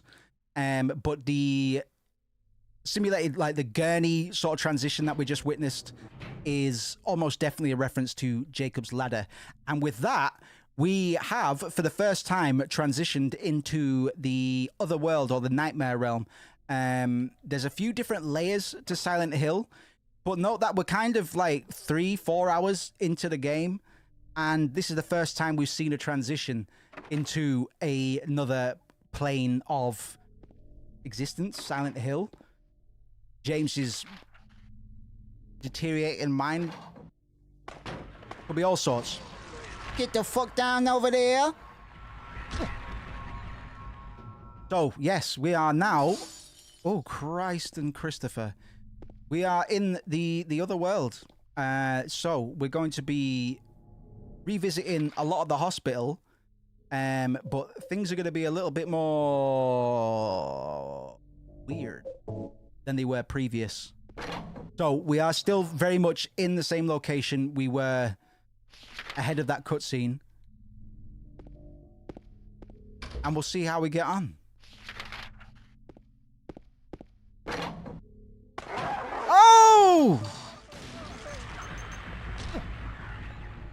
Mush. And trial and error. We're just going to try every damn door. Because in doing so, we kind of tick them off on the map. We confirm where we can go, can't go, and ought to go. You know.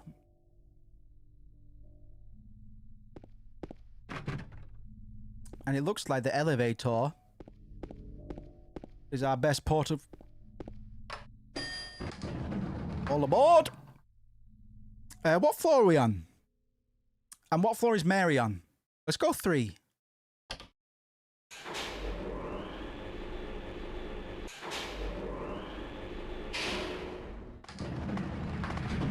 Oh, Christopher, there's creeping beings around me. Dodge! There's a woman on the wall. I repeat. Woman on the wall. I would like to know how to, or why not, when I stream on Twitch, it shows up in my Twitch... Sorry, it shows up in my Discord status, so to speak.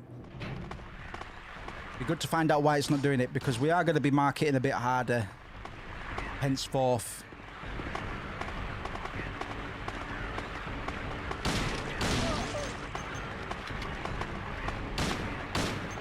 Hello? Christopher Christ! Are they taking more damage now? Do they have more HP? I need to be careful with my ammo because I might be dipping on it a bit more than I ought to. So, some of the environment has changed around. Some places that weren't accessible before will have opened up. Is your YouTube connect? I'll have a look in a sec. Next cutscene, I'll check it out. That might be it, to be fair.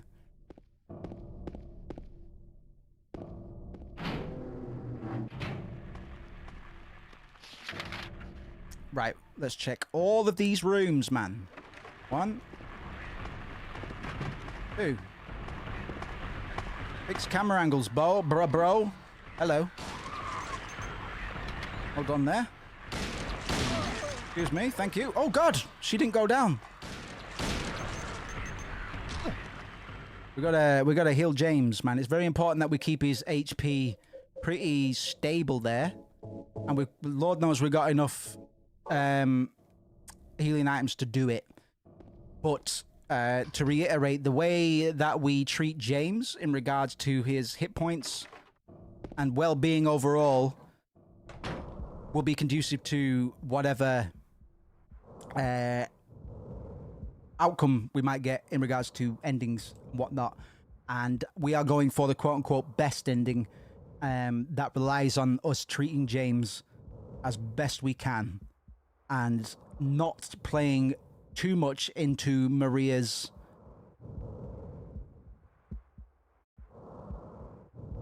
Mariaing.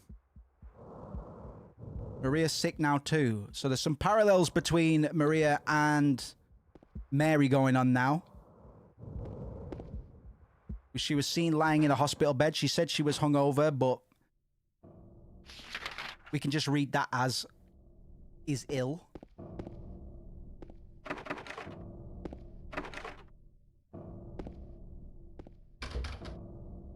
I mean, if you're middle-aged and you wake up with a hangover, you might as well be dying. It's not easy. Bugger. Maria's missing as well. Handgun bullets. Something. There's a piece of paper on the bed. Just some doodle. Something is written on it. She is an angel. No one knows, only I can see the lady of the door. They cannot walk along her bridge of thread. They fall from the weight of their crimes. Like bloated and ugly corpses, their sins, she devours them, sin and sinner alike. She saves me. She is an angel. All right.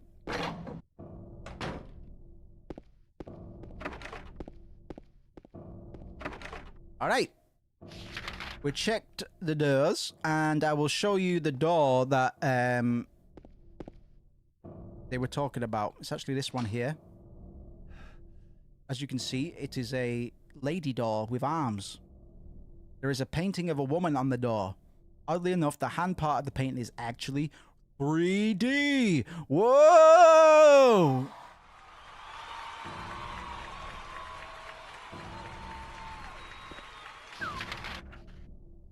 Fucking technology has really altered.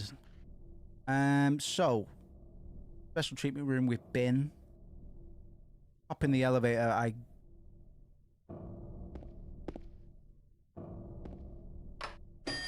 we're probably gonna have to find some sort of key item to present the lady of the door.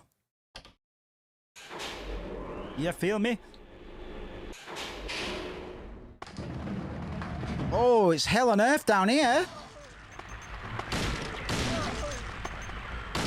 Yeah, they're taking 4 instead of 3 now, I believe. Oh, she took 2. All right. I love how underwhelming that little kick is, man. It's supposed to be a good old curb stomp, but it's not, is it? It's more of a...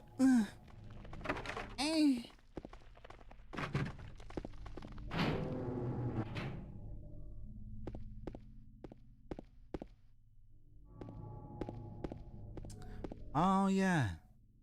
There's something that looks like a refrigerator. Maybe a refrigerator. Will you open it? Another false choice.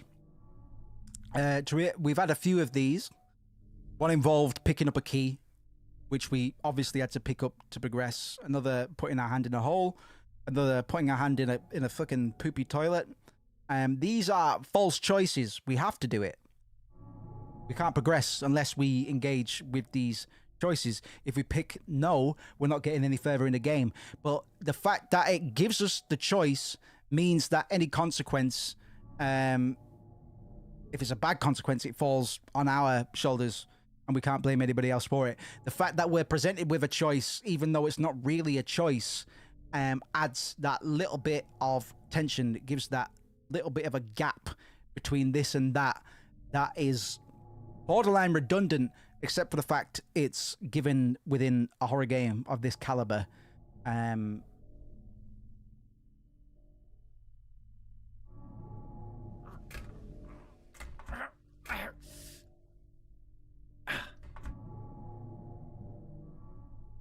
Oh, muffins. No good.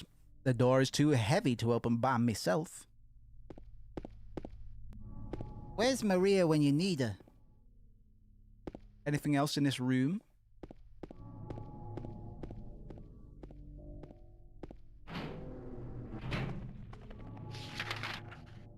Try you.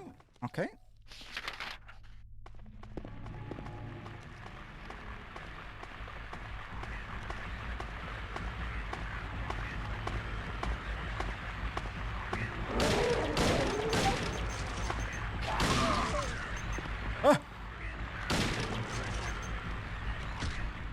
Get down.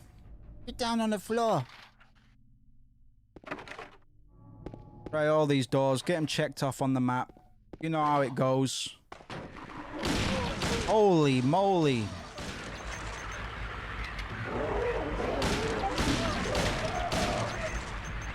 Christian Bale, Equilibrium. I've seen that movie. You know how it's done. I think that's the way I took him out the last time we ran it as well. Alternate. Keep them stun locked. You know what I'm saying to you? Oh. Gribbly grabblers up the wall. I got the dry cell battery. At least it's not moist. I got the basement storeroom key. You dig? Oops. There's a piece of paper on the bed. I was locked up inside the basement's basement. It was so small and dark, and I was so afraid. I dropped my precious ring, but I would never, ever go back there. Precious ring. A wedding ring, mayhaps. I don't actually know. I think there's multiple rings. And when we find them, perhaps I'll remember the context. Try this last door. Okay. Oh, examining room. Excuse me. Precious ring. Gonna take a quick bathroom break soon. And when we get to our next sort of intermission, which won't be too long away actually, I will check how far we've got and how long it's worth me proceeding in this session tonight. Have we been on this floor? We got the basement key, right? So how do we get to the basement? We got the dry cell battery as well.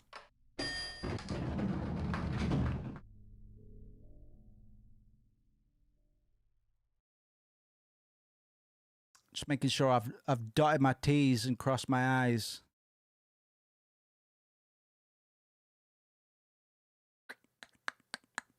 Let's get inventory check.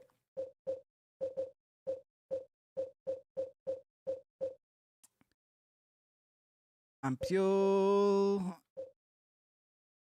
Just an ordinary dry cell battery. Basement storeroom key. It was inside the wall with that strange painting. It's the key to the hospital basement's storeroom. You have to find a way to the basement first. Can't get through those. I think this floor has been explored. No, we've not tried to get to the shower room, so whilst we're here... Excuse me. Can I leave? What floor are we on?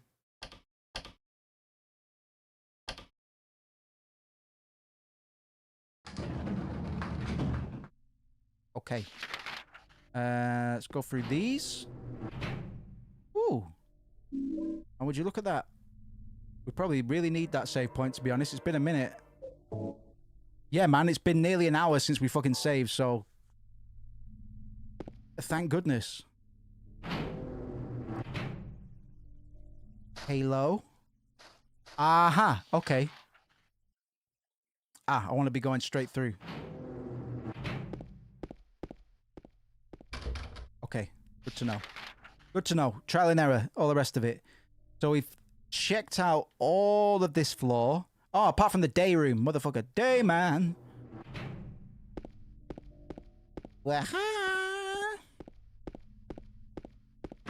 Okay, good.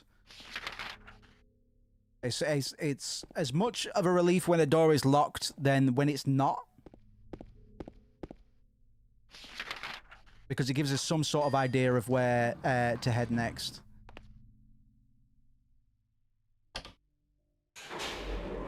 I'm just going to be a little bit thorough whilst my mind is still partially intact, just to make sure that we don't forget anything.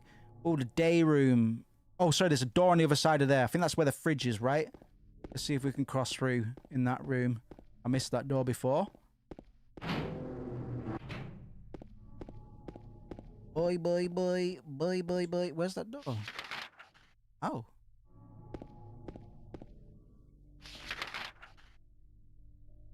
Okay. The geometry's changed because we are in the nightmare dimension. So, although there are exits depicted on the map, we can't actually access them motherfuckers because the rules of engagement have changed. So, I believe we're going up to floor 3. And then we might be hopping in this... Gotta find somewhere for that battery. I'll have a quick look at floor 3, and then I'll refer to my guide quickly if I've got no bright ideas. God bless my cat. He's just waiting on the floor. Just chilling on the floor. I've got a very clingy cat. Oh, I can get to the stairwell up there. He's just gonna wait until I move. He doesn't like it when I'm in any room but my bedroom. Yes, okay. But I want to check the storeroom first. Try and minimize on backtracking where we can.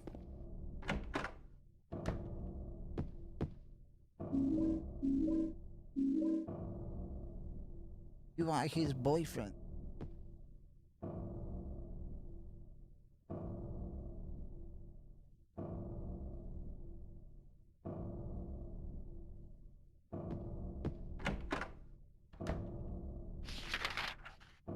Yeah, we'll gauge our progress before too long, and we'll see how much. We'll see if it's worth carrying on.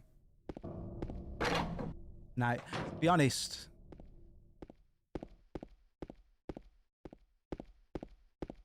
maybe we won't finish tonight, but we'll probably hit 2/3 of the way through, I think.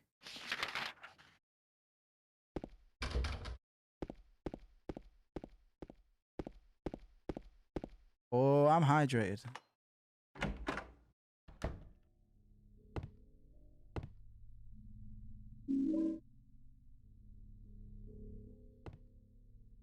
Shotgun shell.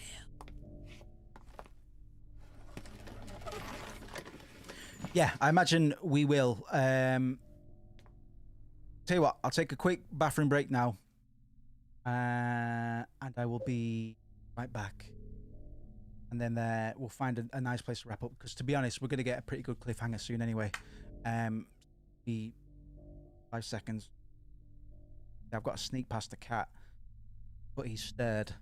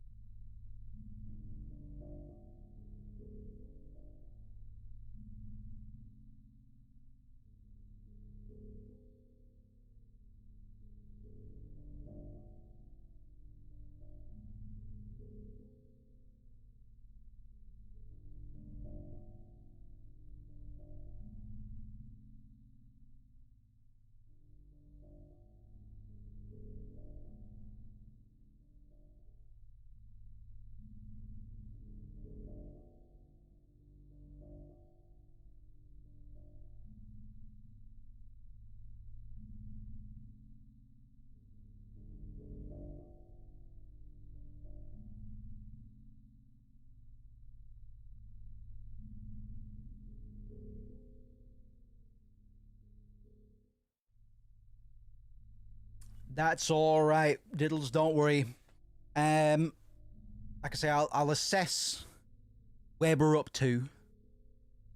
But odds are we'll probably conclude tomorrow. The In Pain is dead. I don't know who that is. Do I?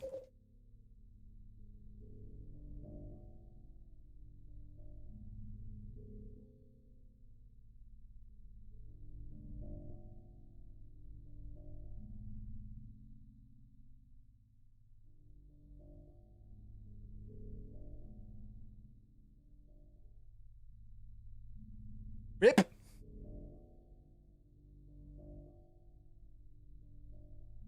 I'm sorry, brother. James. Mary? Oh, Maria. It's you. I thought you were... Sorry. Anyway, I'm glad you're alive. Anyway? What do you mean, anyway? You don't sound very happy to see me. I was almost killed back there. Why didn't you try to save me? All you care about is that dead wife of yours. I've never been so scared in my whole life. You couldn't care less about me, could you? No, Then Just... stay with me. Don't ever leave me alone. You're supposed to take care of me. So, what about Laura? Did you find her? Yeah, but... she ran away. We've got to find her. A little bit of a... Really seem to care about her. Do you know her? I've never met her before. I just feel sorry for her. She's all alone. And for some reason, I feel like it's up to me to protect her. Little bit of a emotional manipulation, perhaps, from Maria. Peace. The copper rang. Okay. Yeah, I know where we're gonna finish. I know where we're gonna finish for tonight. It's a good place to cap off. So we'll be done before midnight. In fact, maybe within the next 15 minutes. Depending on...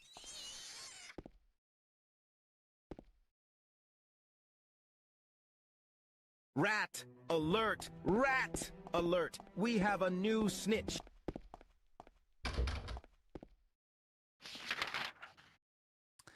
Depending on how correct my memory is. Memoria? We're not too far off tonight. But if you'll recall before,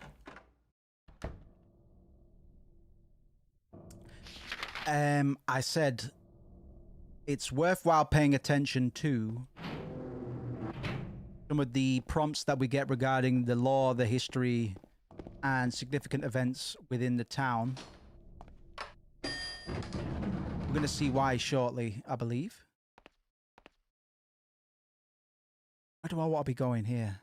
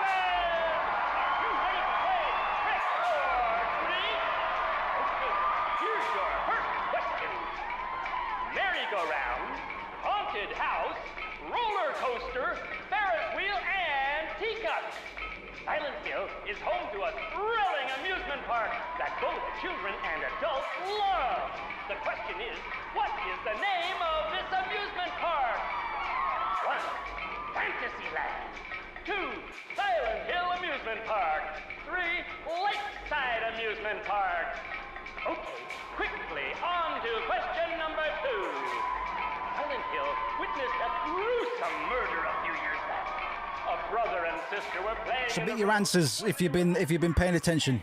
Into pieces with an axe. Torn flesh, smashed bones, splattered blood, and finally, bitter tears. What a terrible tragedy! What a gruesome end to such innocent lives. Now the question: what was the name of the murderer who committed this vile act? 1. Walter Sullivan. 2. Scott Fairbanks. 3. Eric Day. Now for our third and final question. South of the lake is a deserted old neighborhood called South Vale. From there to Palevale, the central resort area northwest of the lake, there's only one road you can take. Just one road, no more. The third and final question is, what is the name of that road? 1. Bachman Road. 2. Rindell Street. 3. Nathan Avenue. Well, that's the last of our questions. Have you got it all figured out?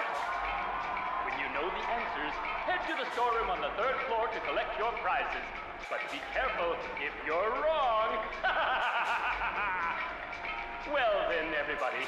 Thanks for tuning in. See you again sometime. Bye-bye.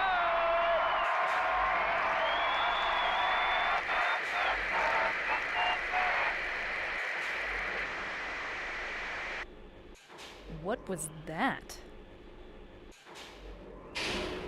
Good question. I don't really know. Hey, why am I out? Why am I at the door? Oh, wait, I know. I know. On the 3rd floor, he said, let's open that.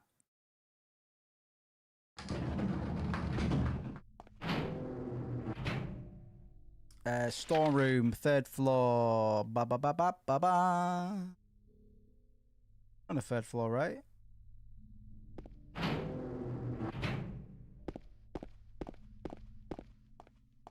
on the 3rd floor.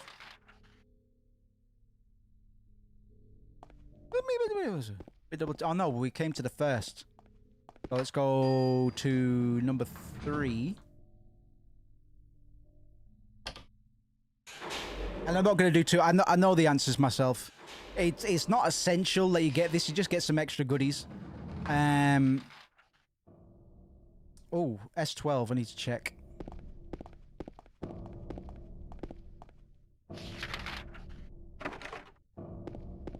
Yeah, we're not far off bookending this for tonight. We'll finish this up tomorrow. Let's go to the storeroom and get our extra goodies.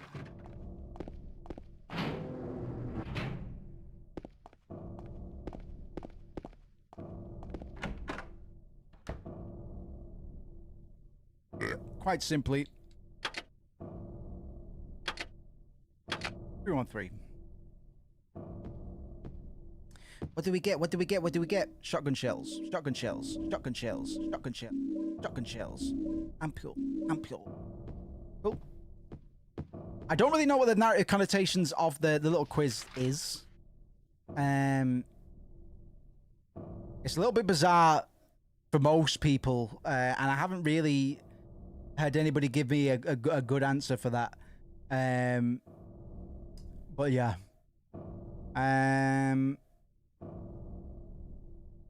Where are we going next? Oh wait, we got the I think we need another ring. We got was it the copper ring that we got before?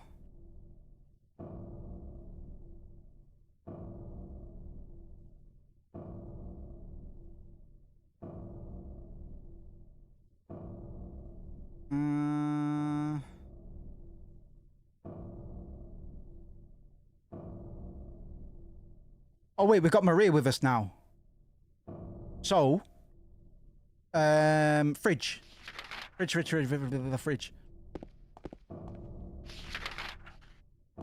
Boosh. So we've got lots of shotgun shells. I don't even think we're going to use all of those shells before we wrap up, to be honest. But we're packing serious thunder right now. We should be glad about it.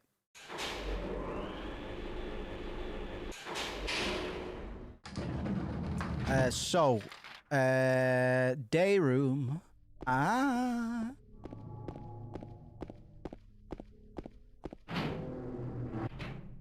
Right. Now we've got some help. We can crack open this little fridge there. You can't open it? Yeah, Maria, give me a hand here. Come on. You're supposed to be the big man around here. Boy. How's a little girl like me supposed to help? Ooh. Goo goo. Goo goo goo goo goo. This. What's this? Not very cute, is it? Here, James. You take it. Thanks. Thanks. Oh, this first time I've caught that. Cool. So the lady upstairs, the lady door, if you remember, we're gonna present her with these rings that we got on us. Is it floor 301? I can't remember which floor it is.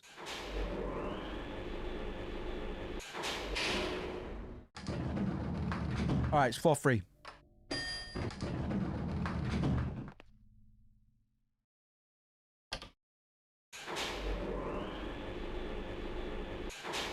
Ding dong. Here she is. So we're going to present the Lady of the Door with some rings.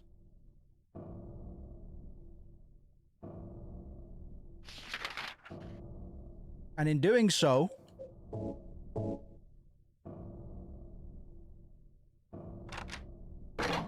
open that puppy up good and proper. And excuse me. I'll let the rest play out as it likes.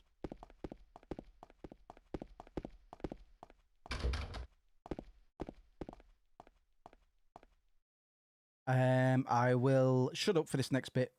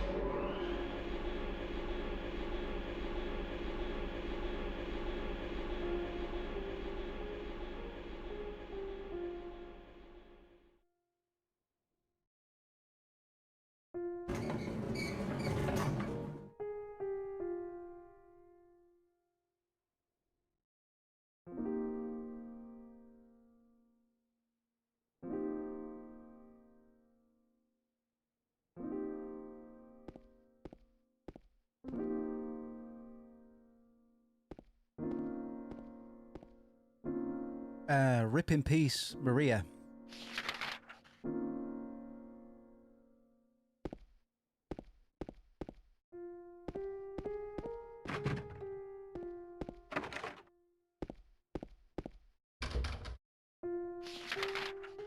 And we are going to wrap up at the next save point, which fairly imminent.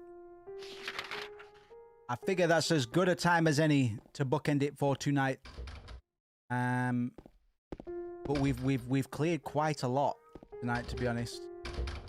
I'm quite impressed. So thank you for tuning in. And we will finish this tomorrow. We will review the benefits, pros, cons, weigh them up of YouTube and streaming on here. There are some definite advantages.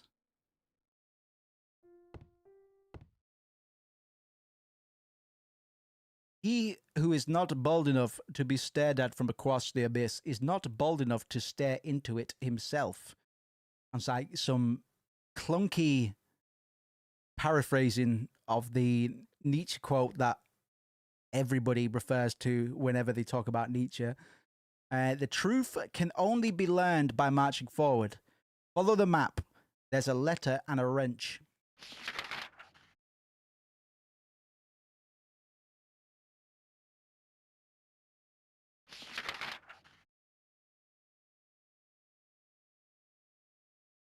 Got a couple of objectives. James is going to have so much unresolved trauma by the end of this game. He might already have some unresolved trauma. Whoa!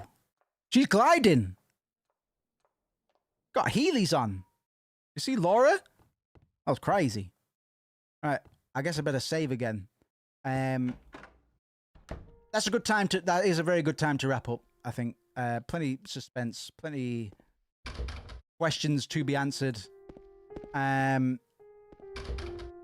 a good little bit to kind of conclude with tomorrow before we get into the remake, because right after this we're gonna get straight into the remake. We're not gonna be any. There's not gonna be any games in between. We're gonna play the game again. Only it's new, and we're gonna go hard on it, man. So if you stuck around for this one, you've done good, because we're gonna take. I'm gonna speak far more openly when we get to the remake. Will probably be spoilers from the jump, because I want to be able to contrast this game and the remake as openly as I desire, and I think that quote-unquote analysis might be more fruitful than this one, with me being able to point things out in the moment. That being said, we will review the original when we get to the conclusion, but a lot of the symbolism that's already been presented has been presented. And whilst I'll try and recap and go over certain symbolism at the end, really this game demands a moment-to-moment sort of perspective in terms of pointing out the whats and whys in each moment, because a recap at the end isn't going to be quite as powerful, and I'm likely to forget some stuff. So, if you're unfamiliar with Silent Hill 2, or it's been a while, you checked into the first time we ran through this and you've forgotten a lot of stuff, you've done well, because it is a very spoiler sensitive game and it should be presented blind. You should be coming to a lot of the realizations that James, and by extension the player, is going to come to in the closing third act of this game, because I think we have about a third left, so we've still got a good chunk. But I imagine we'll be hitting the remake by Friday. Yes, thank you very much for tuning in. We'll see how well I'll weigh up the pros and cons of YouTube streaming. But to be honest, pretty comfortable over here. I get my thumbnails and stuff. The VOD gets saved automatically. And it's good to use the original channel for something. So I will be back here tomorrow. I'll aim for the same time of around 6 p.m. And we'll get into it then. So thank you very much. I'm just going to leave you with this dour moment, because I don't actually have my outro screen equipped for tonight. But yes, thanks again for coming, and I will see you tomorrow.